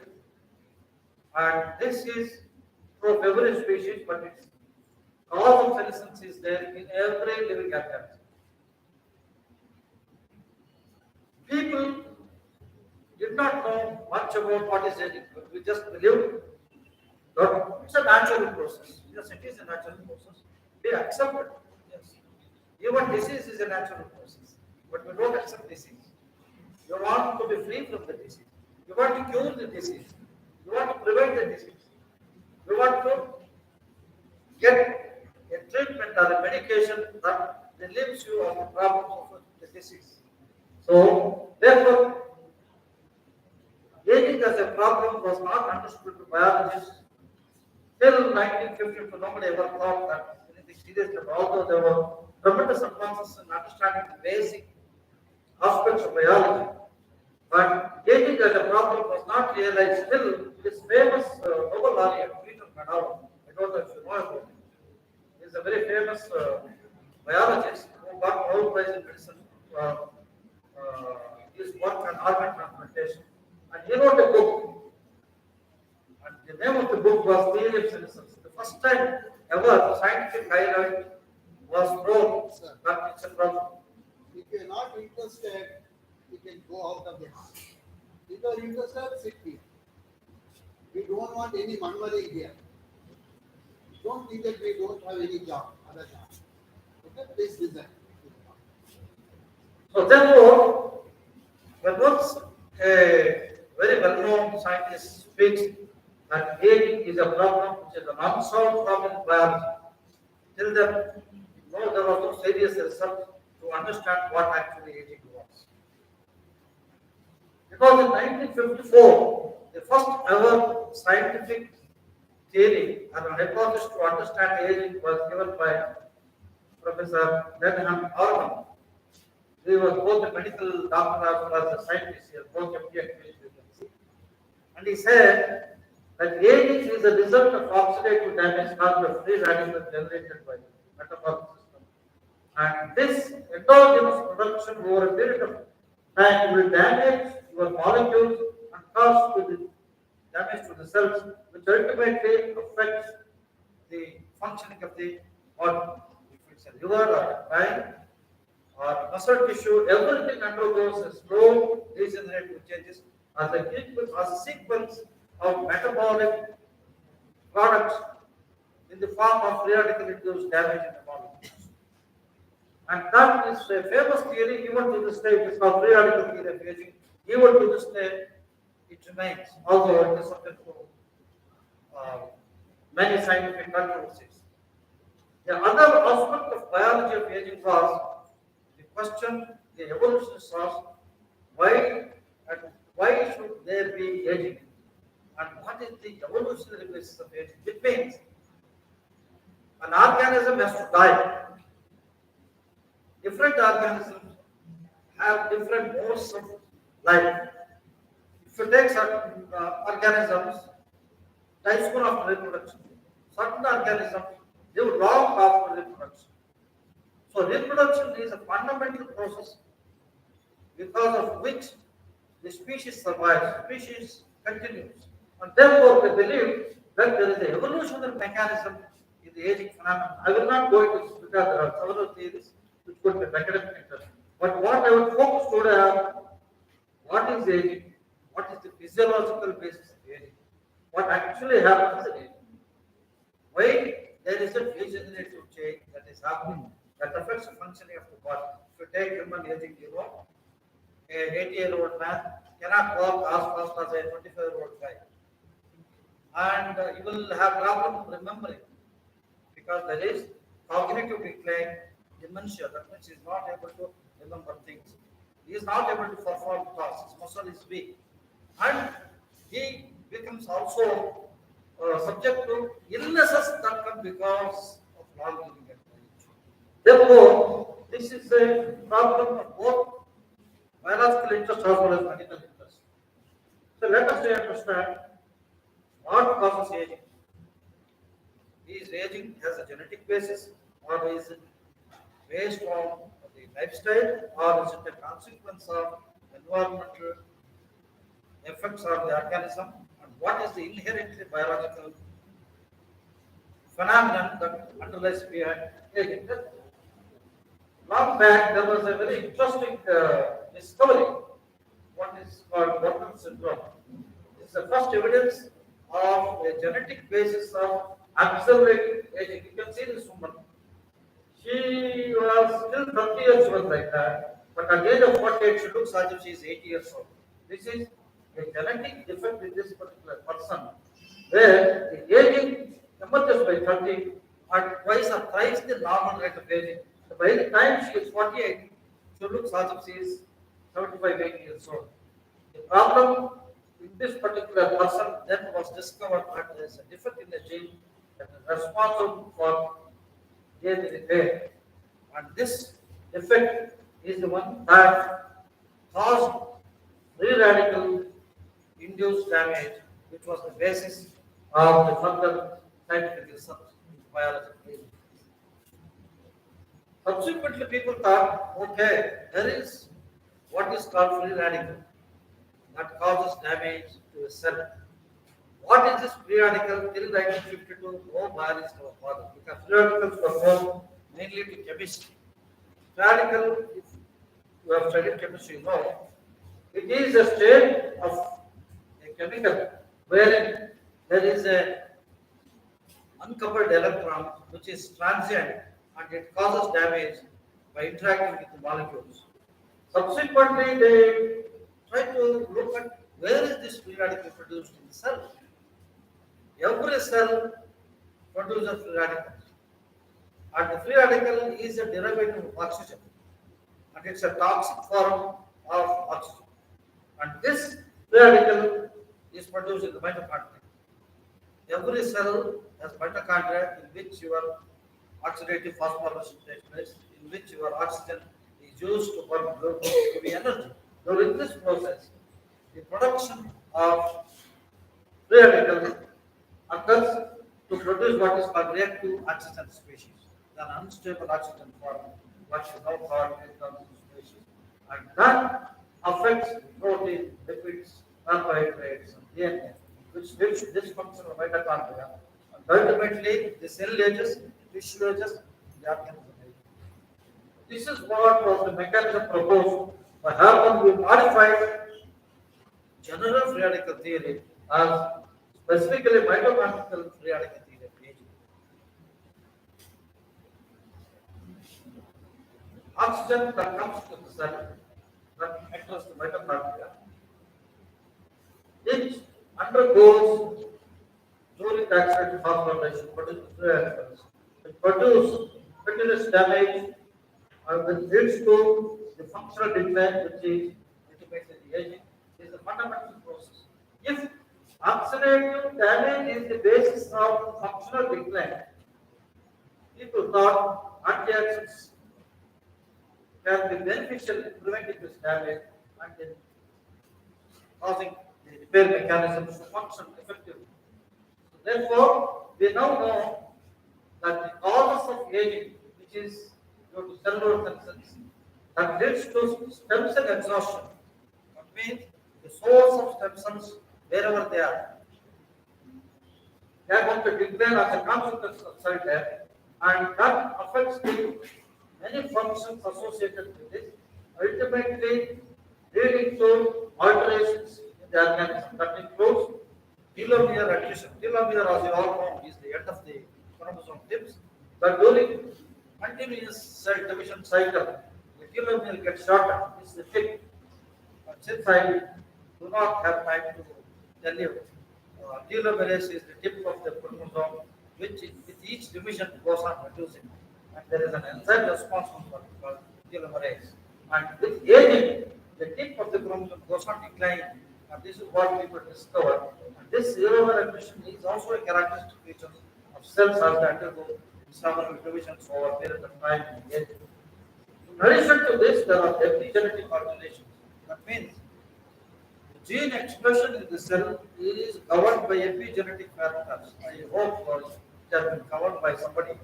Epigenetic factors means a gene is expressed or prevented from expressing or reduced in expression by factors that control genetic expression. Although the gene is there, it is not expressed. These are epigenetic alterations. That leads to altered cellular functions, which is found to be all these things are happening in a cell during the process of aging. So therefore, aging is a consequence of oxidative stress from the mitochondria, which can cause DNA damage, protein damage, that affects regulation of signaling. Ultimately, that is what we know. And I am only summarizing. I am not giving you the details. That's how we understand. So the question, as people understood aging, they started thinking. Some people even thought that aging is a disease because there is a dysfunction, loss of function, reduced function, which happens in every disease. If you think it's a disease, can it be treated? The other question is, if you are able to treat this problem, can we reverse aging or at least postpone?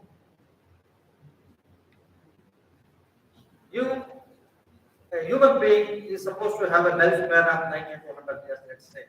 By the time you cross 70, you start getting age-related disorders.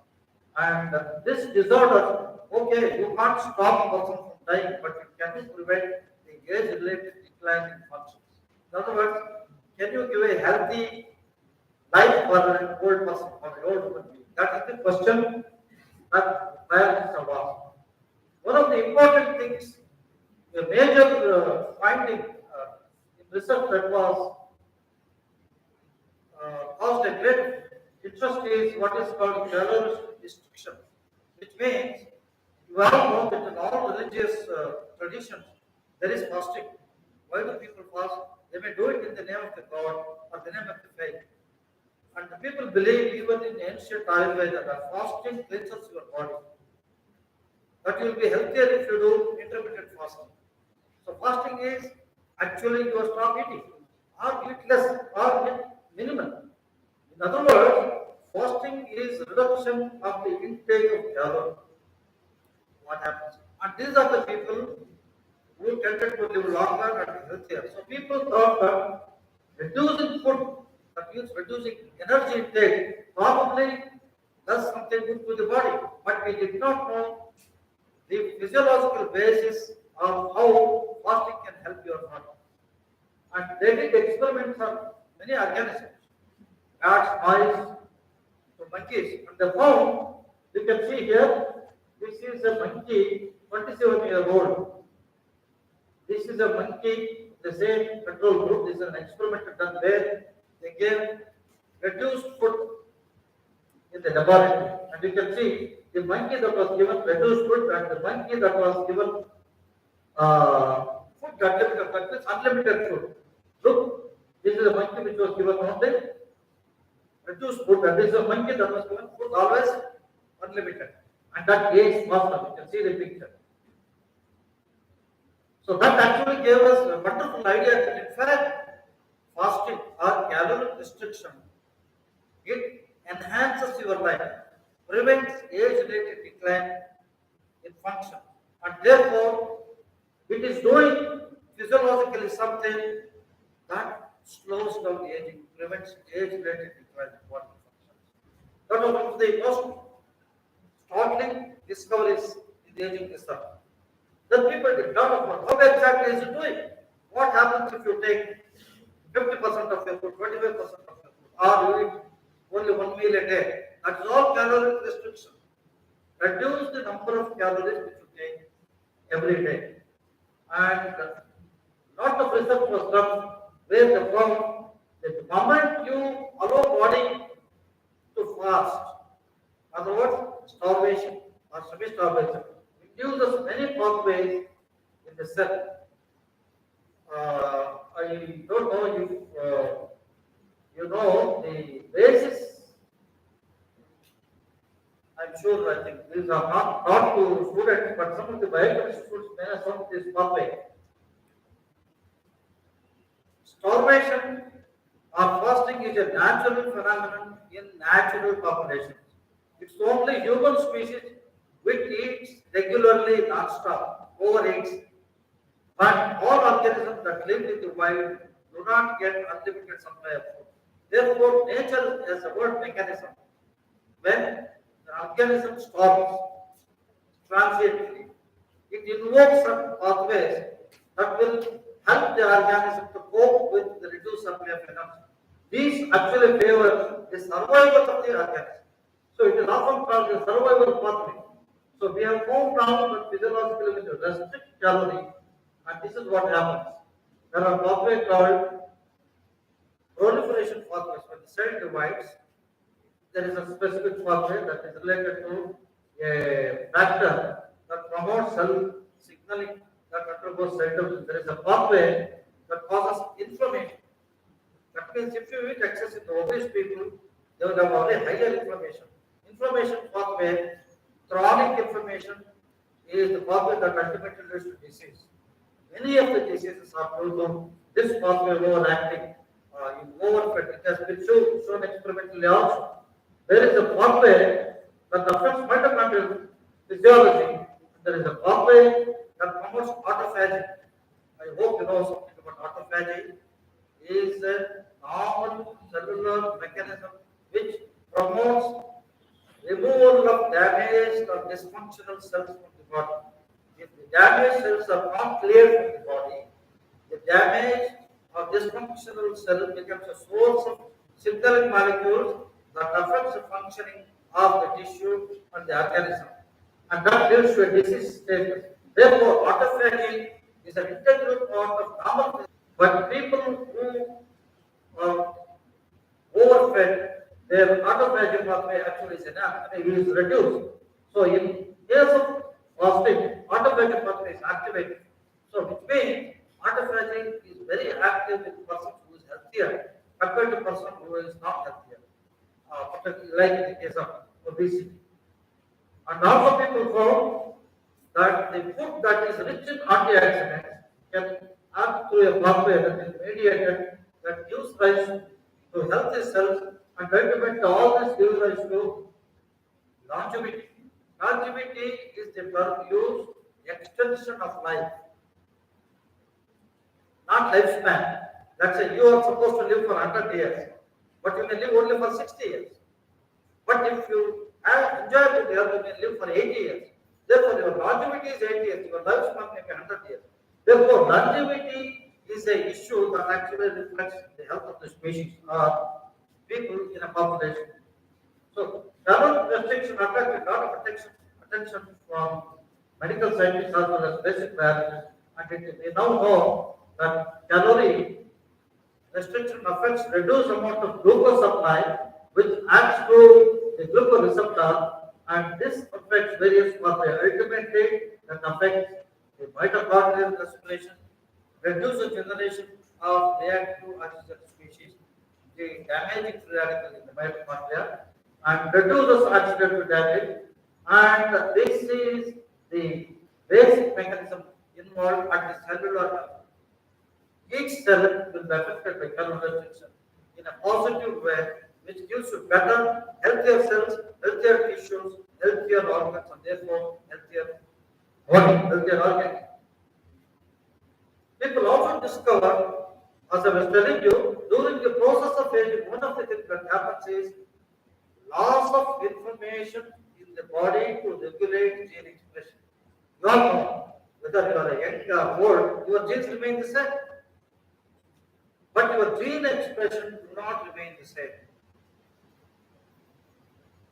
When you grow older, the expression of many genes are affected. For example, there is a decline of a specific function. Let's say like insulin in case of diabetes. Diabetes invariably occurs in older individuals. Nowadays it's occurring in younger individuals. Also, it happens that you decline in memory, which is due to the depth of cells in the brain, due to the loss of expression of specific genes that affect cell survival and cell healthy cells. And there are so many functions in every cell. Therefore, they actually discovered a mechanism in yeast. They found that even yeast undergoes aging. It's a single cell organism. Over a period of time, even you will end up getting a yeast cell that is old with dysfunctional physiological conditions.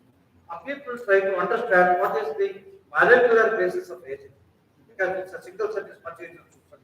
They discovered a phenomenon that as the aging process in the yeast cell, there is a loss of function in the epigenetic regulation, which means the gene expression in the older cell declines.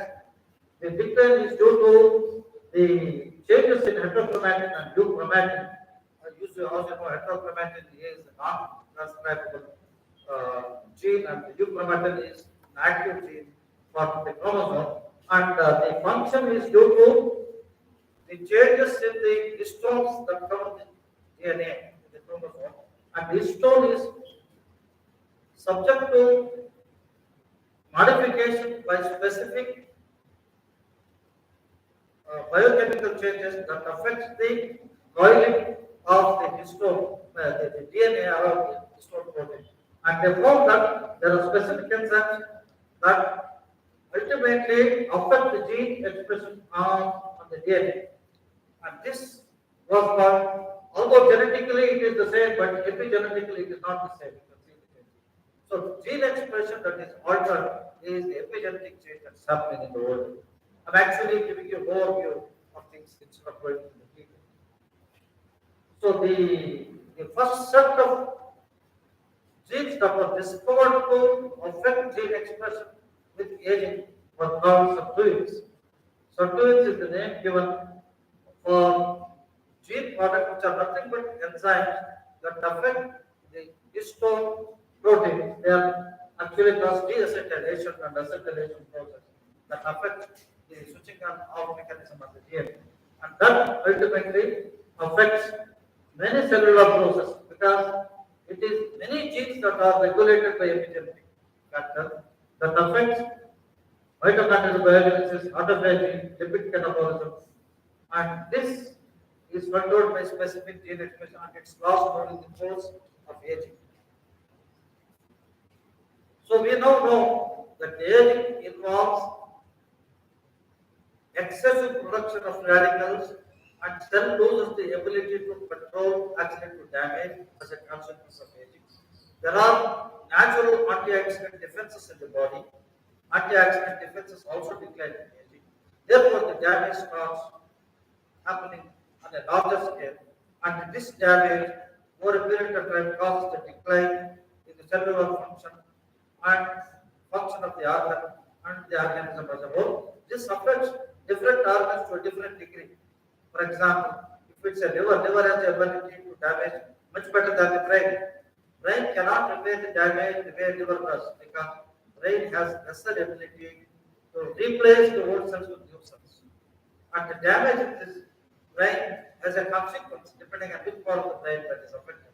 So the older person who suffers from the functional disability, loss of memory, loss of bodily function is also due to loss of cellular function in the brain. So the same phenomenon occurs in every cell in every organ, but the consequences are not the same. It depends on in the case of muscle, you have the reduced ability of muscle strength, and in the case of stem cells, you have the reduced number of renewal of stem cells. Therefore, as a whole, the aging process involves the decline. Then once we have understood now, people want to come out with a solution to the problem. Now, can we use antioxidants to prevent oxidative stress? Because oxidative stress is fundamental in the aging process of every cell. So can we reduce oxidative stress? Because it is an oxidation that is happening to a free radical. And can we use a chemical that stops oxidation? And therefore, we are targeting oxidative stress using an antioxidant. This is a possibility that emanated from our scientific research. Now, we know that caloric restriction or fasting promotes cellular survival pathway. Can we have molecules or chemicals that mimic, instead of fasting, if I give you a tablet that mimics the fasting effect, can it stop age-related decline? If epigenetic is the central event that also is involved in the cause as a causal factor in the aging process, can we give molecules that promote sirtuins? As I told you, in every aging cell, NAD is declined. NAD is declined, and this NAD is required for sirtuins to function. So, as I told you, sirtuin is a dehydrogenase. It requires NAD. Because of this NAD depletion, the sirtuins are not able to active, therefore it affects gene expression. So can we give NAD supplement? If you give NAD supplement, can they be activated? And you have a whole lot of supplements that gives you better health or reduce aging-related disorders. They call them whole lot of these chemicals, plant-based supplements now, senolytic, that simply means anti-aging supplement. This is the area of great interest in today's medicine and biology. Let us just examine. There is a chemical drug called rapamycin. People try to understand whether rapamycin causes, why they chose rapamycin is it produces CR mimicking effect. As I told you, CR mimicking, that means it mimics the effect of fasting. How does it do it? It's a drug that affects a specific mTOR pathway, which invokes the cellular survival pathway, and they gave the drug to rats and monkeys. The form that rapamycin fed organisms in the laboratory, they enhanced longevity, increased longevity, including mortality to some extent. Therefore, there is evidence to say that we can give something that mimics the effects of fasting experiment. Therefore, maybe we can give a drug. You don't need to fast, but take the medicine, see whether it is better help older days. There is another molecule that was discovered in wine, grapes. You know, the reason why people got interested in this molecule that is present in grapes and it was present in wine. There is certain areas in Europe, in France, where people lived longer, but they were eating very lots of butter and energy, but they drank by the minute. And the scientists, the doctors, epidemiologists went there to find out the possible lifestyle associated better long life in these people who live in that particular. That means, do they have any specific lifestyle which helps them to live longer and free, relatively free from age-related decline or disorders? They found that the people who were all taking wine regularly, they found that there is a compound in the wine derived from the grape that probably had an effect and promoted their health. This molecule is called resveratrol, which has the ability to prevent free radical-induced damage. A lot of research that was done in experimental organisms, in the yeast, in the worm, in the fly, and even in the rat. They found that this particular molecule present in grapes is able to change its parameters associated with longer lifespan, and it improved insulin sensitivity, reduced IGF-1 levels. IGF-1 level is simply the level that mimics the cellular pathway that promotes better cell survival. And increased mitochondrial number, that means the damaged mitochondria that will be removed. Here they found that increased mitochondrial health in the cells was better, and there was improved motor function in the organism, whether it's a rat or mouse or a worm or a fly. So this gave us indication that chemical can be used to promote better healthy aging or to prevent age-related decline.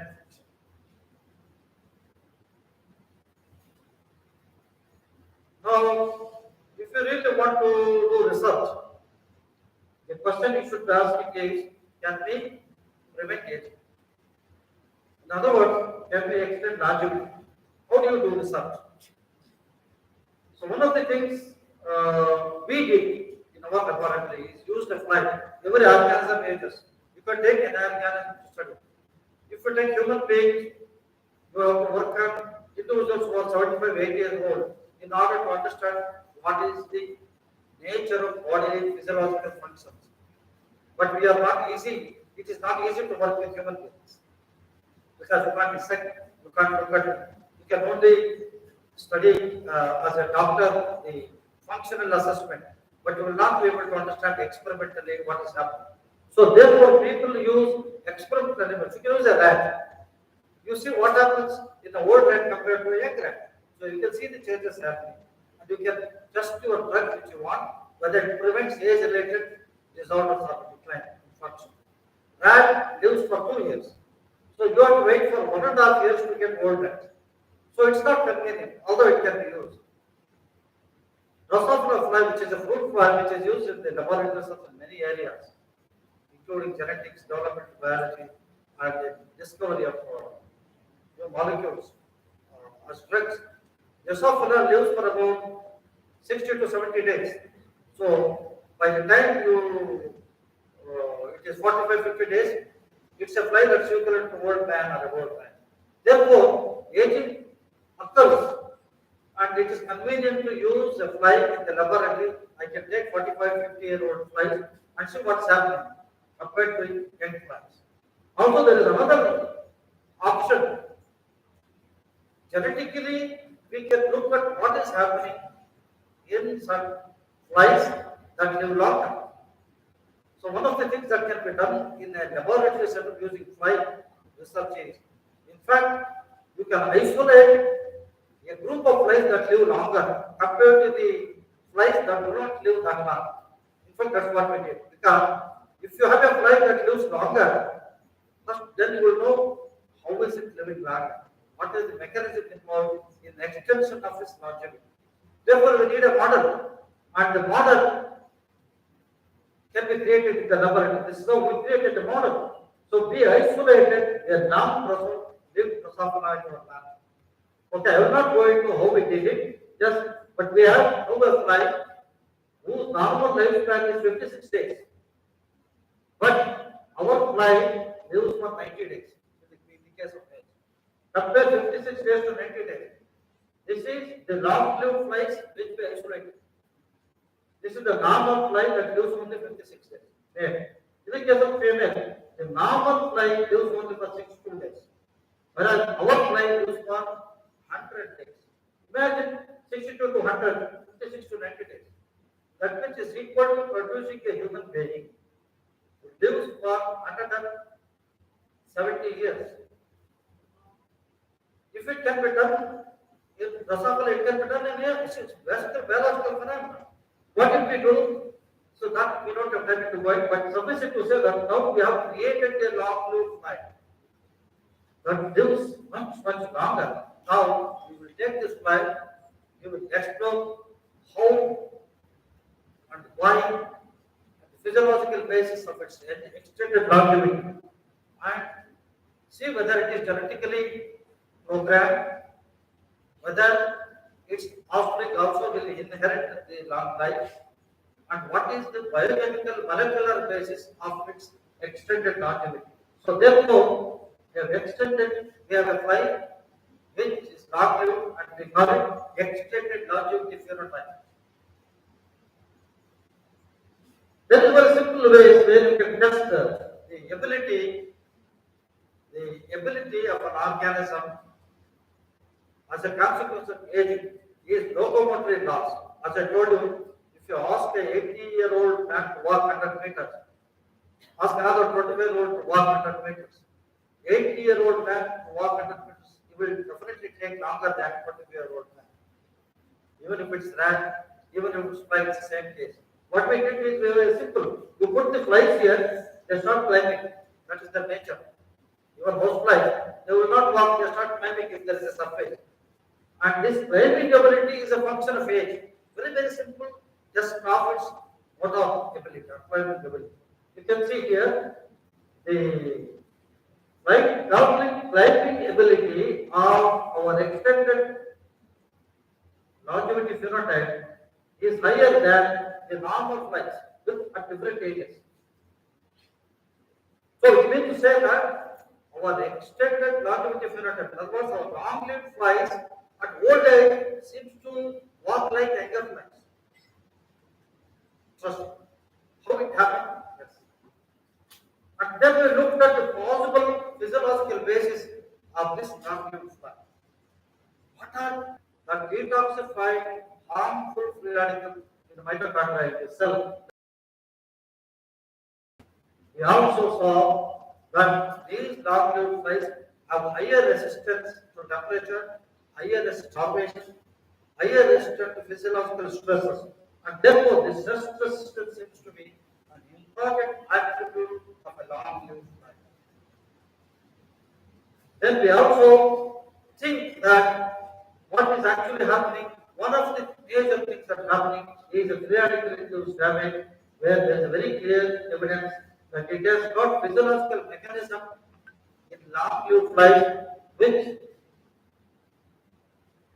is able to prevent the free radical induced oxidative damage. That could be one of the reasons, or that could be an important attribute of this long-lived flies. We published this also.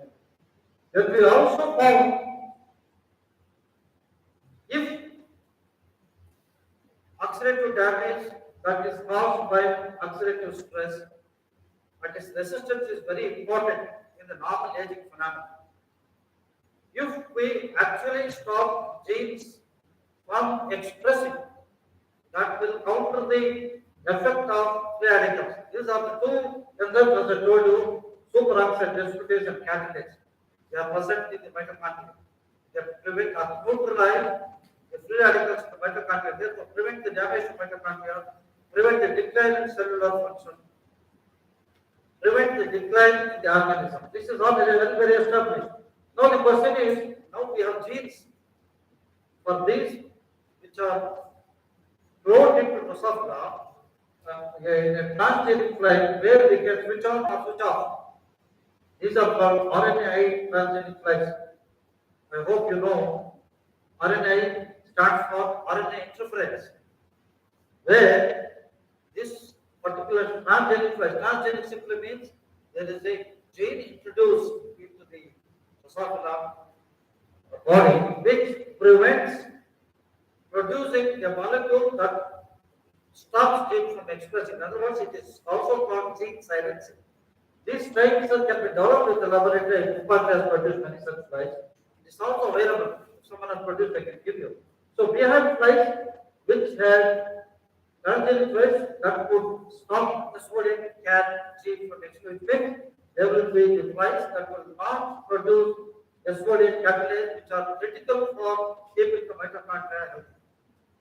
And when we actually silence the gene for these two genes, it led to reduction in longevity, which means if radical damage is the basic thing, if we enhance antioxidant defenses, prevents it. The corollary effect is you stop antioxidant defenses, then it will also reduce longevity. This is what we found with how we can prove that the enhanced longevity is associated with lower antioxidant defense in the body, which means if you have an old person, you will have lower antioxidant defenses compared to a young person. And if you improve his antioxidant defenses anyways, genetic or by chemical means, you are actually enhancing his life through the cellular enhancement of longevity. I'll just give you another simple experiment to tell you. You can see this is a old fly, this is a young fly, male and female here. You will fly the old fly. I will just show you that the old fly behaves like a young fly. Let me show you. See, this is a young fly. Runs fast. I will show you old fly. Very low is actual. Then I will fly a old fly which I have fed with the molecule which we have discovered in our lab. We have fed it to the old fly and see how it functions. It's like a young fly. You have a old fly, you have a young fly, and you have a old fly fed with our molecule that somehow seems to enhance its bodily functions, in this case motor ability, to the level of an infant, which means it is possible to give you better health, possible to enhance your health potential, possible to enhance your functions by using a chemical in your diet. In other words, giving a supplement. I can give you young body old age. This is more exaggeration, but it is possible because we have seen if it works in Drosophila, it's likely to work in any other organism. But if people have found evidences in the rats and in the monkey, but the thing is those molecules that are discovered in the lab becomes future drugs as a supplement that prevents aging. So therefore, lifespan is fixed, but health span is achievable. You distinguish between lifespan and health span. Old age is a natural phenomenon, but loss of health is not acceptable. Can we give better health in old age? Therefore, what we call this a health span. Longevity is extendable. That's what the present science, including government, tells us. Longevity need not necessarily be compromised because now we have sufficient scientific understanding of biology aging, where we can interfere with, where we can extend the longevity. Quality of life in age individuals can be better, can be healthier. Age-related ailments can be minimized. Although you can't stop it. You imagine a person at the age of 70, what all the problems you will have? You will have sugar, you will have hypertension, you will have cardiovascular disorders, you will have dementia, you will have reduced ability to walk, reduced ability to remember. All this can be minimized or prevented to some extent. Therefore, a older person can live a better life. That is what the whole focus of today's research is. Thank you.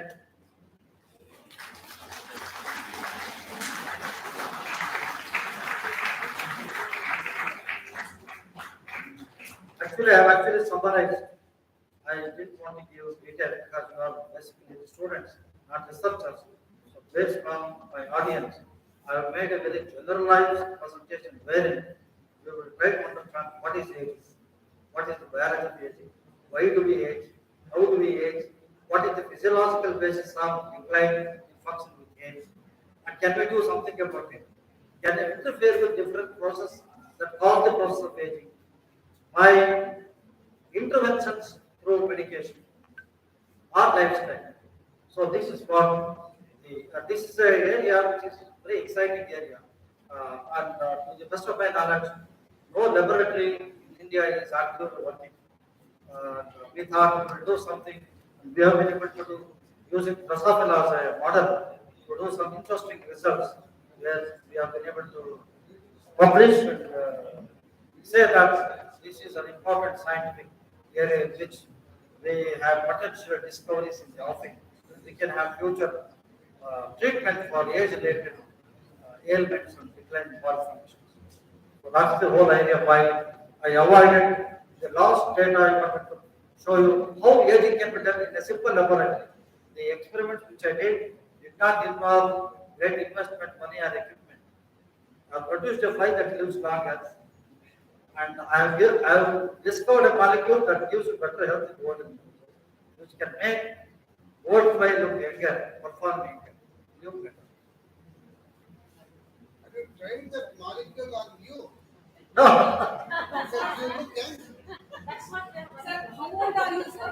I'm 68 years, going to be 69, 1 year away from 70. Are you after resveratrol? Are you after wine? I don't take anything.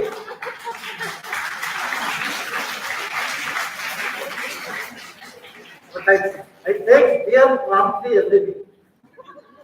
But I'm not advocating that they should take, but I take. Sir, is our DNA immortal, sir? Huh? Is DNA of a particular species is immortal. No. If the cell dies, DNA degrades. It continues, you know, sir, from generation to generation. It's been continuing. And there is no end for that at all. DNA, I think, is immortal. Okay, let the students hear your question. Now give us the mic put here. Since I have taken less time, maybe we can have time for a few questions. Okay, repeat the question, let the students understand. I have followed your question. Good afternoon, sir. Sir, what I want to ask is our DNA immortal? That is another word. Like DNA of each and every species is immortal because it goes on continuing from generation to generation after generation. Okay. When is the stop? When is the stop of that? And I think the DNA is immortal. I'm advocating that principle. Species is immortal. Organism is not. Species DNA, it continues through the generation next and the generation. So you call it species. The moment species dies, there is extinction. That DNA, that genotype is gone. Either it is replaced by another better species through the process of evolution, or by an accident, an individual may be lost, species is not. If the whole species is gone, that immortal gene or DNA is lost. What about in vegetatively propagating plants? For example, livestock and other things, right? There is no sexual reproduction at all there. Is it continued for generation together? That's a good question from botany madam. You know, plants have asexual reproduction, sexual reproduction. Some animals also have. The advantage of sexual reproduction versus asexual reproduction, I suppose we teach. Because many students will have no idea why sexual reproduction evolved in the first place. How and when meiosis evolved, there are species where both sexual and asexual reproductions are there.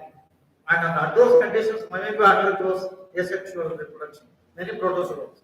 Under the right conditions, sexual reproduction is switched over. Sexual reproduction gives opportunity for meiosis to shuffle genes for a combination or a variety. That variety is necessary for selection of the best variety for adaptation to occur and therefore the species to survive and evolve over generations. In the case of asexual reproduction, in the case of plants, you cut a branch, you plant it, it becomes a new plant. But if you take a flower, after pollination, flower is dead. Organism, new organism. But when the leaf gets aged, it falls. When the flower is old, even if it's not fertilized, it's gone. Aging occurs in every living creature, plant or animal. But plants have a very unique biology where they have meristem everywhere. But if you take monocots, for example, they have just one flowering, one reproduction, life is over. It's not true of perennial plants or dicots, for example. Therefore, the fundamental process is the same. Aging also happens in the plant cell. But because of the meristem, it can regenerate. And lower organisms also have the ability to regenerate. Regeneration is not reproduction, but it is asexual means of propagating an organ. But in some cases, it is the whole organism. Can I answer it, ma'am? Sir, if you don't mind. Yeah, sure. Because this is a very philosophical question. Okay. Whether the DNA type. See, whether it is a bacteria to human, we all have the same, right? They are written in a different way, isn't it? We have the ACT, simple, nothing more than that. But they are written in a different way, right? We all also have the same. We are just only 1.23% different DNA than chimp, but we are completely different, right? In the same way, each one of us are different, and our DNA die the day we die. You may say that your DNA continue with your kids, but they are already different than you. All right. So DNA you die in literally the day you die. Okay. The replication and things whatever you are having talking about your generation, next generation, they are much more evolved generation than us. For any species to improve, this DNA, your DNA has to die, they need to evolve with the changing environment. Is that okay? Last question, sir. Sir, have you tried the antioxidants from Sanjeevani plants like Putranjiva, Roxburgh, which is quoted in the BGL Swami's Hasiru Vannu, and Salaginella krausiana, which is a resurrection plant? There are so many plants which can be experimentally investigated for their ability to give you better health. There may be many plants, the molecule is not confined, the molecule I have not shown because that time was isolated from the plant. This plant is not grown, it is present in the forest. And tribals use it as a medicine. So people didn't know much about it. We went on looking for molecules that give us better health. In other words, health promoting potential of many molecules are present in our plants. I'm not just talking about medicinal plants. Some plants that are edible, some plants that are not edible but still medicinal. There may be specific molecules that specifically affect specific part of your body or an ailment that can either cure it or prevent the damage or enhance your health overall. So therefore, the whole of Ayurveda is based on that. It's the first ever documentation of use of plants for better health and medicine in the history of mankind. Before that, nobody documented, but use of plants is there in every culture, every tribe, all over the world. In Ayurveda, there are more than 700 plants that are being used. So therefore, Salaginella, we think it's Salaginella, we don't know for sure. Sanjeevani, that was present in Himalaya, which Lord Hanuman brought it to revive Lakshman. Lakshman was dead, he was in coma. So nobody has discovered a molecule that can revive a person from coma, but we have molecules that will prevent brain damage or that can promote neuronal survival And I'm sure the beginning. Very few people, the whole idea is discovery of a molecule is not happening. People take plant extract, do something, they stop it because they are not able to go further. I spent 20 years on one plant, produced 8 PhDs on one plant. I went from extract to molecules, activity to mode of action, cell culture, Drosophila, albino rat, 2 decades. And they came out with the molecule and its mechanism of action. So this kind of a concept effort is not happening. So we take one plant, do an extract, take another student, another plant, same extract, do the same thing. This is how we are not able to make discoveries. So why we were able to do? Because I focused on we are limited by our ability to go further. So that depends on the individual's ability and focus. You have a question. Sir, as you said, aging is mainly related to oxidative stress. So most of the plants that we experiment, we work for the antioxidant properties. Is there any animal or animal product that's having this antioxidant properties or anything like that, oxidative, to reduce the oxidative stress? You mean animal products? Yes. There are some reports from certain lower organisms, they even found certain proteins that can give antioxidant effect. But beyond that, we would be more interested in something that is edible to man, that's either a fruit or a medicinal plant, from which we should isolate a molecule. From the animal world, they are not isolated a molecule that can give you extended longevity. Because in the world, mainly Japanese are known for longevity. So they eat mainly the seaweeds, what we have observed. Seaweed is a plant. Yeah, that's right. Plants are there. Oxidative reduction can be observed in plants. Is there any product, animal product? As I told you, some of the animals, people have done preliminary work, but plants have one wonderful mechanism. Even if it is toxic plant, Yes. it stops radicals from damage because plants are world in sunlight, particularly the photosynthetic plants. Can I again? Sorry. Means I don't have patience. You see, you tell about the Japanese. Actually, the Indians were living for a long time. All the disease, right? What they eat was that they use rasayanas, right? Okay, and many plants are rasayana. Your gooseberry, amlaki rasayana, some plants. Okay, then you have pomegranate, which we have been working, and we have shown that the pomegranate can be rasayana and everything. Okay, but whether you will work on that and what it does and how it does is upon you, right? Simple sir talk about the surgery.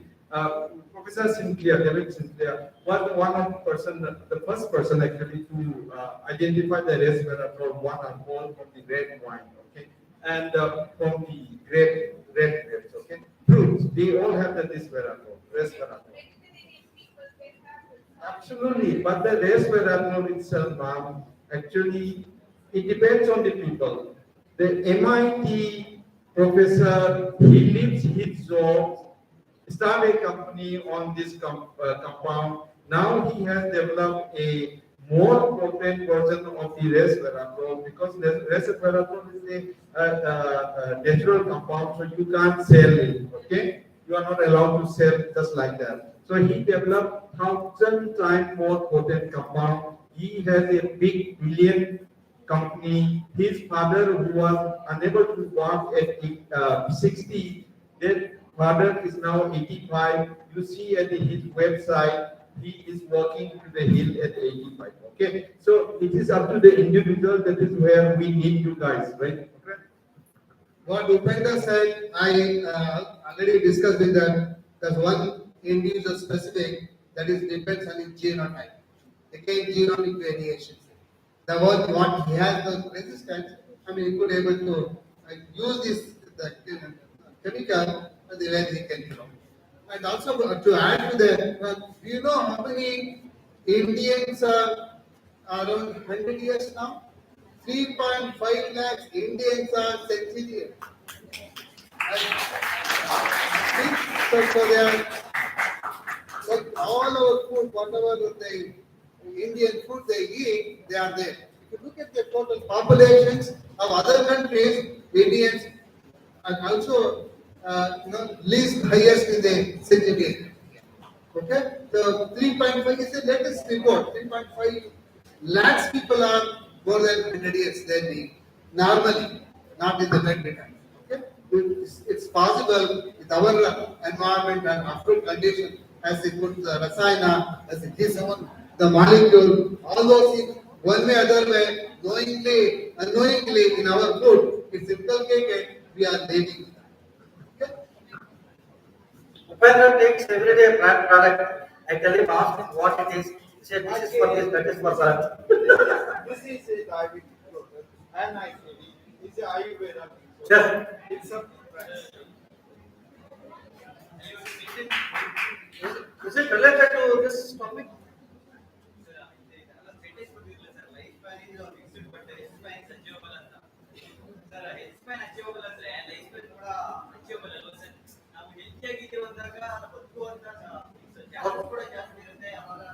ಸರಿ okay ಅರ್ಥ ಆಯ್ತು ಹೇಳ್ತೀನಿ ಆಯ್ತಾ life span ಅಂದ್ರೆ ಏನು what life span is fixed for A species rat lives for 2 years, humans for 100 years, elephant for 60 years. This is lifespan.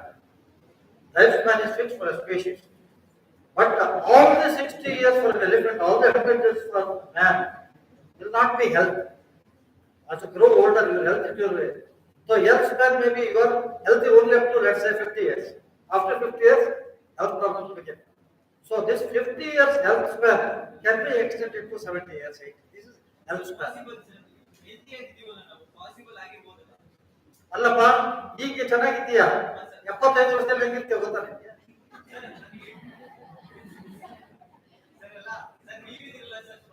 ನಂತರ ಇರಲಿಲ್ಲ ಅದಕ್ಕೆ ರಾಮಚಂದ್ರ ಹೇಳಿದಂಗೆ each individual is A genome by itself. Lifestyle, the genes you have, but gene and lifestyle, some earlier people said it is 50-50. I will say gene may be 40, 60 is your lifestyle. It is just a number, nobody has arrived at this number absolutely. Okay, so the same people have actually looked at twins. They are identical genetically. They grow under different environmental conditions. People have actually studied, even in organisms they have studied. So with the same genome, if they are exposed to different environment, the health span varies. Such experiments have been done. So your question is, yes, health span can be improved. You normally, although exceptions are there, you are not likely to live beyond 100 years. That is health span. That is fixed for a species. Health span is for the individual. If there are more individuals in a population with better health, health span of a whole population is improved because of lifestyle. You got it? So the species and the population and the individual. So the population, the individual is the lifespan. How long you can live is actually life expectancy. This is the true word to be used.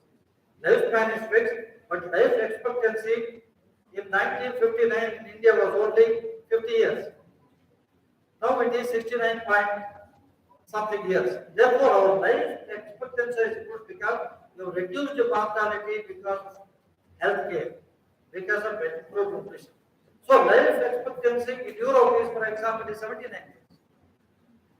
In Europe, because they have access to, so all the ailments will not allow them to lose their life.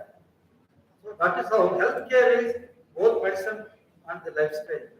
And the medical intervention in old age is the basis why people live longer than they normally would without medical intervention. So that is the life expectancy. So lifespan, health span, life expectancy. Clear? And I extend what I said about identical twins. So far we know that identical twins are identical in DNA always. It is not so. When this DNA started, the identical twins DNA is same. Later, as the somatic cells have been formed, I need to work on certain 10 pairs of identical twins. We need to find the variation between them. So, as the somatic cell divides, it depends on the environment also. They induce a certain cells, even the suppressor or induction or activation is also, it does varies between identical twins depending on what environment they are. And some of one person, identical twins, one person has a disease, another person did not have a disease. Okay, depending on the mutations occurred in the somatic cell talking about. Not the germ cells, it carries there, but somatic cell does this. Okay? So that is the kind of work research is going on, and we have to have open mind, and then the evidence is there until we get a better evidence. Let us. Any other question? You have any idea of longest lived person so far? What? Longest lived person. This is a quiz question, it is not a science question. 126 years with the customer error. 127 years, the French guy, I think, another Japan also, I think. Japan, there is a whole island where the longest lived people live, I think the certain areas of more than few thousand or something. I don't exactly know the number. So it is there. More questions? In other words, man has been pursuing immortality since ages. Nobody wants to grow old. So you don't mind dying, but you don't want to die suffering. So the whole aim of this science is to reduce the suffering, not to prevent them. If you have an option not to die forever, then the species will not survive. Nature will not allow it. That is why evolution has given you a lifespan. That's it. Chitragupta will take it. Thank you so much, sir. Finish? Thank you, sir. Thank you for the wonderful presentation. I'd like to call on stage Professor Ramachandra sir and Upendra sir to felicitate. ಅವ್ರಿಗೆಲ್ಲ ಮಾಡಿದ್ರಿ vice chancellor ಆಗಿತ್ತು ನಾವೇನು ಆಗಿಲ್ಲ It's the token of our gratitude. ಬೇಡ ಇದೆಲ್ಲ I think we should go avoid it no you have called us to share our thoughts with you. That itself is a felicitation. ಏನಂದ್ರೆ I know, I value your culture.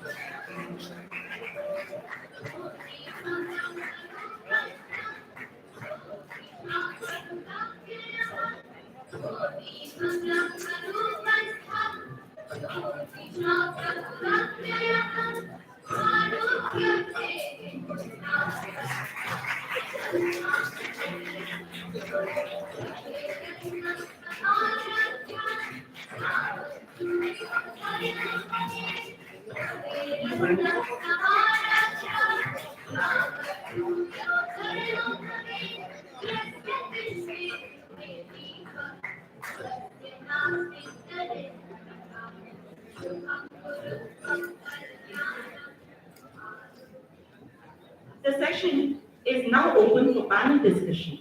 You can pose your questions to all the dignitaries so that you can clear your doubts.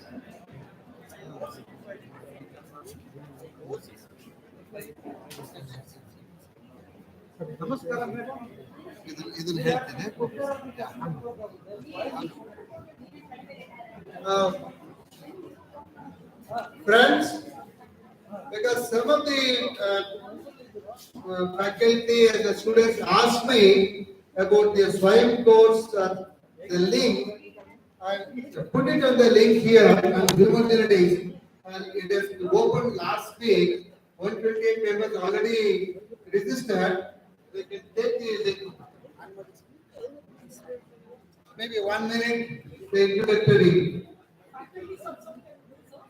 Yeah, anybody.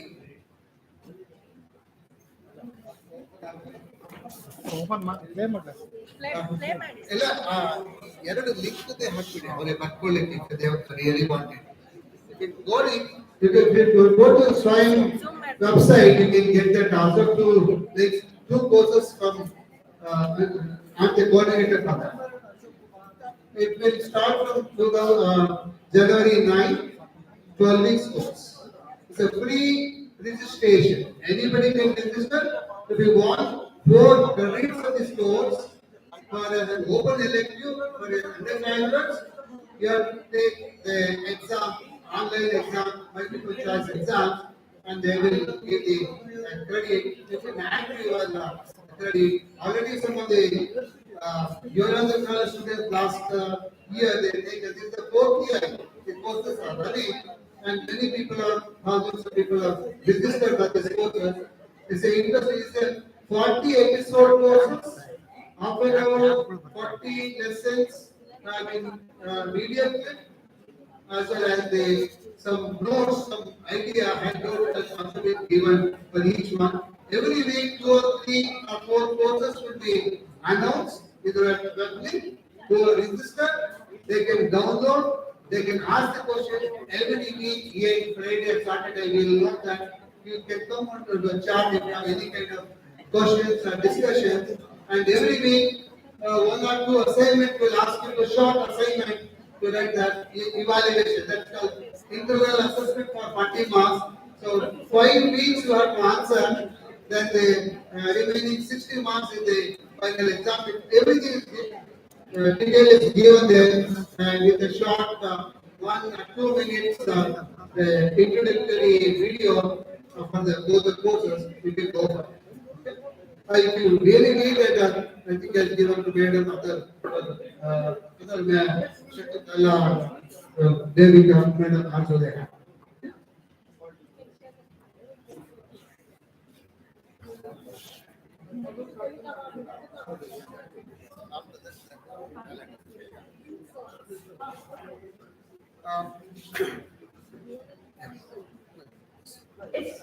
It's time for tea break now.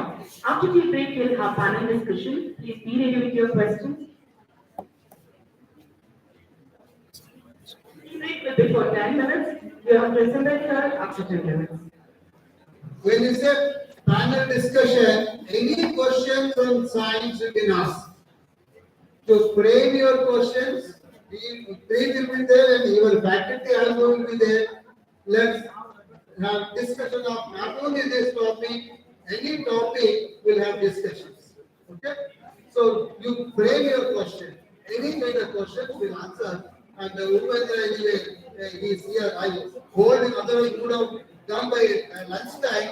I want him to be there because of Professor Shekhar Shetty. He is supposed to come, but he had health issues admitted to hospital. So a senior scientist, so he is not. He said that he is unable to come. Then we will have the panel discussion. Again, it will encourage you to interact with that. What academia expected that more we should develop more interaction, curiosity. Okay, so that way you frame your questions. Let's have tea and come back and discuss.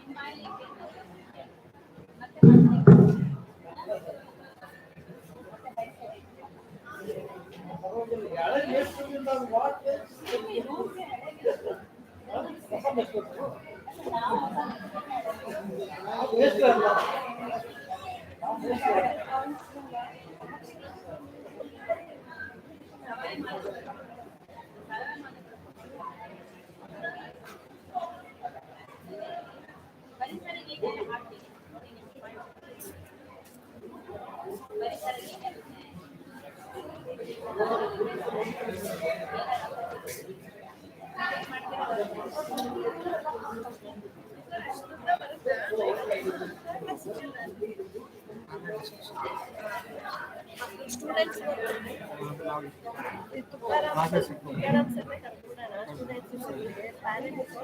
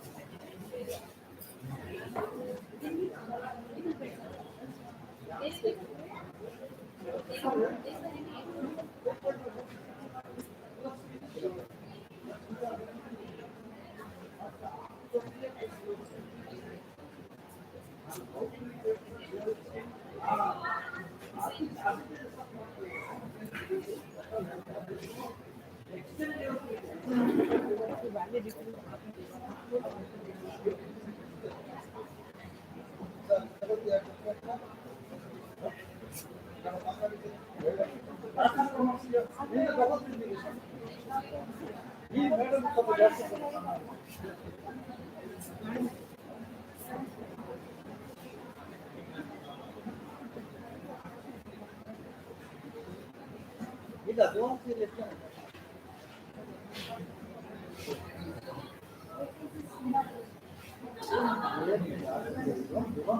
ಗೋವಾದಲ್ಲೇ ಹೋಗ್ತಾ ಇದೆ.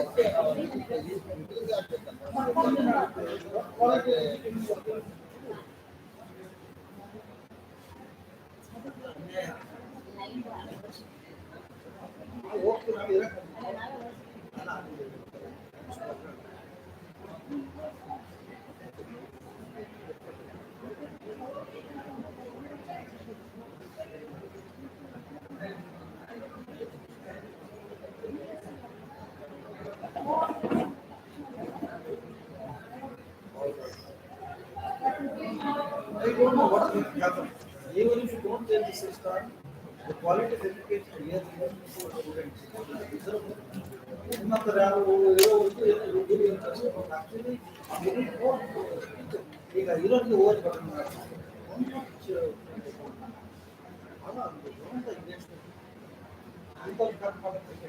ಹಳೆಯ ಜೀವನ ಚೆನ್ನಾಗಿ ಹೊಸ ಜೀವನಸಿ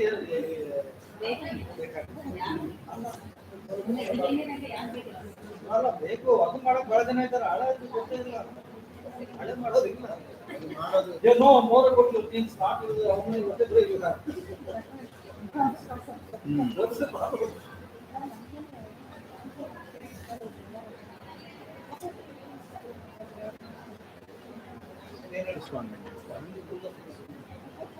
Oh, you're asking this question. What is the purpose of it?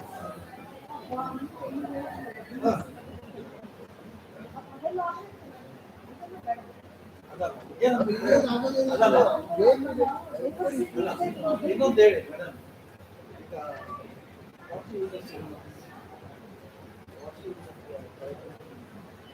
what you need to live, but you don't need to wait. You don't need to use it. What is you? First to define what a human species is.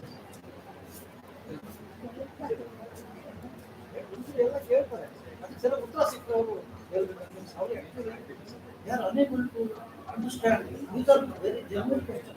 ಅವ್ರು Kannada question ಅಲ್ಲ ಇನ್ನೊಂದು ಹುಡುಗಿ ಕೇಳ್ತಾರೆ ಈಗ ನಿರಂತರ ಹಾಗೆ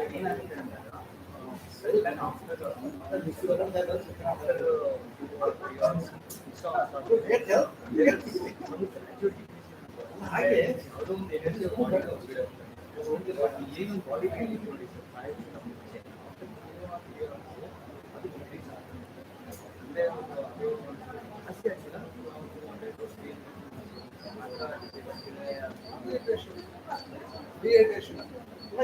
This is common Dehydration. your knowledge don't make it or do something to make it. And ಕೆಲವು ಈರುಳ್ಳಿ ಕೆಲವು ಬಾಡಿ ಡ್ರೈ ಆಗ್ತದೆ. Chamber ಇದೆಲ್ಲ ಇದೆ. chamber. So these are the knowledge needed by what is the knowledge ಆ ಥರದ inspiration ಆಗಿದೆ sweat ಆಗಿದ್ದಾರೆ ಅಂತ.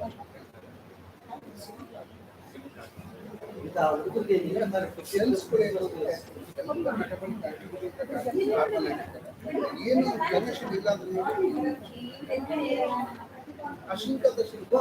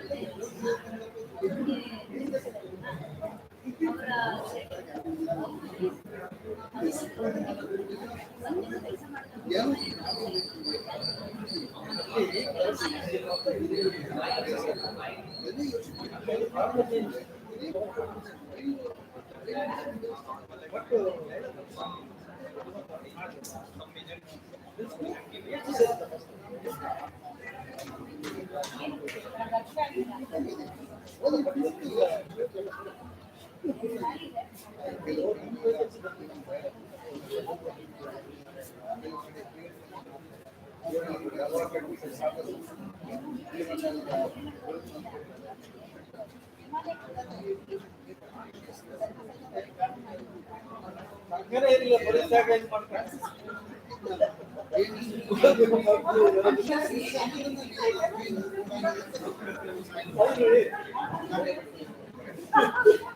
ಎಲ್ಲ ಬಿಟ್ಟು ಅದ್ರ ಕಟ್ಕೊಂಡೇ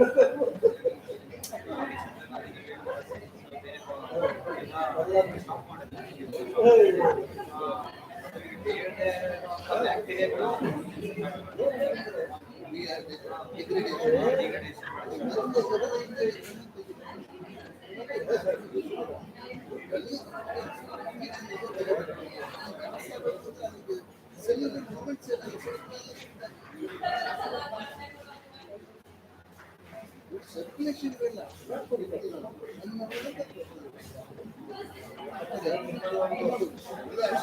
ಉಪವಾಸ ಮಾಡ್ತಾರೆ ವಿಡಿಯೋ ಮಾಡ್ತಾರೆ ಧ್ಯಾನ ಮಾಡ್ತಾರೆ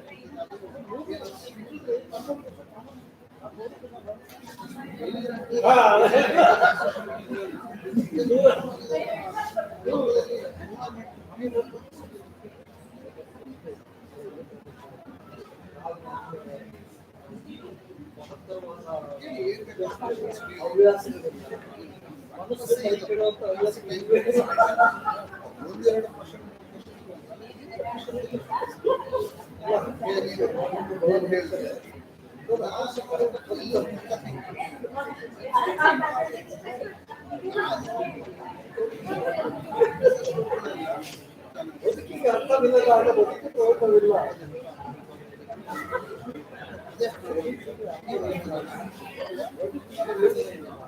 ಅರ್ಥ ಇಲ್ಲದ ಬದುಕೆ ಬದುಕಲ್ಲದಾಗ ಬದುಕಿ ಏನು ಪ್ರಯೋಜನ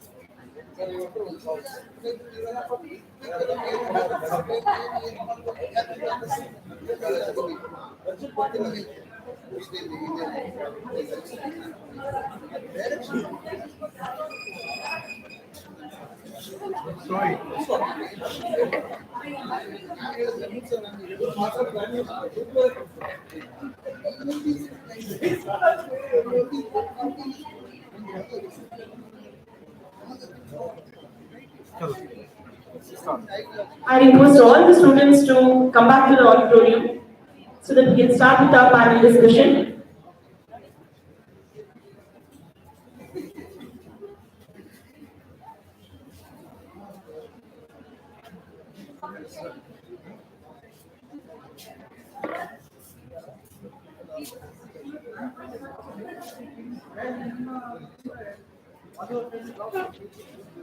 Students are requested to assemble back in the auditorium.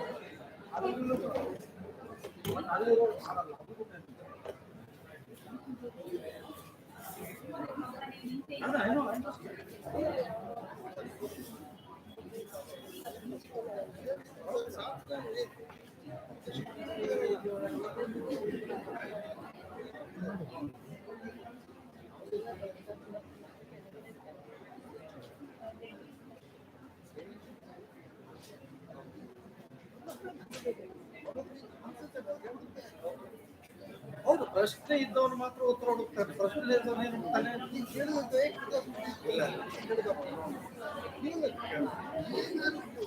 There is no bad question.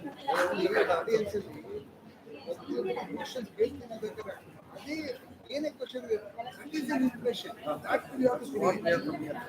ಆಮೇಲೆ we think about the quality of question answer ಆಮೇಲೆ ಅವ್ರು ಹುಡುಗರು ಮೋಟಿವೇಟ್ ಕ್ವಶನ್ ಕೇಳಬೇಕು ಅಂತ ಹೇಳ್ತಾರಲ್ಲ.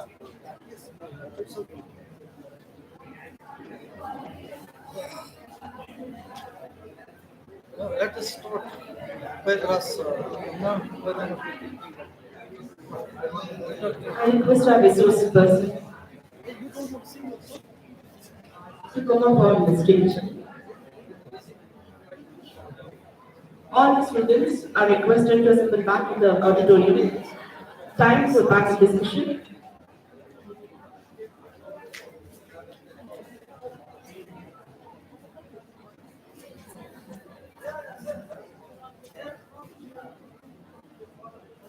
All of you are ready with your questions.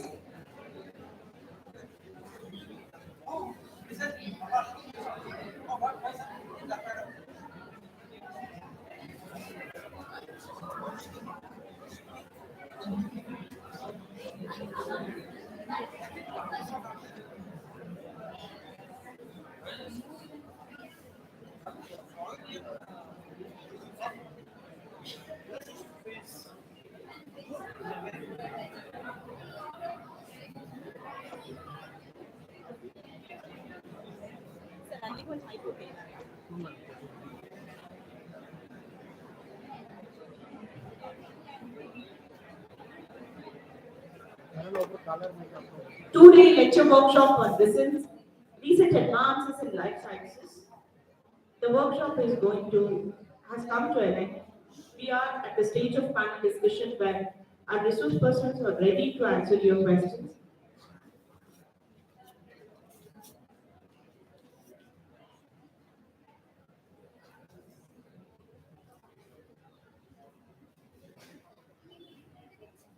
Okay, before we start, yesterday there was a question and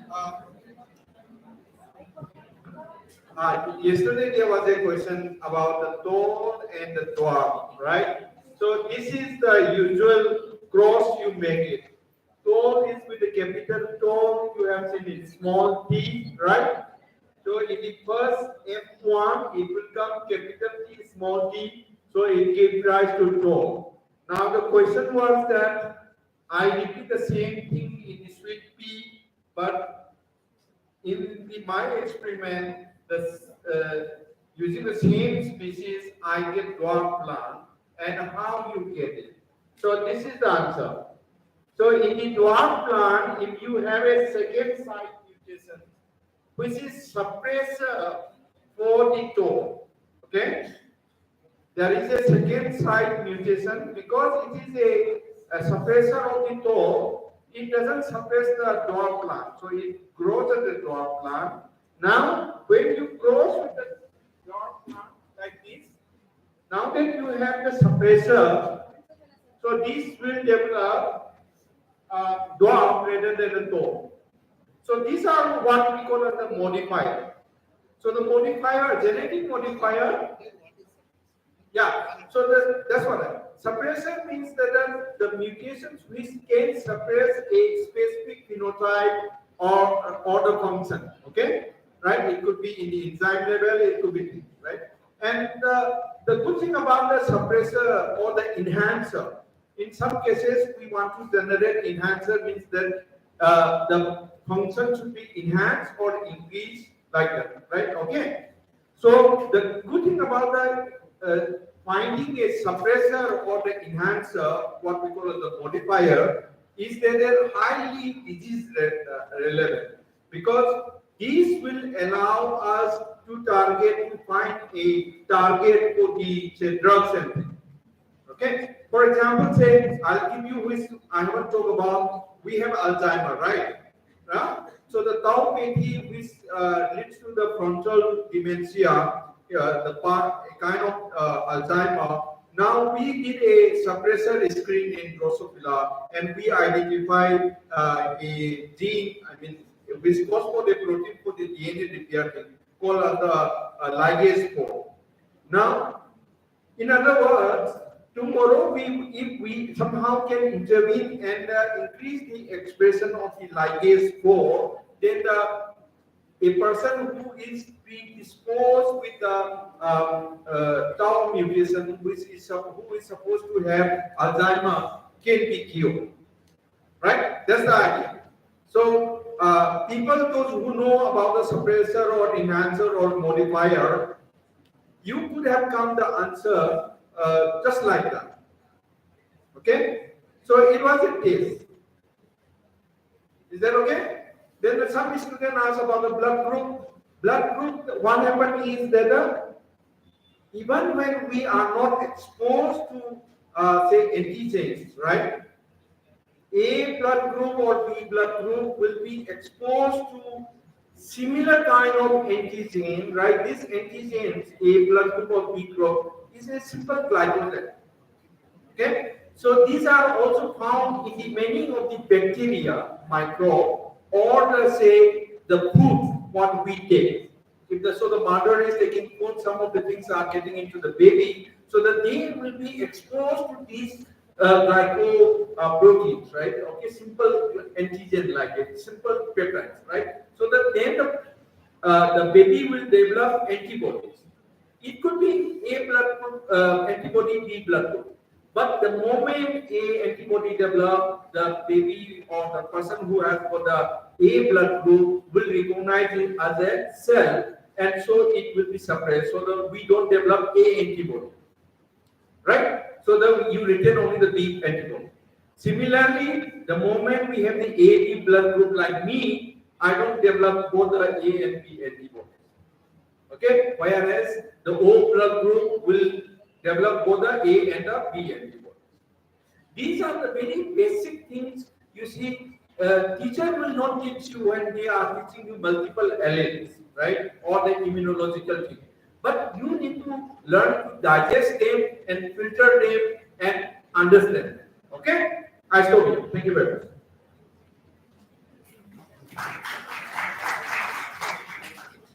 To extend what Upendra said, he discussed mainly about eukaryotic gene regulation, suppressor, enhancer, and so on.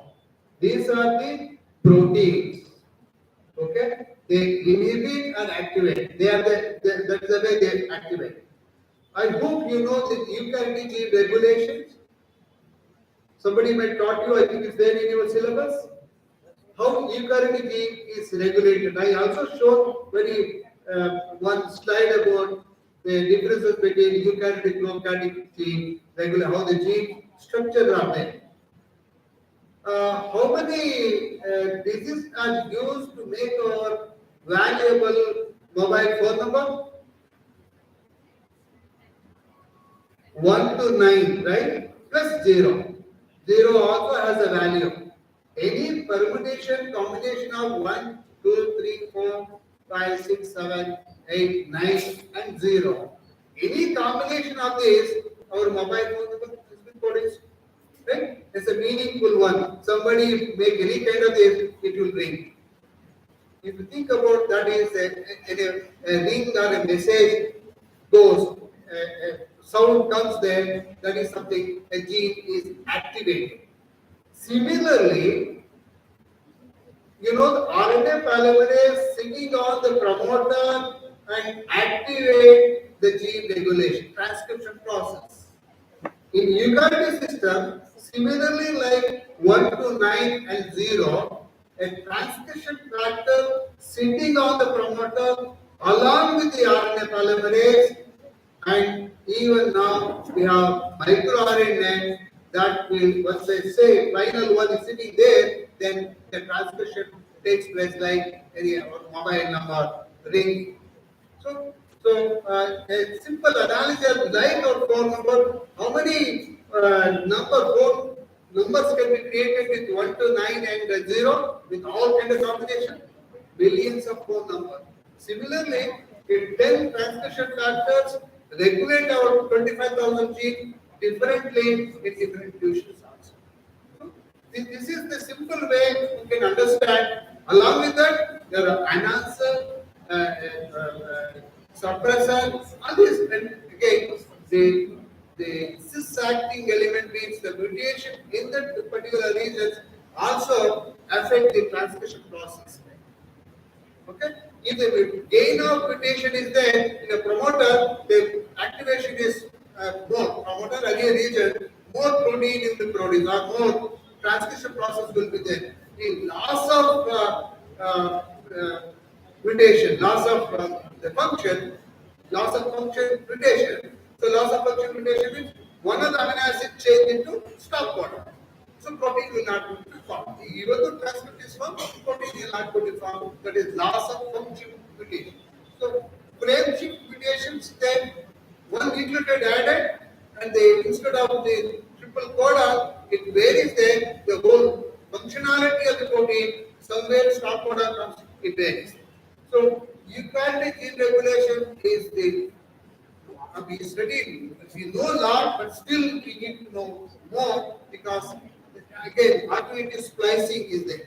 Then not the regular splicing, you are not the same gene, different tissue, differently at different exons will be there. Exon shuffling will be there. All 1 to 9 exons, they are not in the same order, they may be in different order. Exon shuffling also taking place. That's why we don't need 1 lakh gene or 2 lakh genes for human normal activity. Only 25,000 genes, their expression, the protein formation, differently they have a differential gene expression will take place. That's why we are different from bacteria and the whole lot of things. Now people we also spoke about and epigenetics, epigenomics or trans elements. The protein coming outside, sitting on the DNA molecule. Any protein sitting on DNA molecule, that's a trans molecules, trans element, and it can suppress the histone modification, histone activations, modifications, inactivation. All this takes place, and these are the higher order of. You should understand very basic about eukaryotic gene regulation. Then if you understand some of the basic foundation, then it's very easy to interrelate and understand many of complex activities. So this is what I thought I did not get time when I explained that. I thought I should explain that. Remember 4 numbers. They are called as TIPS, transcription factors. They are needed along with RNA polymerase, some microRNA for any eukaryotic gene to express. If you have a question, I'll be happy to answer and if possible discuss. No, anything in general. It can't necessarily be on the topic I spoke. You can ask any question in biology. We can have discussion. Even if I do not know, we will try to understand what the problem is. There is no silly question, there is no bad question. There can only be bad answers and silly answers. Every question is important. Yeah. Switch on body micro. Sir, is that cryosleep? Operate. Sir, cryosleep. What? Cryosleep. Cryosleep? Oh, okay. ಎಲ್ಲಿ ಹುಡುಕಿದೆ ಹೊಸ ಪದನ? Sir, movie ಮಾಡಿದ್ವಿ sir. Just like Good. Even when I was a student, I used to love using the new words, and often I used to fool the people because they never heard it. Fortunately, I have heard of this word.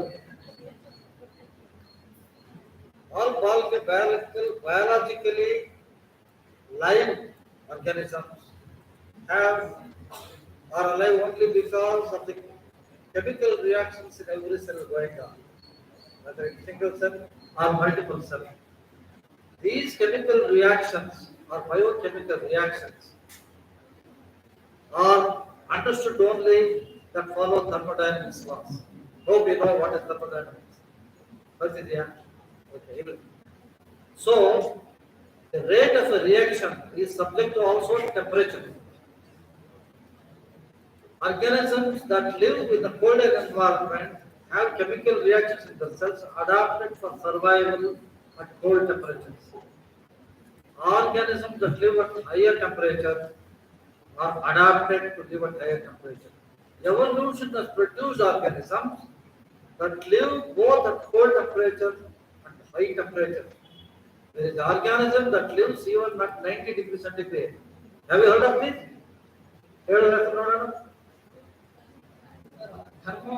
Very good. Thermo aquaticus, it's a bacterium that lives in hot springs from which a wonderful enzyme was discovered, and this enzyme is a DNA polymerase. It's called, this polymerase is used in that revolutionized genetic engineering, including gene sequencing.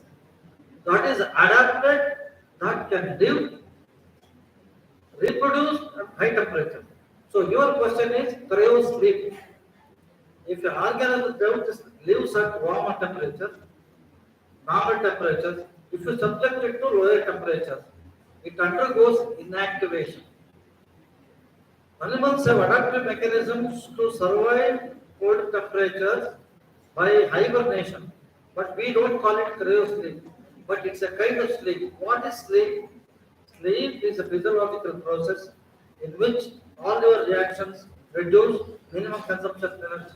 But in hibernation, it is a tremendous thermoregulatory mechanism in which body switches off many unwanted activities, but keeps the essential activities. And cryosleep is what we can achieve by subjecting an organism or a cell, putting it at a low temperature. Cryo means low temperature. You can preserve cells, you can preserve sperms, but you cannot always preserve organisms. Only bacteria and fungi can be preserved. Higher organisms do not tolerate temperatures beyond some range. That is the temperature threshold beyond which life cannot sustain, because reaction will come to standstill, nervous system will not work.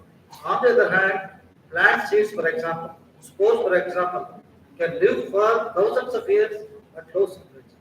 So, cryosleep has a very broader connotation. Sleep has a physiological connotation. In biology, it has an adaptive connotation. Is it clear? Can I just get What starts at the bacteria and all these microbes is extensively done. But for the your knowledge now, it has been done in Drosophila embryo, and for the first time, one Russian group, they have been able to cryo sleep, or what you cryo freeze, we call it. So embryo can be frozen, and only around 30% of the embryo can be revived after the death. Okay, but these you can see in the movies that you can please get up. Those I think you need to work on it, right? Yeah, but I can tell you that the biologists cannot do that. Even this can also extend for cryopreservation of the embryos, oocyte, and the sperms also. Though there are mortality, but still that can be, even the eggs can be preserved. Somebody can act as a surrogate mother. That egg, even though she has died, that egg from her or the sperm from the individual can be used to have that new baby. Cryopreservations, there are generally say liquid nitrogen is being used for cryopreservation minus 180 degree. So most of the cell culture cells are whenever we make competent cells or cells, we preserve them there. Even the years together, there will be little bit mortality will be there, but however, those cells can be thawed and they can be activated. Even I think the C. elegans can also be. C. elegans is a transparent organism. You can see the cell from, if you take an embryo, the egg division, we can see that how 2 cell, 4 cell, 8 cell, 16 cell, how the early stages of the C. elegans, because it's a transparent, you can observe. I had an opportunity to work with a flat form. Acelia is again a transparent one. Even I used to collect those embryos in UCLA. I could see until the larval movement. I could observe, I could fix a camera, then I could record all of them are also event, and every stage has to take the different types embryo, then later I did the expression studies, in what level the gene, this particular gene is expressed and so on. So we were working on brain development chain, and so we could able to train 3 breakthrough and platforms and so on. So a transparent organism can, like some of these organelles like C. elegans can be stored. You can retrieve whenever you are working in the lab, you tie it up, you can put them in the freezer as a cryopreservation, and after a week of a vacation, come back and start that also. This technology is very, very useful for many of the applications. Your question was cryosleep, but the answers were more than cryosleep. Sleep refers to an organism, and it extended to the possible biology and application in cryopreservation. Therefore, I think you got more than what you expected. Any other?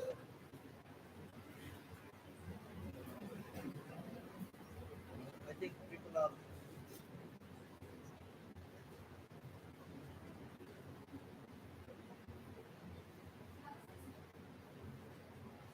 Namaste, sir. We just had session about GMO, sir. But there is this new trend about 3D printed food and 3D printed meat, which is tastier but are 100% plant derivatives. What are your opinions about 3D printed meat or food, and how will it be affecting our life, and is it healthy? Swendra has answer for every question. No, I'm not. I don't have it. Even if I don't have it, I'm happy just to find out what kind of question can go on, right? There is no harm, because without the questions, answers will not come, right? The first thing is that the question. Just question yourself, question everybody, right? So the 3D printer at the moment is extensively used to bring any kind of, say, for example, if you take a cell, to grow it as a, in a uniform way, we can use it. Just 3D is that, you see, cell culture, for example, was used as a plate sliding, 2D culture, right? Okay, growing on this thing, one layer, right? Now you are able to grow it in the multiple layers. So the moment what happened is that those who have done little bit of cell culture will know. The moment you have another layer, the cells need to pop. Then they pour. So there is a complexity. So the cell junction formation, the moment you put it, actually, right, it becomes like an embryo. Okay? Most of the stem cell, actually, if you just put it a hanging drop, we call it, they become like an embryo body. So my colleague, for example, the Ramdev Bhatt's paper, if you look at recently, from the ovarial cell culture, he was able to produce all the embryo bodies. Okay, but this embryo body, what you get it, actually it can be printed, right? By using, say, for example, PCLA. These are all gel-like stuff. Okay, so you can grow them, and the moment you grow it, if you are starting with a stem cell, it can even produce some lineages, like say blood lineage or some other thing, but depending on your introduction chemical, what you are inducing.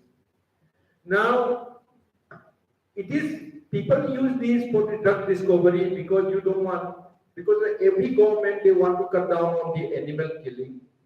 So then other thing is that you can test everything, right? So it started with a simple model for the human rather than the animal.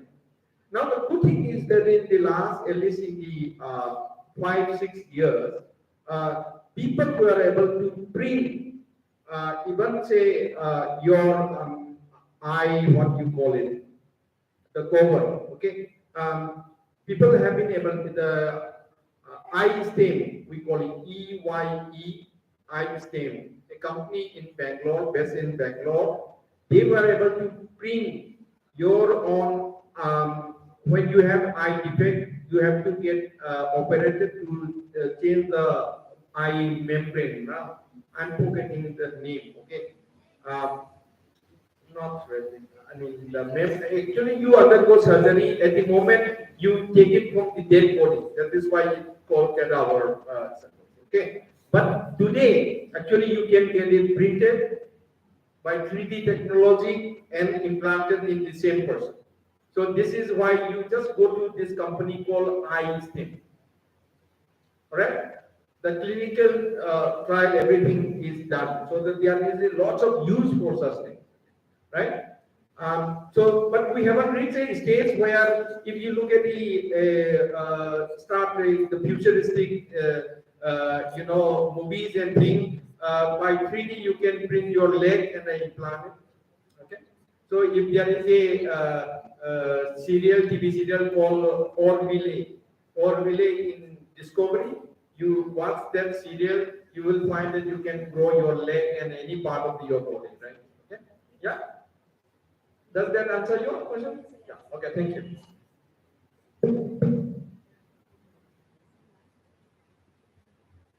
Next question.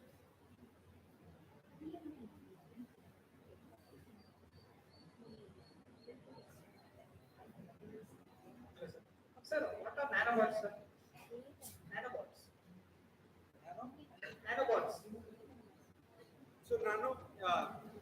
So nanobots are something which you can actually control its activity, but their scale is in the nanometer size. Okay, and so people have been trying to make such engineering such nanobots so that they can go any part of the bodies and things. So that if you look at it from India, my colleague from the nanoscience, Arnav, they have developed nanobots actually which can go inside your blood cavities and remove, for example, say cholesterol and things like that, just without any surgery. They can go that small.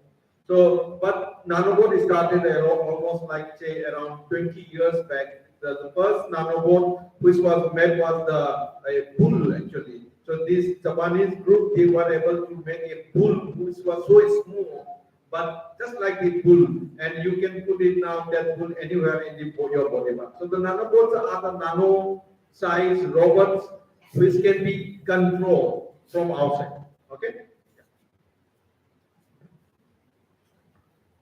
Since we have less questions, so to extend that nanobot or nanotechnology, this is one of the finest technology is being used even to treat the diseases in a nano or to do experiments in a nano quantity.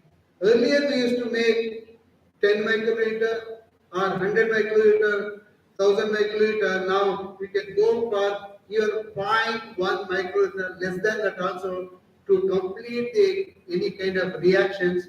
And this also nanotechnology is helping to reduce the cost less now. For DNA sequencing, I can say now, so because they have 96 wells, if you give the sample, the same kind of reagent they are going to use, your cost is reduced of that. If you want to do only 2 or 10 samples, the cost will be the same, because once you open the reagent, they may not sustain later also. So nanotechnology is excellent technology, can apply for any kind of experiment, any kind of field that has generated more applications in any field. This has tremendous the progress we see in that.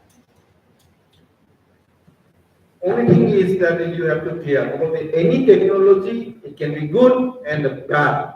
Nanotechnology in a similar way, nanorobot, nanotechnology, all this can be used as a bioweapons to kill everybody. Okay, we work extensively on that.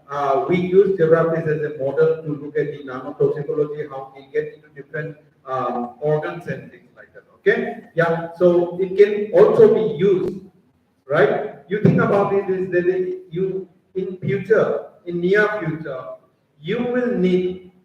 I should not be talking it, but I wanted to tell you how the technology has reached. Okay, you will just need your blood sample, a bit of your DNA which is specific to you. They will make a nano robot as a gel, put it on your hand or something, handset, gone, right? After a few minutes, you will die. Because they can control the robot to go into your heart and just explode it. Okay, so these are the technology. And you don't need to even do it. The nanotechnology can be targeted to the individual specific using the DNA marker. Okay, right? So the one has to just look at is that whether you want to use it for the advancement of the science, advancement of the mankind, or say to kill people whomever you don't want, you want to kill them all and survive, right? It is up to you. Good afternoon, sir. So in many movies, I have watched this multiple personality disorders or hallucinations conditions. Like, what exactly happens in such mind states? People commit suicides and all by themselves in such conditions.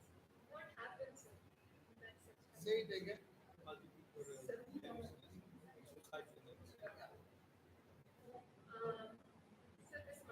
personality disorders and hallucinations. Multiple personality disorders and hallucinations. Like people commit suicide in such conditions and all by themselves. What happens in such states of mind? What runs in their mind? What makes them like that? What are the reasons? Yes, I think the answer is there in your question only. Multiple personality disorders. So multiple itself. So in the sense, even the genotype, lifestyle, environment. I can put it in a broadly, all these play a major role. Environment, what kind of environment? And the environment in their home and the surrounding also. And also lifestyle, what kind of lifestyle? They get up at 4 o'clock in the evening, that could be a morning, rhythm is upset. Many of these, the normally regulatory genes have been shut off or shut on, that's hallucinations are taking place.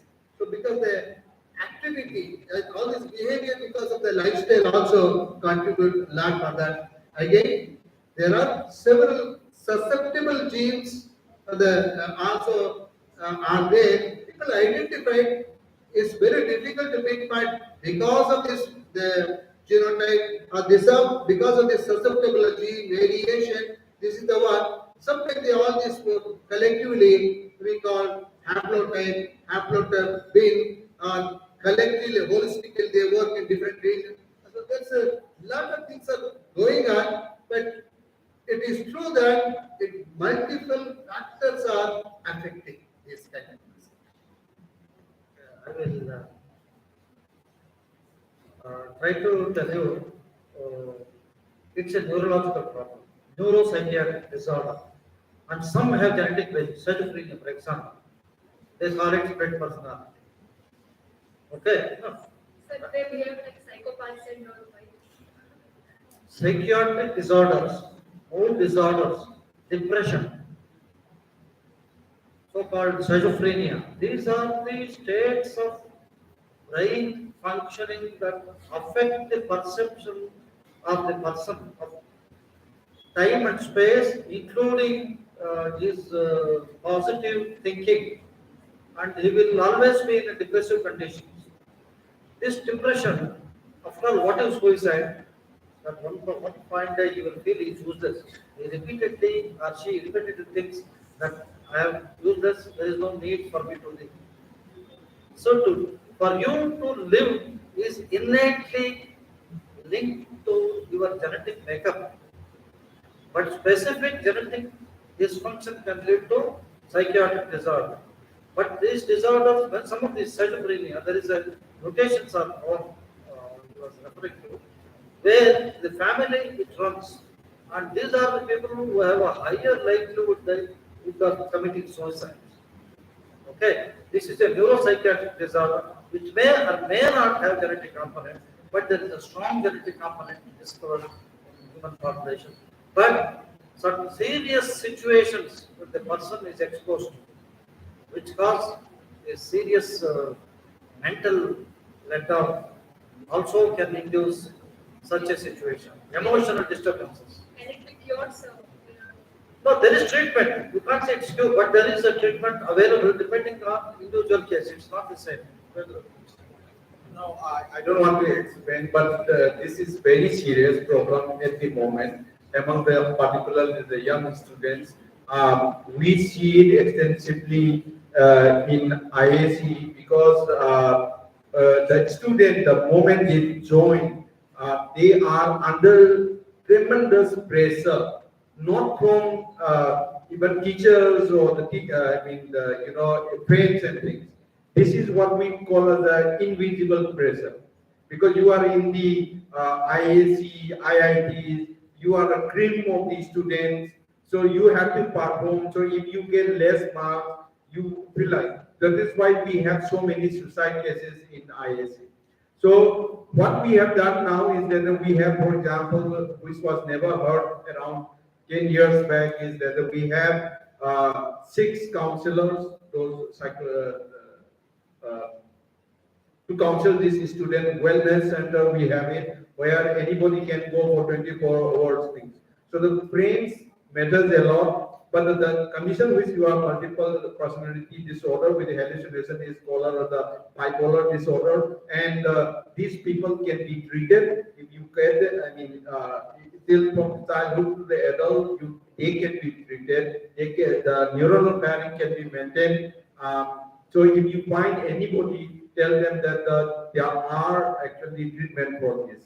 Okay. In the similar way, anybody who has got the suicide tendency, the best thing is that the parents should find it out, talk to them. Counseling is very, very important, and many a time, just a simple treatment, having a friend circle can make a huge difference. Okay. I had a student who used to come, in the morning, sir, I'm going for the suicide. I don't feel like living. And I used to sit down hours, forget everything, right? Talk to him through, because I am one of the most approachable professors, okay? So they come, talk to me, and you think about it, is that a student is sitting in front of you and saying that, this student, you think about it, is that his parents are one of the richest person in Andhra Pradesh, right? Okay, and he doesn't have any lack of any financial or anything. He is very good in study, always ranker. But this guy says, comes right and say that I feel that we are burdened on earth.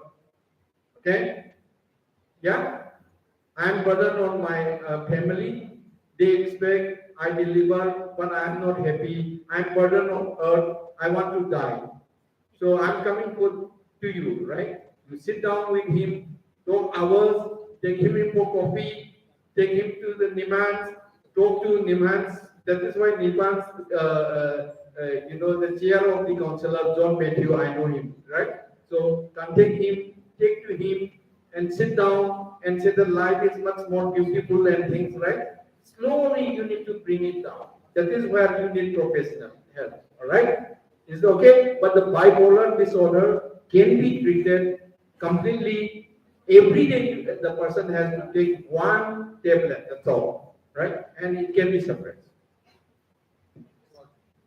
That has led to say something more. Personality disorders always comes because we are not respecting each other. Father and son, mother and son, our friends, and the teachers and the students, we are not respecting each other. There comes the personality. That's one of the way. There also comes the personality. We have to respect each other. Then only they will. If I respect you, then you try to explain the situation. When they are in a suicidal mode, if a friend comes there, he thinks that okay, I have to share with him or with her, and then they respect each other. Take that also. Finally, the thing is that decision making in the genetic counseling, one has to be utmost care. Generally, we say, no, I said this, you should do this, it will be good for you. No. We are nowhere concerned, nowhere responsible to make a decision of your life or somebody's life. We have to give all the possibilities to them, all the avenues to them to survive, to make better, to overcome the situation, but not decision only they have to make, but to make them to understand.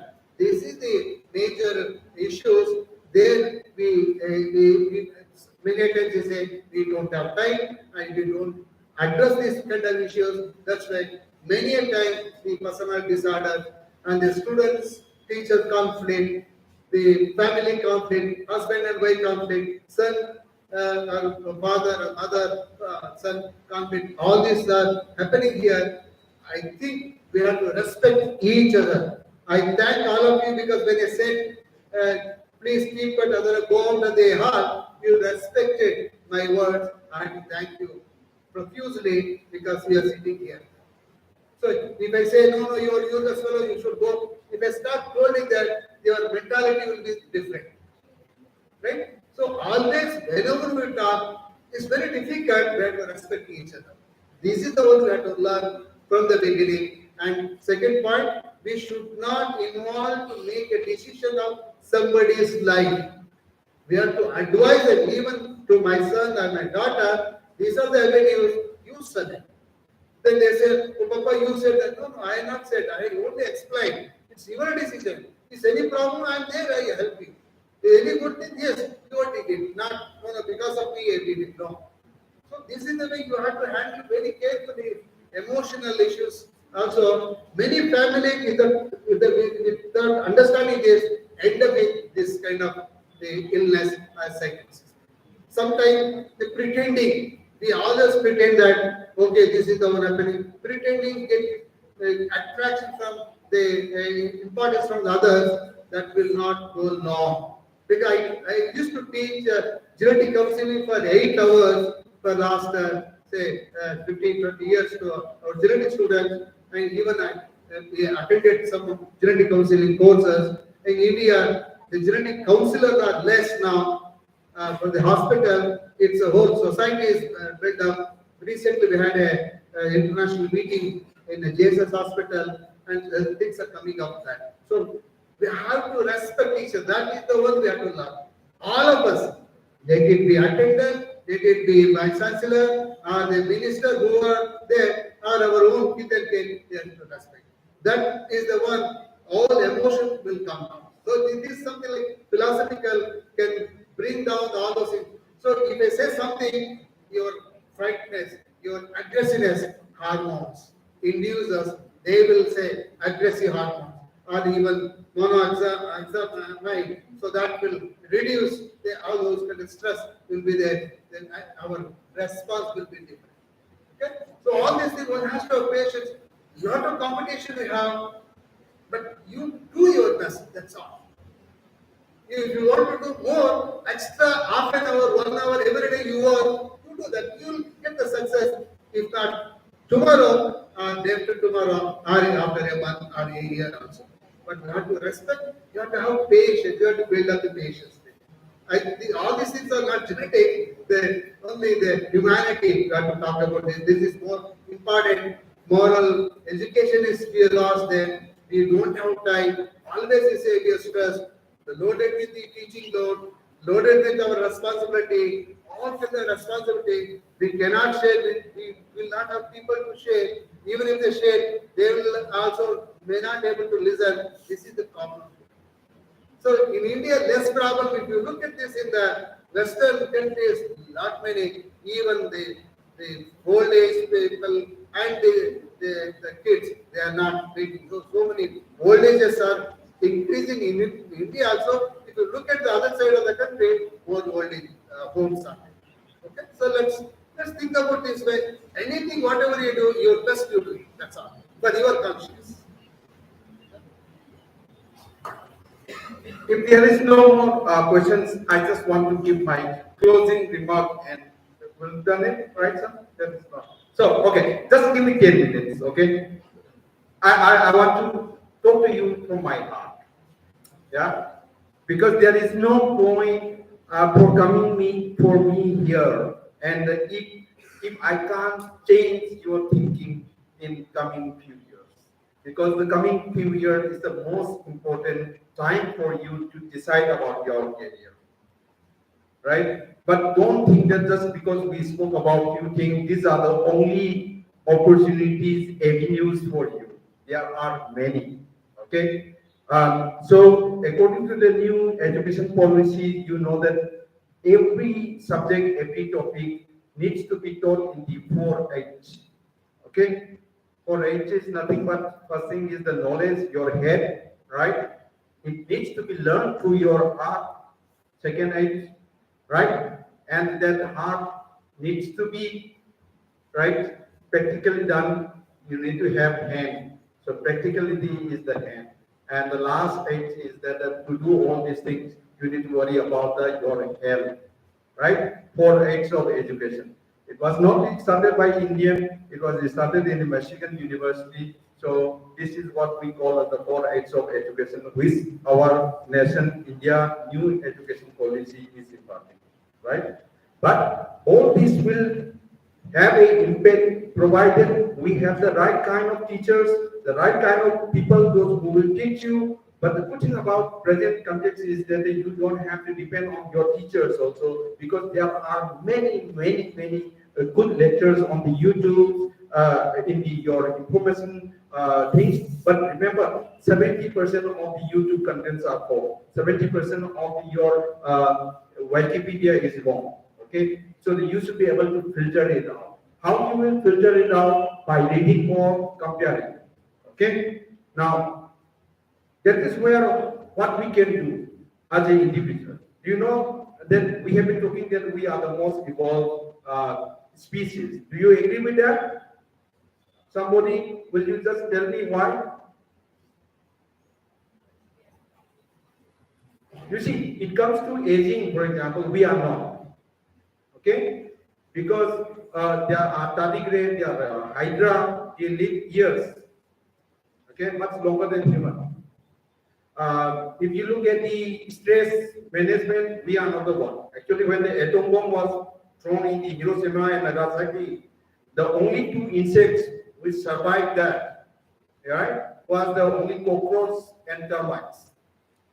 Okay, right? Not human, right? So they are much stronger than even they can sustain it, right? So we are, right?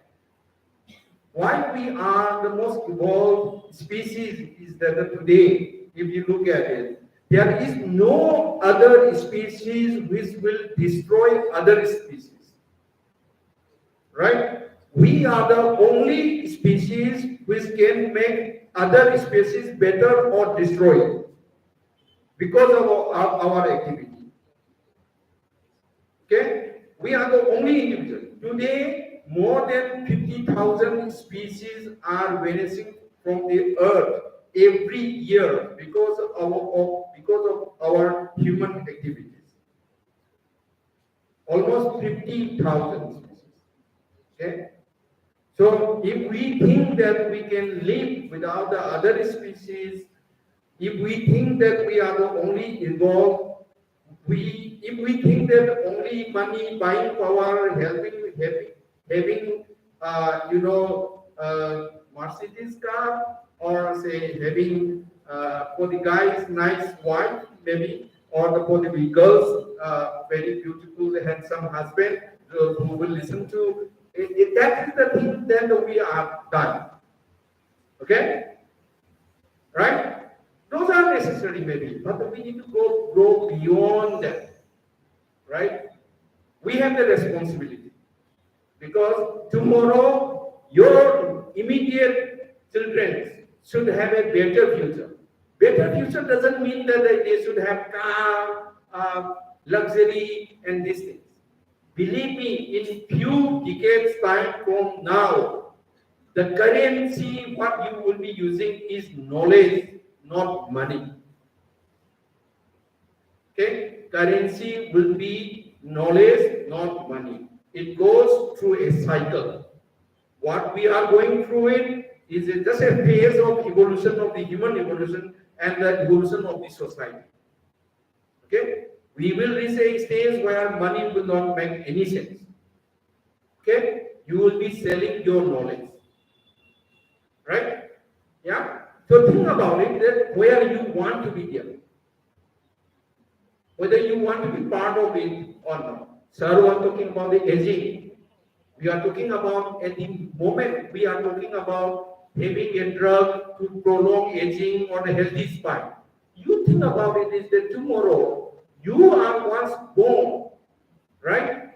You can have multiple copies of you, literally.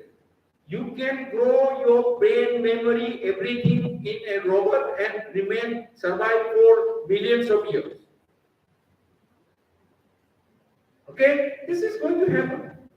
If you have a knee problem, you are talking about the fixing it with the things. In few years' time, you will inject nanobodies which will cure your knee problem or any part of your body. Right? But who will invent this? Who will do it? Who will have the vision? If you are not taught to have a vision, to grow independently, to be the best person in the world where you can make a difference in the next generation, then you are done. If you are happy just holding your mobile and done with it, and I will live my life, I will have a job, I will have a family, I will have it, you are not contributing to the evolution in a better way.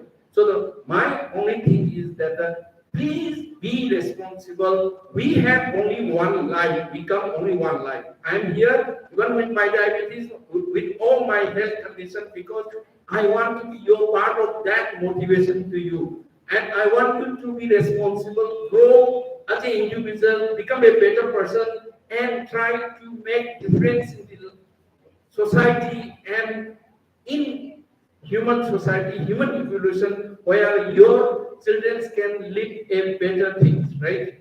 Okay? Yeah? Thank you very much for listening to us, and thank you very much interacting with you. But lastly, I want to know who is Sonu Chandrahas. Sonu. Thank you, Sonu. You can contact me anytime. She wrote to me yesterday, email at around 11. I read the email and she was asking the question about the dome and God. Now you know it. Yeah, but these are easy things, remember, if you know it. So I was excited to find a student like this. Okay? And when we go for the workshop, I will aim with this. In Manipur University, you may say it is Manipuri connection. There was a boy who came and said that, sir, I have been doing PhD for last 3 years in Manipur. I have extracted plant this thing, but I don't have anything. Okay, these plant extracts are used for the treatment of cancer. So he came from a very poor background in the village. So I said that, okay, you come. He established the toxicological lab in my lab. Anytime I used to go at night time and think, because he has heard about my sleeping in the lab and everything when we were doing in the workshop in Manipur. This boy completed his PhD with 3 publications with me in 1.5 years. Okay, I completed PhD in 3 years, which is still Mysore University's record. Okay, but this boy completed his PhD, literally all his work in 1.5 years, 18 months. Okay, so if somebody decides to do it, you can do it.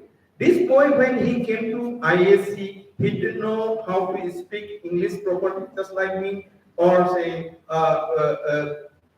he didn't know how slides are made and all. The day when he was leaving, he gave a colloquium, he was fluent. Similarly, we had Subhas Verma. You click it and in Google, you will find Subhas Verma. When we interviewed him from Rajasthan for the PhD, he spoke only in Hindi. Luckily, sometimes luck is important. Luckily for him, I know Hindi, so we asked him a question in Hindi, and you won't believe it. He got into ISC. Within 2 years, he was one of the most fluent English speakers. Okay, and his colloquium was one of the best colloquiums that I have heard, because he did so well. He did so well that he went to present his poster in MIT, and the professor in the MIT took him as a postdoc itself, in the conference itself. Okay? So, how you speak, how you present, doesn't matter. It is necessary. If you learn that enough, your hard work, your motivation, how you want to be independent, they will take you far away. And each one of us are capable. Each one of us are capable. Believe me, I come from a small village in Manipur. I'm not intelligent. I'm here. It is because we work hard and with the motivation, with the thinking that I'm different, I should do different thing and I should work for this society. That is what I'm looking at. Okay? Yeah? So thank you very much.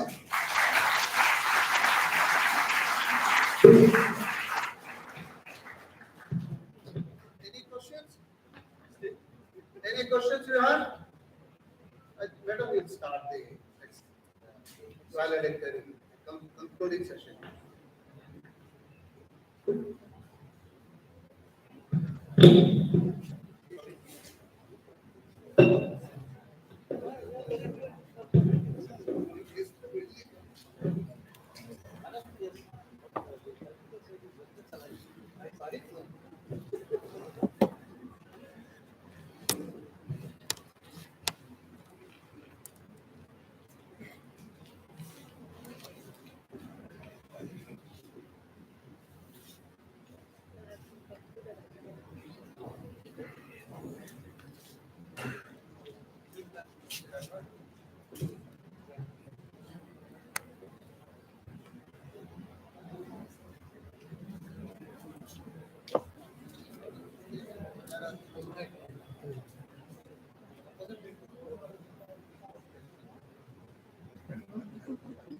I thank Dr. Upendra sir for the great concluding motivational remarks. Thank you very much, sir. And I also thank all the three professors for satisfactorily answering the questions of the participants. And now we are into the final session of this today's workshop, which is the valedictory session. And I welcome you all to this formally. Firstly, I must make a confession that I was not, here in this workshop for the lectures because of some other work. I could not sit all through this workshop. Basically, I am from a mathematics background, and this genetics and evolution had been a fascinating thing for me. And there is a connection between mathematics and this evolution, game theory. There is so. I mean that had made that connection is everywhere. So that had made me, in fact, read some of the books of Richard Dawkins regarding selfish gene theory, and also some of the books of Batman theory. And I really feel unfortunate to have missed most of the sessions. I could sit only for 2 or 3 sessions. Anyway, but I feel the last 2 days were very fruitful for all the participants who have gathered here. And this 2-day national level workshop was organized by the Department of Botany and the IPAC of Sardar Vilas College. It was sponsored by Indian Academy of Sciences, Bengaluru, Indian National Academy, New Delhi, and the National Academy of Sciences, Allahabad. Every beginning has got an end, and the end leads to a new beginning. So we hope that the last 2 days of the lecture series of recent trends in life sciences by various eminent scholars have had a great impact and influence on all of you. And we believe they have motivated the young participants here to build the dreams of becoming the future scientists of India. In a nutshell, we had 4 lectures in these 2 days delivered by eminent scholars like Professor N.V. Ramchandran, Dr. Upendra Maunthamba, Professor S.R. Niranjana, and Professor T. Shivanandappa. We witnessed a gathering of more than 100 participants on both the days from various parts of the state. So as said earlier, we believe all of you had a fruitful time in the last 2 days, and Sardar Vilas College appreciates you for your active participation. And I once again welcome you all to this valedictory session. I now request Mr. Yashwant VM, Assistant Professor of Department of Botany, Sardar Vilas College, to deliver the welcome speech.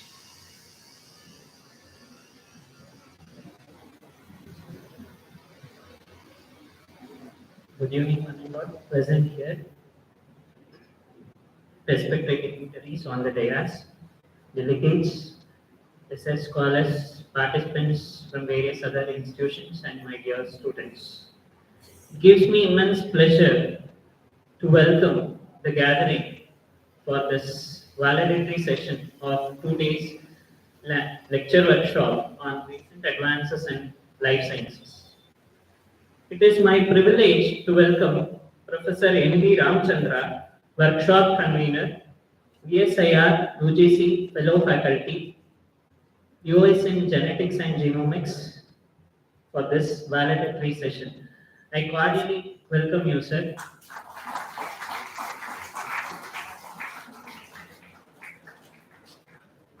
I extend a warm welcome to Professor Shivanandappa, VCSIR Fellow Faculty, DOS in Zoology, Department of Zoology, University of Mysore, to this valedictory session. I welcome you, sir.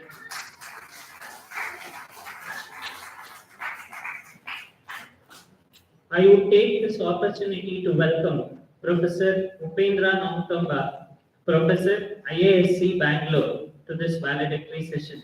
I cordially welcome you, sir.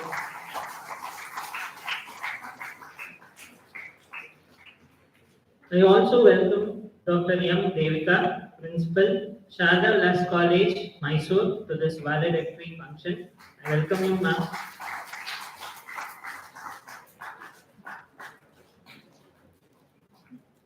Now I welcome Srimati Sugandhi S. Singh, IKAC Coordinator, Head, Department of Physics, Sharda Vilas College, Mysore, to this valedictory session.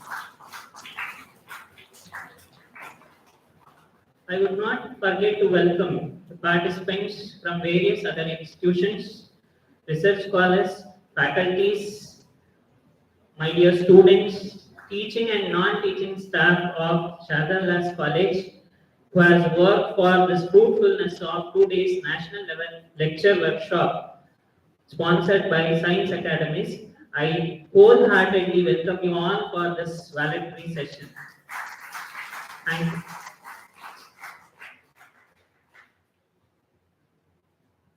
Thank you, sir. And I welcome you to this valedictory session. As we already know, that Professor N.V. Ramchandra, who is the convener of this workshop, was very instrumental in organizing this workshop. I believe that everyone has felt fortunate to have listened to Professor N.V. Ramchandra's and of course of others too lectures in these 2 days. We are indeed mesmerized by his energy and enthusiasm. So we are very happy that you have with us near the end of this workshop. I now request you to give the convener remarks on these occasions.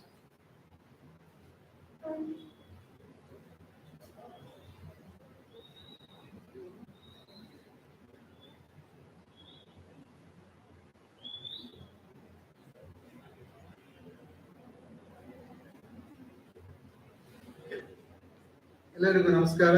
Good evening.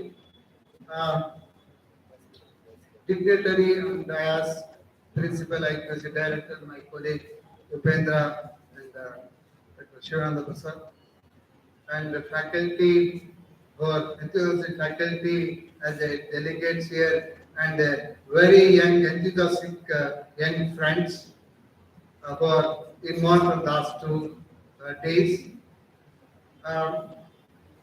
As I told yesterday, sitting here, giving talk, organizing this kind of thing, we have more responsibility in the country as a recognized scientist of the country. And a recognized fellow of the academy, we have to do justice, wasting minimum time and try to use all the time to motivate our students. I'm happy that many of the students, after the first or second session, they interacted during the session and after the session also. We are happy, and this is the first level of for you to interaction to establish a network, and you know that how easy or difficult to get into IAC and even to get into lab of Upendra already spoke. So if you pursue further, your perseverance matters there. I hope some of you should get into Upendra's lab, making your own efforts to face what the quality expects that. Not only his lab, like any other lab in the IAC and the country, for summer fellow or any other research activity, the country needs research. Future of the country is the research and innovations. We have to do. This is a small amount of motivational work here. So we did our best. Even my way of conducting any kind of workshops or the conference, whatever I do, a little bit I'm concerned. The time I'm always concerned, and I also many people say that I was a secretary for Science Congress, and in 2016 conducted first time ODS came to Mysore, inaugurated in Mysore University. I was a local secretary, meeting 19,000 people, the 600 scientists, and 9 Nobel laureates with lot of efforts and with my colleagues. So my university has a good name for conducting that. So not only that, wherever you go, we have to have our own self-discipline. That is the one I learned, that is the one I practice. I hope you are already aware of it. Please carry further interaction, linking, and as well as respect each other. That is the message you have to carry, and the honesty should be there, and anything you do should have ethics. Don't disobey the ethics. So you do that. I think I was happy overall for your interaction, and more to come. Now, for some of you asked that the way to contact, go and search in the Google of anybody in the world, any Nobel laureate. You can write several emails. Certainly, one day, other day, he will or she will respond to you. So that is the way you have to establish link. This is the beginning. I hope we have done our best here. If at all we felt harsh in some moment here, is only to make you to learn the good discipline and the subjects here. So I thank the institutions, is Shadalas institution, where I thank Dr. Umesh. He also asked me, and several times Devika and other Shakuntala, they came and met me to have this kind of things. And also I thank my fellow colleague. We missed on we supposed to have Professor Rangana the first day. Again, with the age matter and health issue, the last 15 days he said that not possible. Today, we're supposed to have another senior scientist about 80 years old, where they have done a lot of contribution to biotechnology. Professor Shekhar Shetty, again he called me 1 hour earlier, so said Ramchand, I'm not able to come. So even then, we could able to manage the whole show. I think we done our best here, and now lot to expect from you to start from today for interaction to good sign, good thing for the country, for your family, and for your satisfaction. Thank you once again for the Sharda education institutions here. This is one of the oldest institution, still carry the honesty, humility in the institution. We like to encourage such institution, and the student belong to that, and this is an opportunity for me to thank them also. Thank you all. Wish you all the best in any of your endeavors and in future success in your life. Thank you. Thank you very much, sir. I now request Dr. Devika, Principal of Shabda College, to honor Professor M.P. Ramchandra by felicitation. I request all the dignitaries to join the session.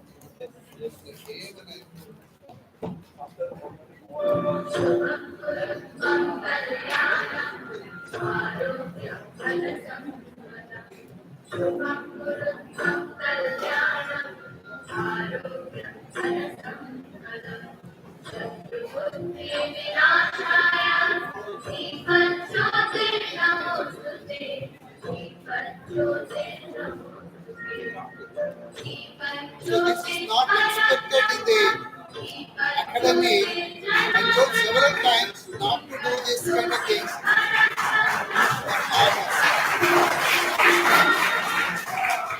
So I have got a chance to garland my teacher.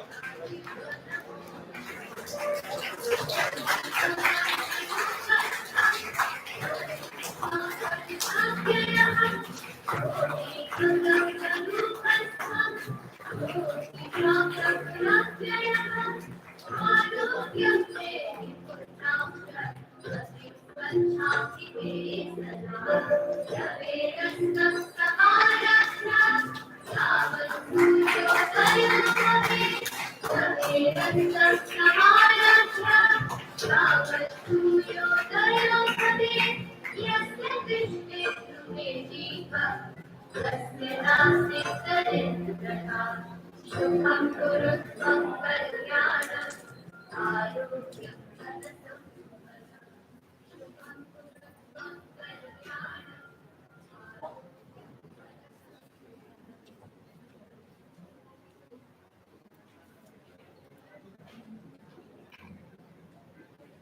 Thank you very much, all the dignitaries. Sir, we are indebted to all the support and guidance that you have given from the beginning of the workshop. This is just a small way of showing our gratitude to you. We could not find any other way of showing our gratitude to you. Please, thank you very much for accepting this. Every work needs a reflection. Feedback from the participants is one of the key tools which help us to reflect upon our work. May I now request 4 to 5 participants to share your experience on these 2 days of lecture workshop. I request you to come voluntarily to share the experiences. Any one of you, if you can just come speak of where you want us to improve on, not just say that it was good. I mean, in that's okay. But you tell us where we can improve so that we reach next. Yeah, because this month on the 19th we are going to, next month we are going to Kadapa, doing the similar kind of workshop, so that we can improve ourselves. You know, if you say that these are the things you can improve, then we'll go and try to improve it in the next workshop. So anything. We need feedback. Thank you. So I request those who come to introduce yourself and please take just 2 to 3 minutes of time so that others can also share their experiences.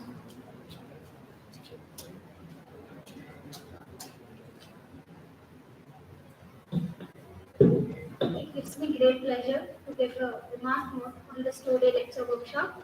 I am Sugnana Shreyas, pursuing my Bachelor's of Degree in Biotech Biochemistry Microbiology in Mahadanas Educational Institution.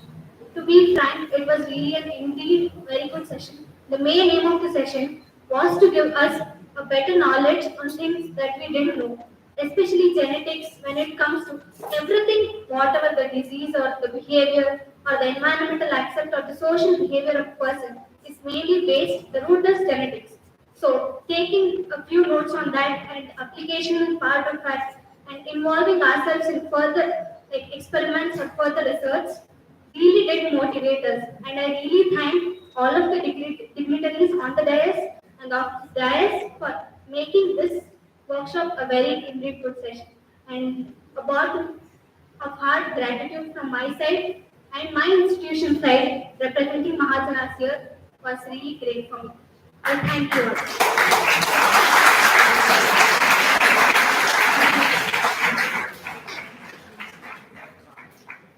But you didn't tell us where we should improve. So maybe the level of your teaching was really too high for us to grasp in the starting, but after that, like even we improved our thinking capacity in your way of explaining. Maybe that could be even a bit less to our level, but even we'll try to grasp to your levels. You want to reduce our level or increase your level? We'll increase our levels. Thank you very much.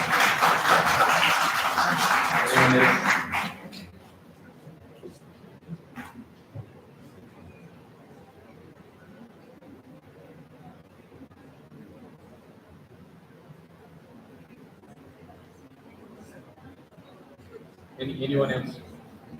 From boys' side. Okay.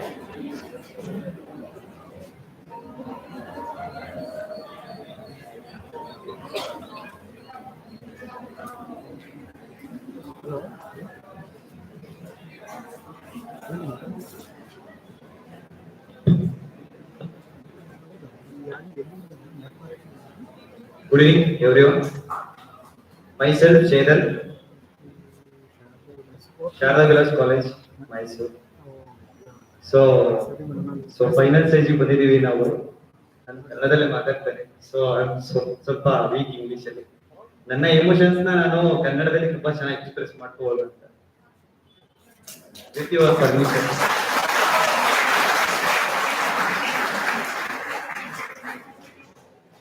So first of all ವೇದಿಕೆ ಮೇಲೆ ಆಸೀನರಾಗಿರುವ ಎಲ್ಲ ಗಣ್ಯರಿಗೆ ವಂದಿಸುತ್ತಾ, recent advance in life science.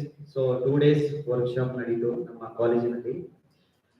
First of all ನಾವು ತುಂಬಾ thankful ನಮ್ಮ ಪ್ರಿನ್ಸಿಪಲ್ಗೆ ಈ ತರ ಒಂದು ಮೂಮೆಂಟ್ ನ ನಮ್ಗೆ ಕೊಟ್ಟಿದ್ದಕ್ಕೆ.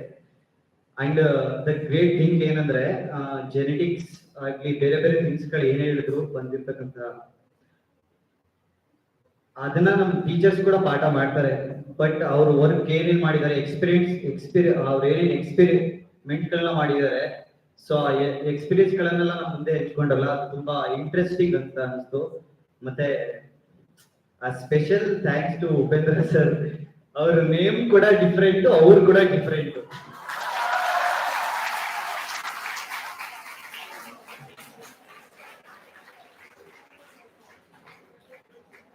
ಮನುಷ್ಯ ಲೈಫ್ ಅಲ್ಲಿ ಅವನೇ ಗೆದ್ದಾಗ ಅವನು ಯಾವುದೇ ಅಹಂ ಆಗ್ಲಿ ಏನೇ ಆಗ್ಲಿ ಯಾವುದನ್ನು ತೋರಿಸೋದಿಲ್ಲ.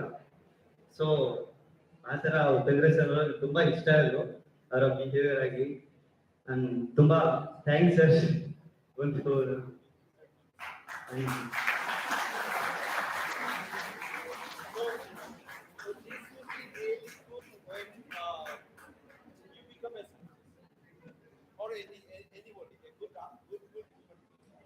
Sir, no sir. I have to become police.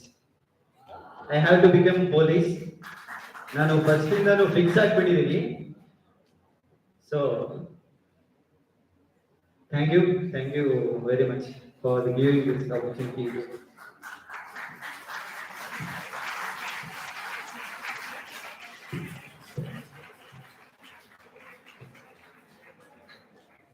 Thank you very much. So if nobody has to share anything, and you can go on with that.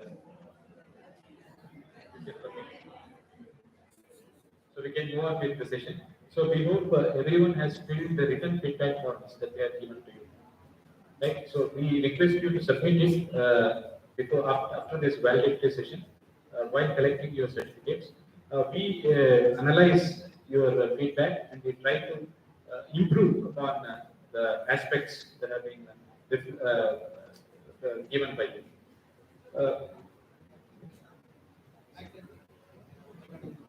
Sorry. So if any of the faculty, any professors want to share any of the experiences, please. I forgot to ask. Sorry. Thank you.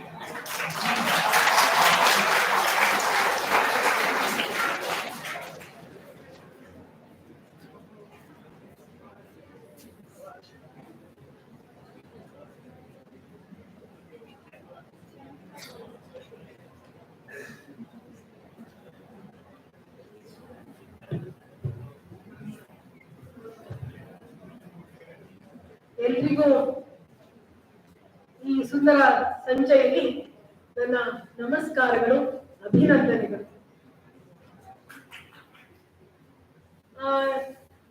ಮೊತ್ತ ಮೊದಲಿಗೆ ನನಗೆ ಅನಿಸ್ತಾ ಇರೋದೇನು ಅಂದ್ರೆ, ಇಲ್ಲಿ ನಿಂತಿರೋದು ನಾನು ನನ್ನ ಪುಣ್ಯ, ನನ್ನ ಪೂರ್ವ ಜನ್ಮದ ಸುಕೃತ. ಯಾಕೆಂದ್ರೆ ಎಷ್ಟು ಜನ ನಮ್ಮ ದೇಶದಲ್ಲಿ, ನಮ್ಮ ಮೈಸೂರಲ್ಲಿ, ನಮ್ಮ ಕನ್ನಡ ಮಾಡ್ಕೊಳ್ತಾ ಹೋದಂಗೆ ಎಷ್ಟು ಜನಕ್ಕೆ ನಿಮಗೆ ಸಿಕ್ಕ ಅವಕಾಶ, ನನಗೆ ಸಿಕ್ಕ ಅವಕಾಶ ದೊರಕಿದೆ ಅಂತ ಯೋಚನೆ ಮಾಡಿದಾಗ ಇದು ನನಗನ್ಸುತ್ತೆ ಖಂಡಿತವಾಗ್ಲೂ ಇದು ಪೂರ್ವ ಜನ್ಮದ ಸುಕೃತ ಅಂತ ನಾನು ಭಾವಿಸ್ತೀನಿ. ಹಾಗೆ ನಾನು ಇಲ್ಲಿ ನಿಂತಿರ್ಲಿಕ್ಕೆ ಮತ್ತೆ ನಮ್ಮೆಲ್ಲ ಸ್ಟೂಡೆಂಟ್ಸು ಇಲ್ಲಿ ಬರ್ಲಿಕ್ಕೆ ಕಾರಣೀಭೂತರಾದಂತಹ ಸುತ್ತೂರು ಶ್ರೀ ಗುರು ಪರಂಪರೆಗೆ ಮೊತ್ತ ಮೊದಲಿಗೆ ನನ್ನ ನಮಸ್ಕಾರಗಳನ್ನ ತಿಳಿಸ್ತೇನೆ.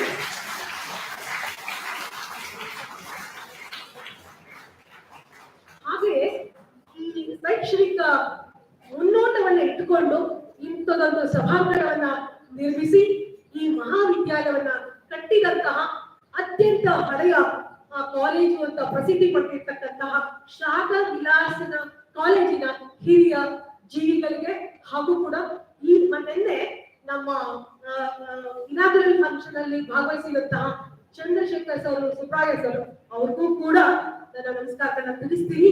ಹಾಗೆ ನಮ್ಮ ವೇದಿಕೆಯಲ್ಲಿ ಇರ್ತಕ್ಕಂತಹ professor M V Ramachandra sir ಅವ್ರು ನೋಡಿದಾಗ ನನಗೆ ಅನ್ಸಿದ್ದು ಏನಂದ್ರೆ ನಿನ್ನ ಚೂರು ನಾನು ಲೇಟ್ ಆಗಿ ಬಂದೆ, ಅವ್ರು ನೋಡಿ ಇವತ್ತು ನಾನು ನೆನ್ನೆ ಅನ್ಕೊಳ್ತಾ ಇದ್ದೆ I can never be late ಅಂತ.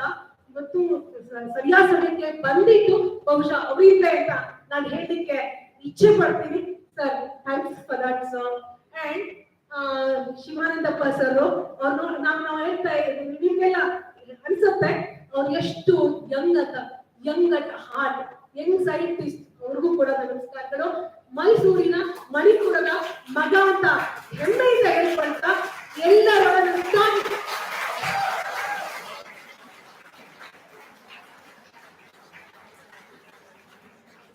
ಬರೆಯುವಂತಹ ಮನಸ್ಥಿತಿ ಉಳ್ಳಂತಹ ಅಹಂಕಾರವನ್ನ ತಲೆಗೆ ಹಚ್ಕೊಳ್ತಾ ಇರ್ತಕ್ಕಂತಹ ನಮ್ಮ ಉಪೇಂದ್ರ ಸರ್ ಅವರಿಗೆ, ಆಮೇಲೆ ತುಂಬಾ ಕಾಮನ್ ಕಂಪೋಸ್ಡ್ ಆಗಿ ನನಗಿಂತ 10 ವರ್ಷ ಚಿಕ್ಕವರಾಗಿನು ಎಷ್ಟು ಇಂದ ಚೆನ್ನಾಗಿ ನಿಭಾಯಿಸ್ತಾರಲ್ಲ ಅಂತ ನನ್ನಲ್ಲಿ ಅಸೂಯೆಯನ್ನ ಹುಟ್ಟಾಕಿದಂತಹ ಶ್ರೀಮತಿ ಡಾಕ್ಟರ್ ದೇವಿಕಾ ಮೇಡಮ್ ಅವರಿಗೆ, ಹಾಗೆ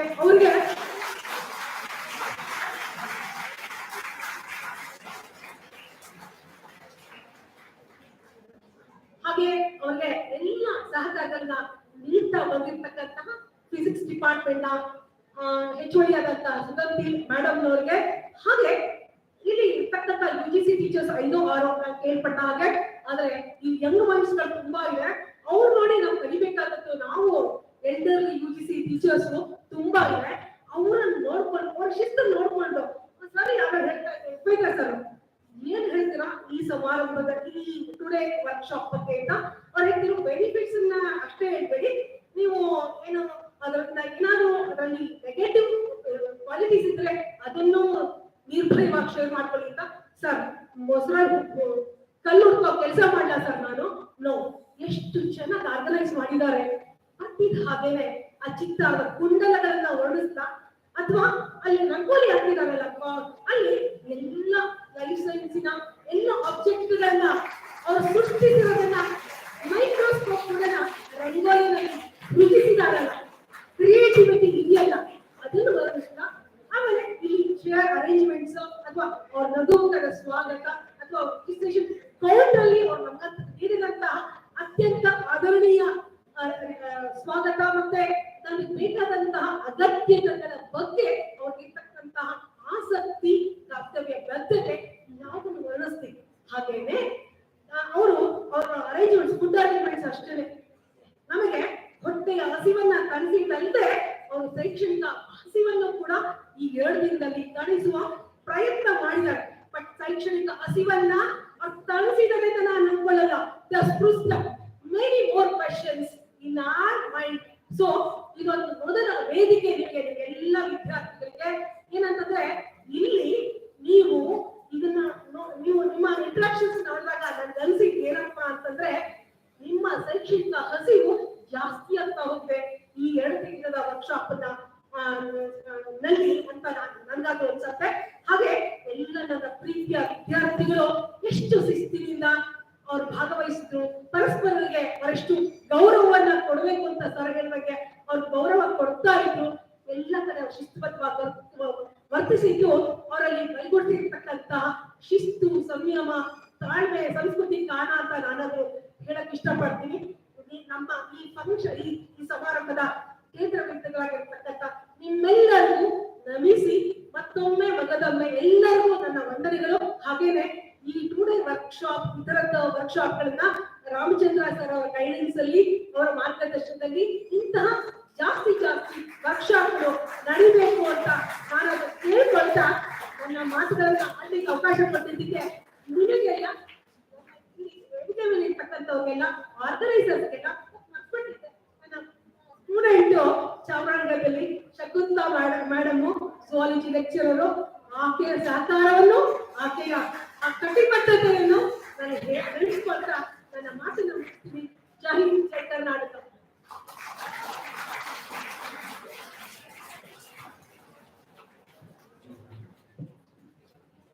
ತುಂಬಾ ಧನ್ಯವಾದಗಳು.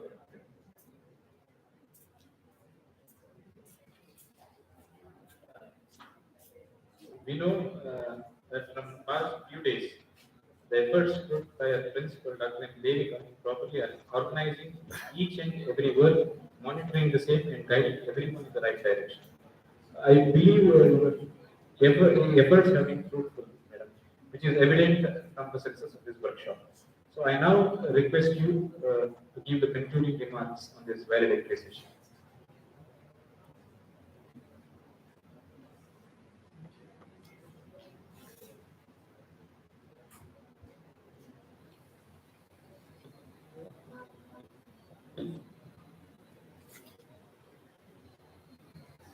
Good evening, everyone present here. Distinguished dignitaries on the dais, like you see, coordinator of our college, Professor Sukhanti Singh, my fellow colleagues of various colleges and of my own college, and my young friends.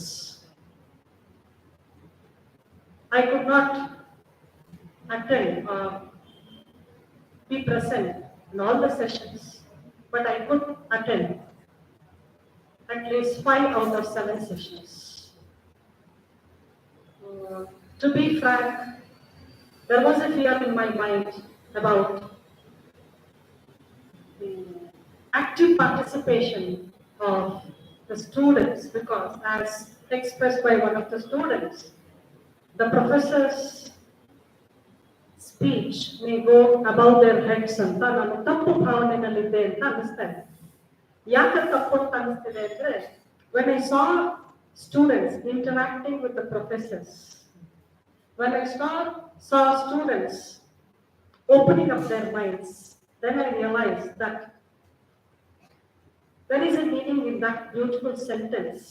It says that every youth has got the potentiality, and we have to identify that potential. And I feel every education institution has to shoulder that responsibility of identifying the potentiality of every youth. And I think Shadavilas has tried to shoulder that responsibility. And I think if not to the fullest, to some extent, we have become successful in it. Do you agree with me? Yes or no? I think this workshop has really become successful in bringing in excitement into their learning, as suggested by one of the professors of yesterday's session. It has certainly brought the excitement into their learning by harnessing their curiosity. I'm really happy, especially my organizing committee. I have to congratulate my organizing committee because their efforts have never gone wrong, or they have ended up being fruitful. Thank you one and all for making this two-day lecture workshop fruitful and a grand success. And of course, I'll be failing in my duties if I do not mention the resource persons present here, including Professor N.V. Ramachandra sir, who was also the convener of this two-day lecture workshop. And I would also like to express my deep sense of gratitude to all the 3 academies, because it was funded by national academies of 3 different places, Bangalore, Allahabad, and the other, as already mentioned. I'm really grateful to these academies and also to the resource persons who have sown a seed, a small seed in your hearts. ಒಂದು ಸಣ್ಣ ಬೀಜನ ನಿಮ್ಮೆಲ್ಲ ಹೃದಯದಲ್ಲಿ ಬಿತ್ತಿದ್ದಾರೆ ಅಂತ ನಾನಾದ್ರೂ ಭಾವಿಸ್ತೇನೆ. I think they have not failed in igniting the young minds present here. They have become successful in igniting the young minds. And of course, one of the professors was saying that whether it is a seminar or a conference or a workshop, it has to have some outcome. what I feel is the outcome of this 2-day lecture workshop is, I think we have given enough exposure to our students regarding their career options, regarding the internships or the projects which they can take up in top-notch industries or the research institutes or the universities. I think that was the need of the hour for a student who is going out of his, what I can say, graduation or undergraduation. ಯಾವ್ದಾದ್ರು ಆಗಿರ್ಬೋದು, under graduate level ಆಗಿರ್ಬೋದು, post graduate level ಆಗಿರ್ಬೋದು, ಹೊರಗೆ ಹೋದ ತಕ್ಷಣ ಅವ್ರ ಮುಂದೆ ಭೂತಾಕಾರವಾಗಿ ನಿಲ್ಲುವಂತ ಒಂದು ಪ್ರಶ್ನೆ ಏನಂದ್ರೆ, what next, where can I go, what kind of research I can take up, what are the or which are the research institutions that can cater to my needs, whom to contact. ಇದೆಲ್ಲ ಸಾಕಷ್ಟು ಪ್ರಶ್ನೆಗಳು ಅವ್ರ ಮನಸ್ಸಿನಲ್ಲಿ ಇತ್ತು ಅನ್ಸುತ್ತೆ. I think our resource persons have catered to the needs of the students. And just as said by our Professor Upendra, just having a degree in our hands is of no use at all. ಇನ್ನೊಂದು ಒಳ್ಳೆ ಮಾತು ಹೇಳಿದ್ರು, in the coming few decades, it is only the knowledge currency that works. I think we have helped, the academies have helped the students to earn that currency in your future. ನಿಮ್ಮ future ನಲ್ಲಿ ಆ ಕರೆನ್ಸಿನ ಗಳಿಸೋದಕ್ಕೆ ಒಂದು ಮೊದಲನೇ ಹಂತವಾಗಿ ಇದನ್ನ ನೀವು ಉಪಯೋಗಿಸ್ಕೋಬಹುದು ಅಂತ ನಾನಾದ್ರೂ ಭಾವಿಸ್ತೇನೆ. ಈ ಮೊದಲನೇ ಹಂತದಲ್ಲಿ ಒಂದು ಮೆಟ್ಟಲ್ನ ಹತ್ತಿದ್ದೀರಾ, you have already climbed one step. Please don't stop climbing, keep climbing and achieve your goals under the guidance of professors like this. I think all of the resource persons who are here are there to help our students. In addition to the academic excellence what they have, I was really mesmerized to see their concern for the students. ಅದೆಷ್ಟು ಕಾಳಜಿಯಿಂದ ಅವರು ಎಷ್ಟು ಉನ್ನತ ಸ್ಥಾನದಲ್ಲಿದ್ರು, ಎಷ್ಟು ಉನ್ನತವಾದ ಜ್ಞಾನ ಗಳಿಸಿದ್ರು, ನಾವೆಲ್ಲ ಬಹಳ ಪೂರ್ವದಿಂದ ನಿಂತು ನೋಡಬಹುದಾದಂತ ಮಟ್ಟಕ್ಕೆ ಅವರು ಏರಿದ್ರು ಕೂಡ they were down to earth when it came to helping students. ವಿದ್ಯಾರ್ಥಿಗಳ ವಿಷಯಕ್ಕೆ ಬಂದಾಗ ಅವರು ಎಷ್ಟು ನಿಮ್ಮ ಹಂತಕ್ಕೆ ಇಳಿದು ನಿಮಗೆ ಸಹಾಯ ಮಾಡಕ್ಕೆ ನಾವು ರೆಡಿ ಇದ್ದೀವಿ, ನಿಮ್ಗೆ ಏನ್ ಬೇಕಾದ್ರೂ ಕೇಳಿ ಅಂತ ಹೇಳಿ, though there was no panel discussion session, they had arranged for a panel discussion. ಅದು ಆಕ್ಚುಲಿ ನಮ್ಮ ಶೆಡ್ಯೂಲ್ ನಲ್ಲಿ ಇರಲಿಲ್ಲ, ನೀವು ಶೆಡ್ಯೂಲ್ ನಲ್ಲಿ ನೋಡಿರಬಹುದು. ಆದರೂ ಕೂಡ ವಿದ್ಯಾರ್ಥಿಗಳಿಗೆ ಸಹಾಯವಾಗಲಿ ಅಂತ ಒಂದು ಎಕ್ಸ್ಟ್ರಾ ಸೆಷನ್ಸ್ ಅನ್ನೇ ಇಟ್ಟಿದ್ದನ್ನ ನೋಡಿದಾಗಲೇ ನಮ್ಗೆ ಗೊತ್ತಾಗುತ್ತೆ the kind of concern they have towards the student fraternity. I think that's all. I cannot say anything more about this. I thank you everyone for making this 2-day lecture workshop fruitful by being interactive. And once again, I would like to thank all the speakers who have made this fruitful, who have helped our students in choosing their career. Thank you, one and all.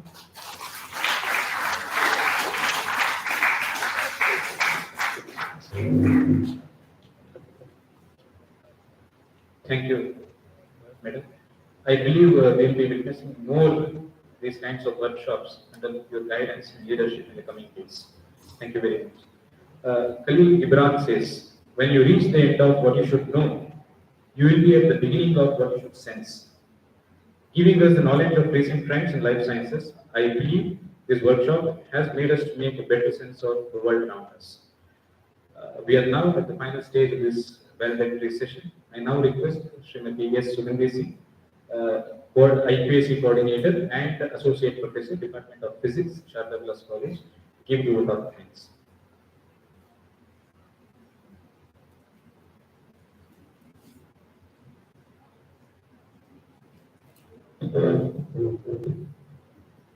Good evening, one and all.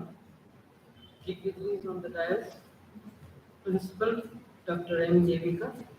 Good evening. It gives me immense pleasure to render the vote of thanks of this 2-day lecture workshop on recent advances in life sciences, organized by Department of Botany and IQAC, Shadavilas College, Mysore. Thanksgiving is a joyous event to show our love and gratitude. Firstly, I would like to thank our sponsors, Indian Academy, for sponsoring this event. Thank you, sponsors. I'd like to thank our resource persons, P. Shivananda, CSIR, Karnataka, scientist, Department of Zoology, University of Mysore. Thank you.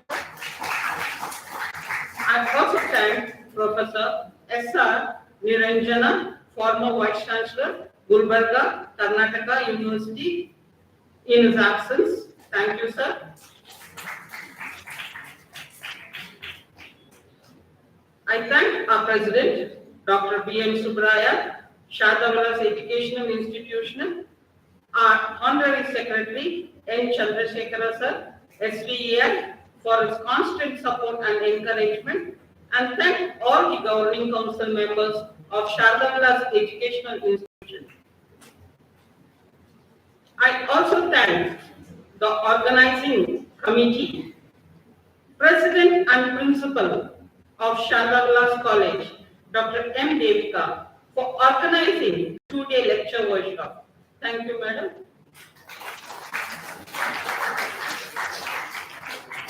My thanks to all the fellow participants and students of various colleges who have participated in this two-day lecture workshop. Thank you, participants.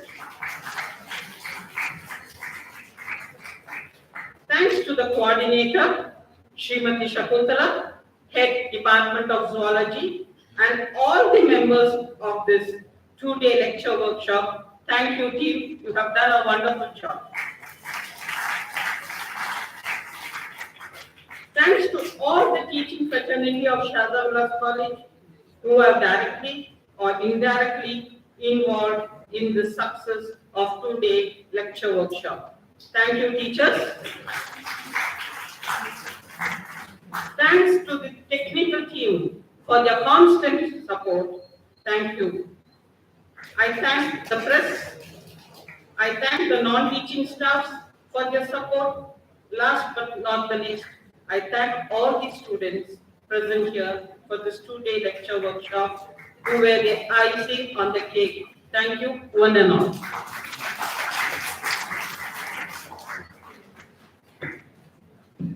Thank you very much, madam. We hope all of us meet often, learn and share our knowledge, and we believe all of you would always be interested in being a part of any of such academic activity conducted by Shadavilas College. Thank you, one and all, and we are calling it a day. And I request all the dignitaries to please stay on the dais so that we will be having one photo session with all the organizing committee of this workshop. So I request all of you to collect your certificates and give the feedback form to. She is just been arranged just outside this one. Thank you, one and all, and we hope to meet often during in these kinds of workshops. Thank you very much. And I request all the organizing committee members of this workshop to come on the dais.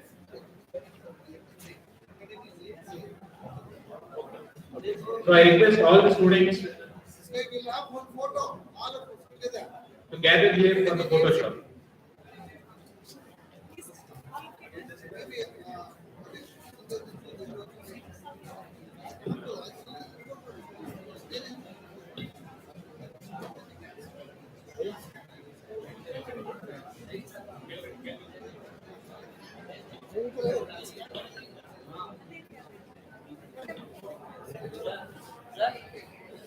Project draft.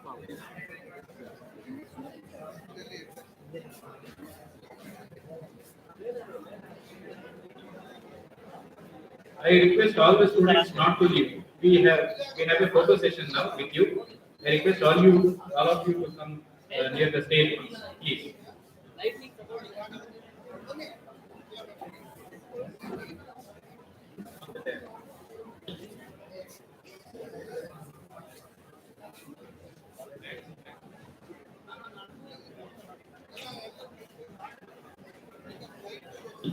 So I request all the students and participants to come on the dais for the photo session.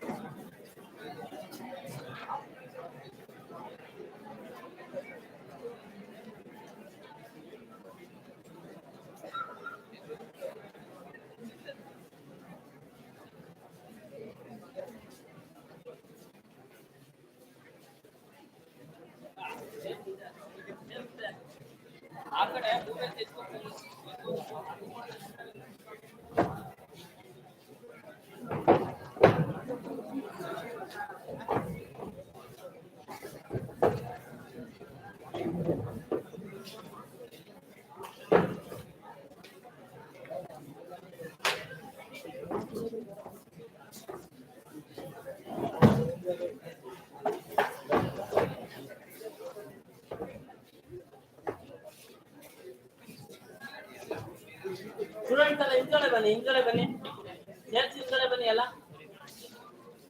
Height ನಿಂತ್ಕೊಳ್ಳಿ ಬೇಗ.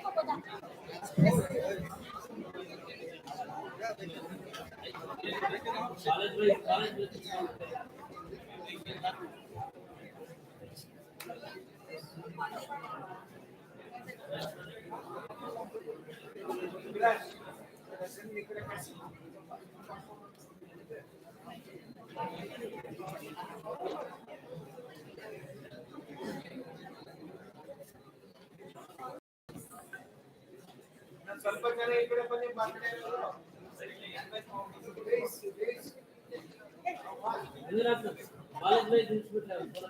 ಹಂಗೆ ಮಾಡ್ತಾರೆ ಈಗ JSS college ಮತ್ತೆ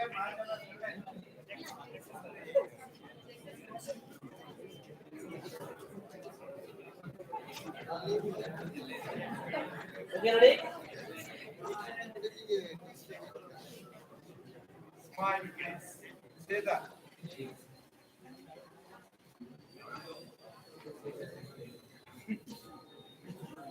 Please smile. Thank you.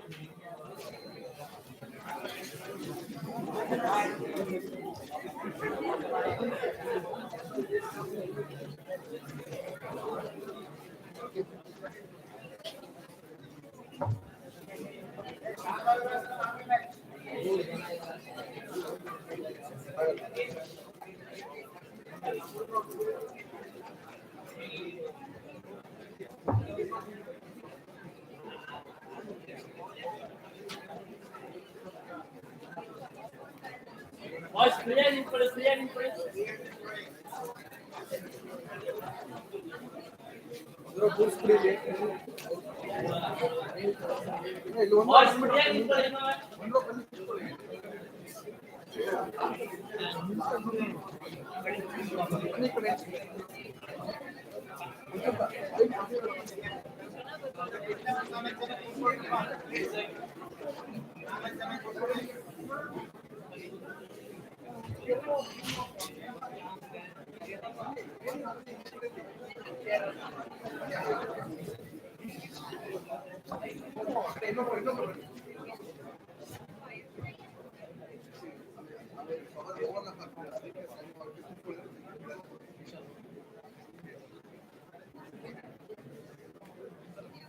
Smile. Kennedy, smile.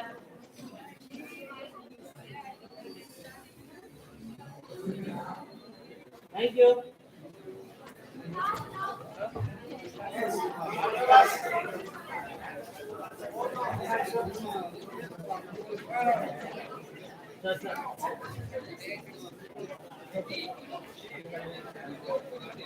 ಆಯ್ತು ಆಯ್ತು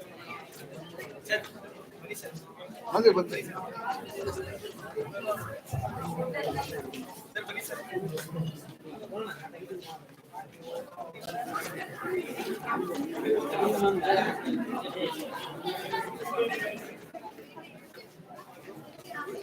Voice Canada.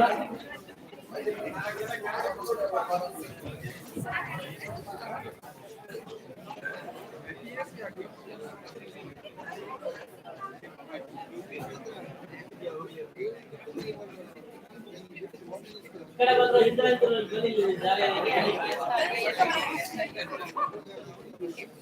Bye పడే ప్రియాకి బని పడే Priya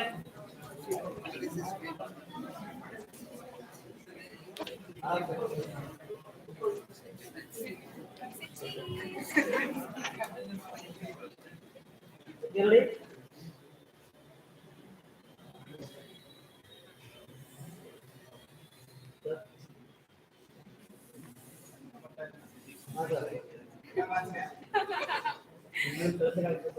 Thank you. Thank you.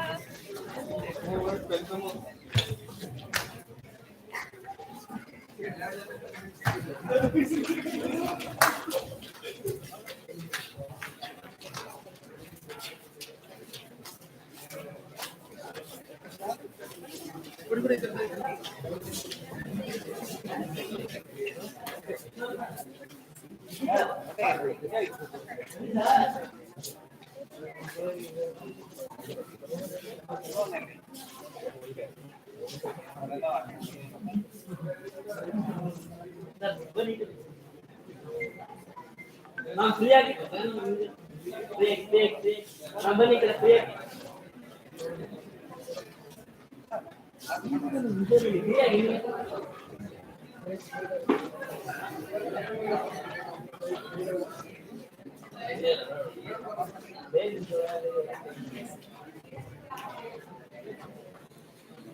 Very nice to see that offering taking from one side guy.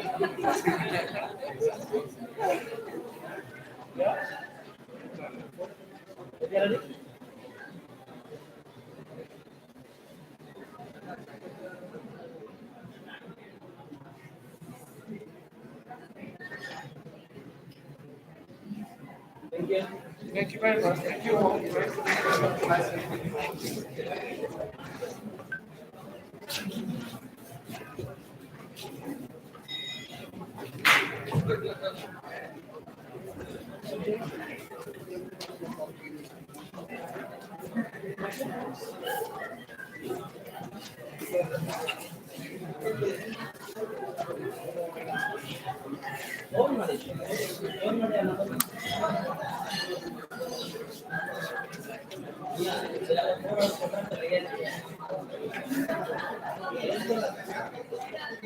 Yeah.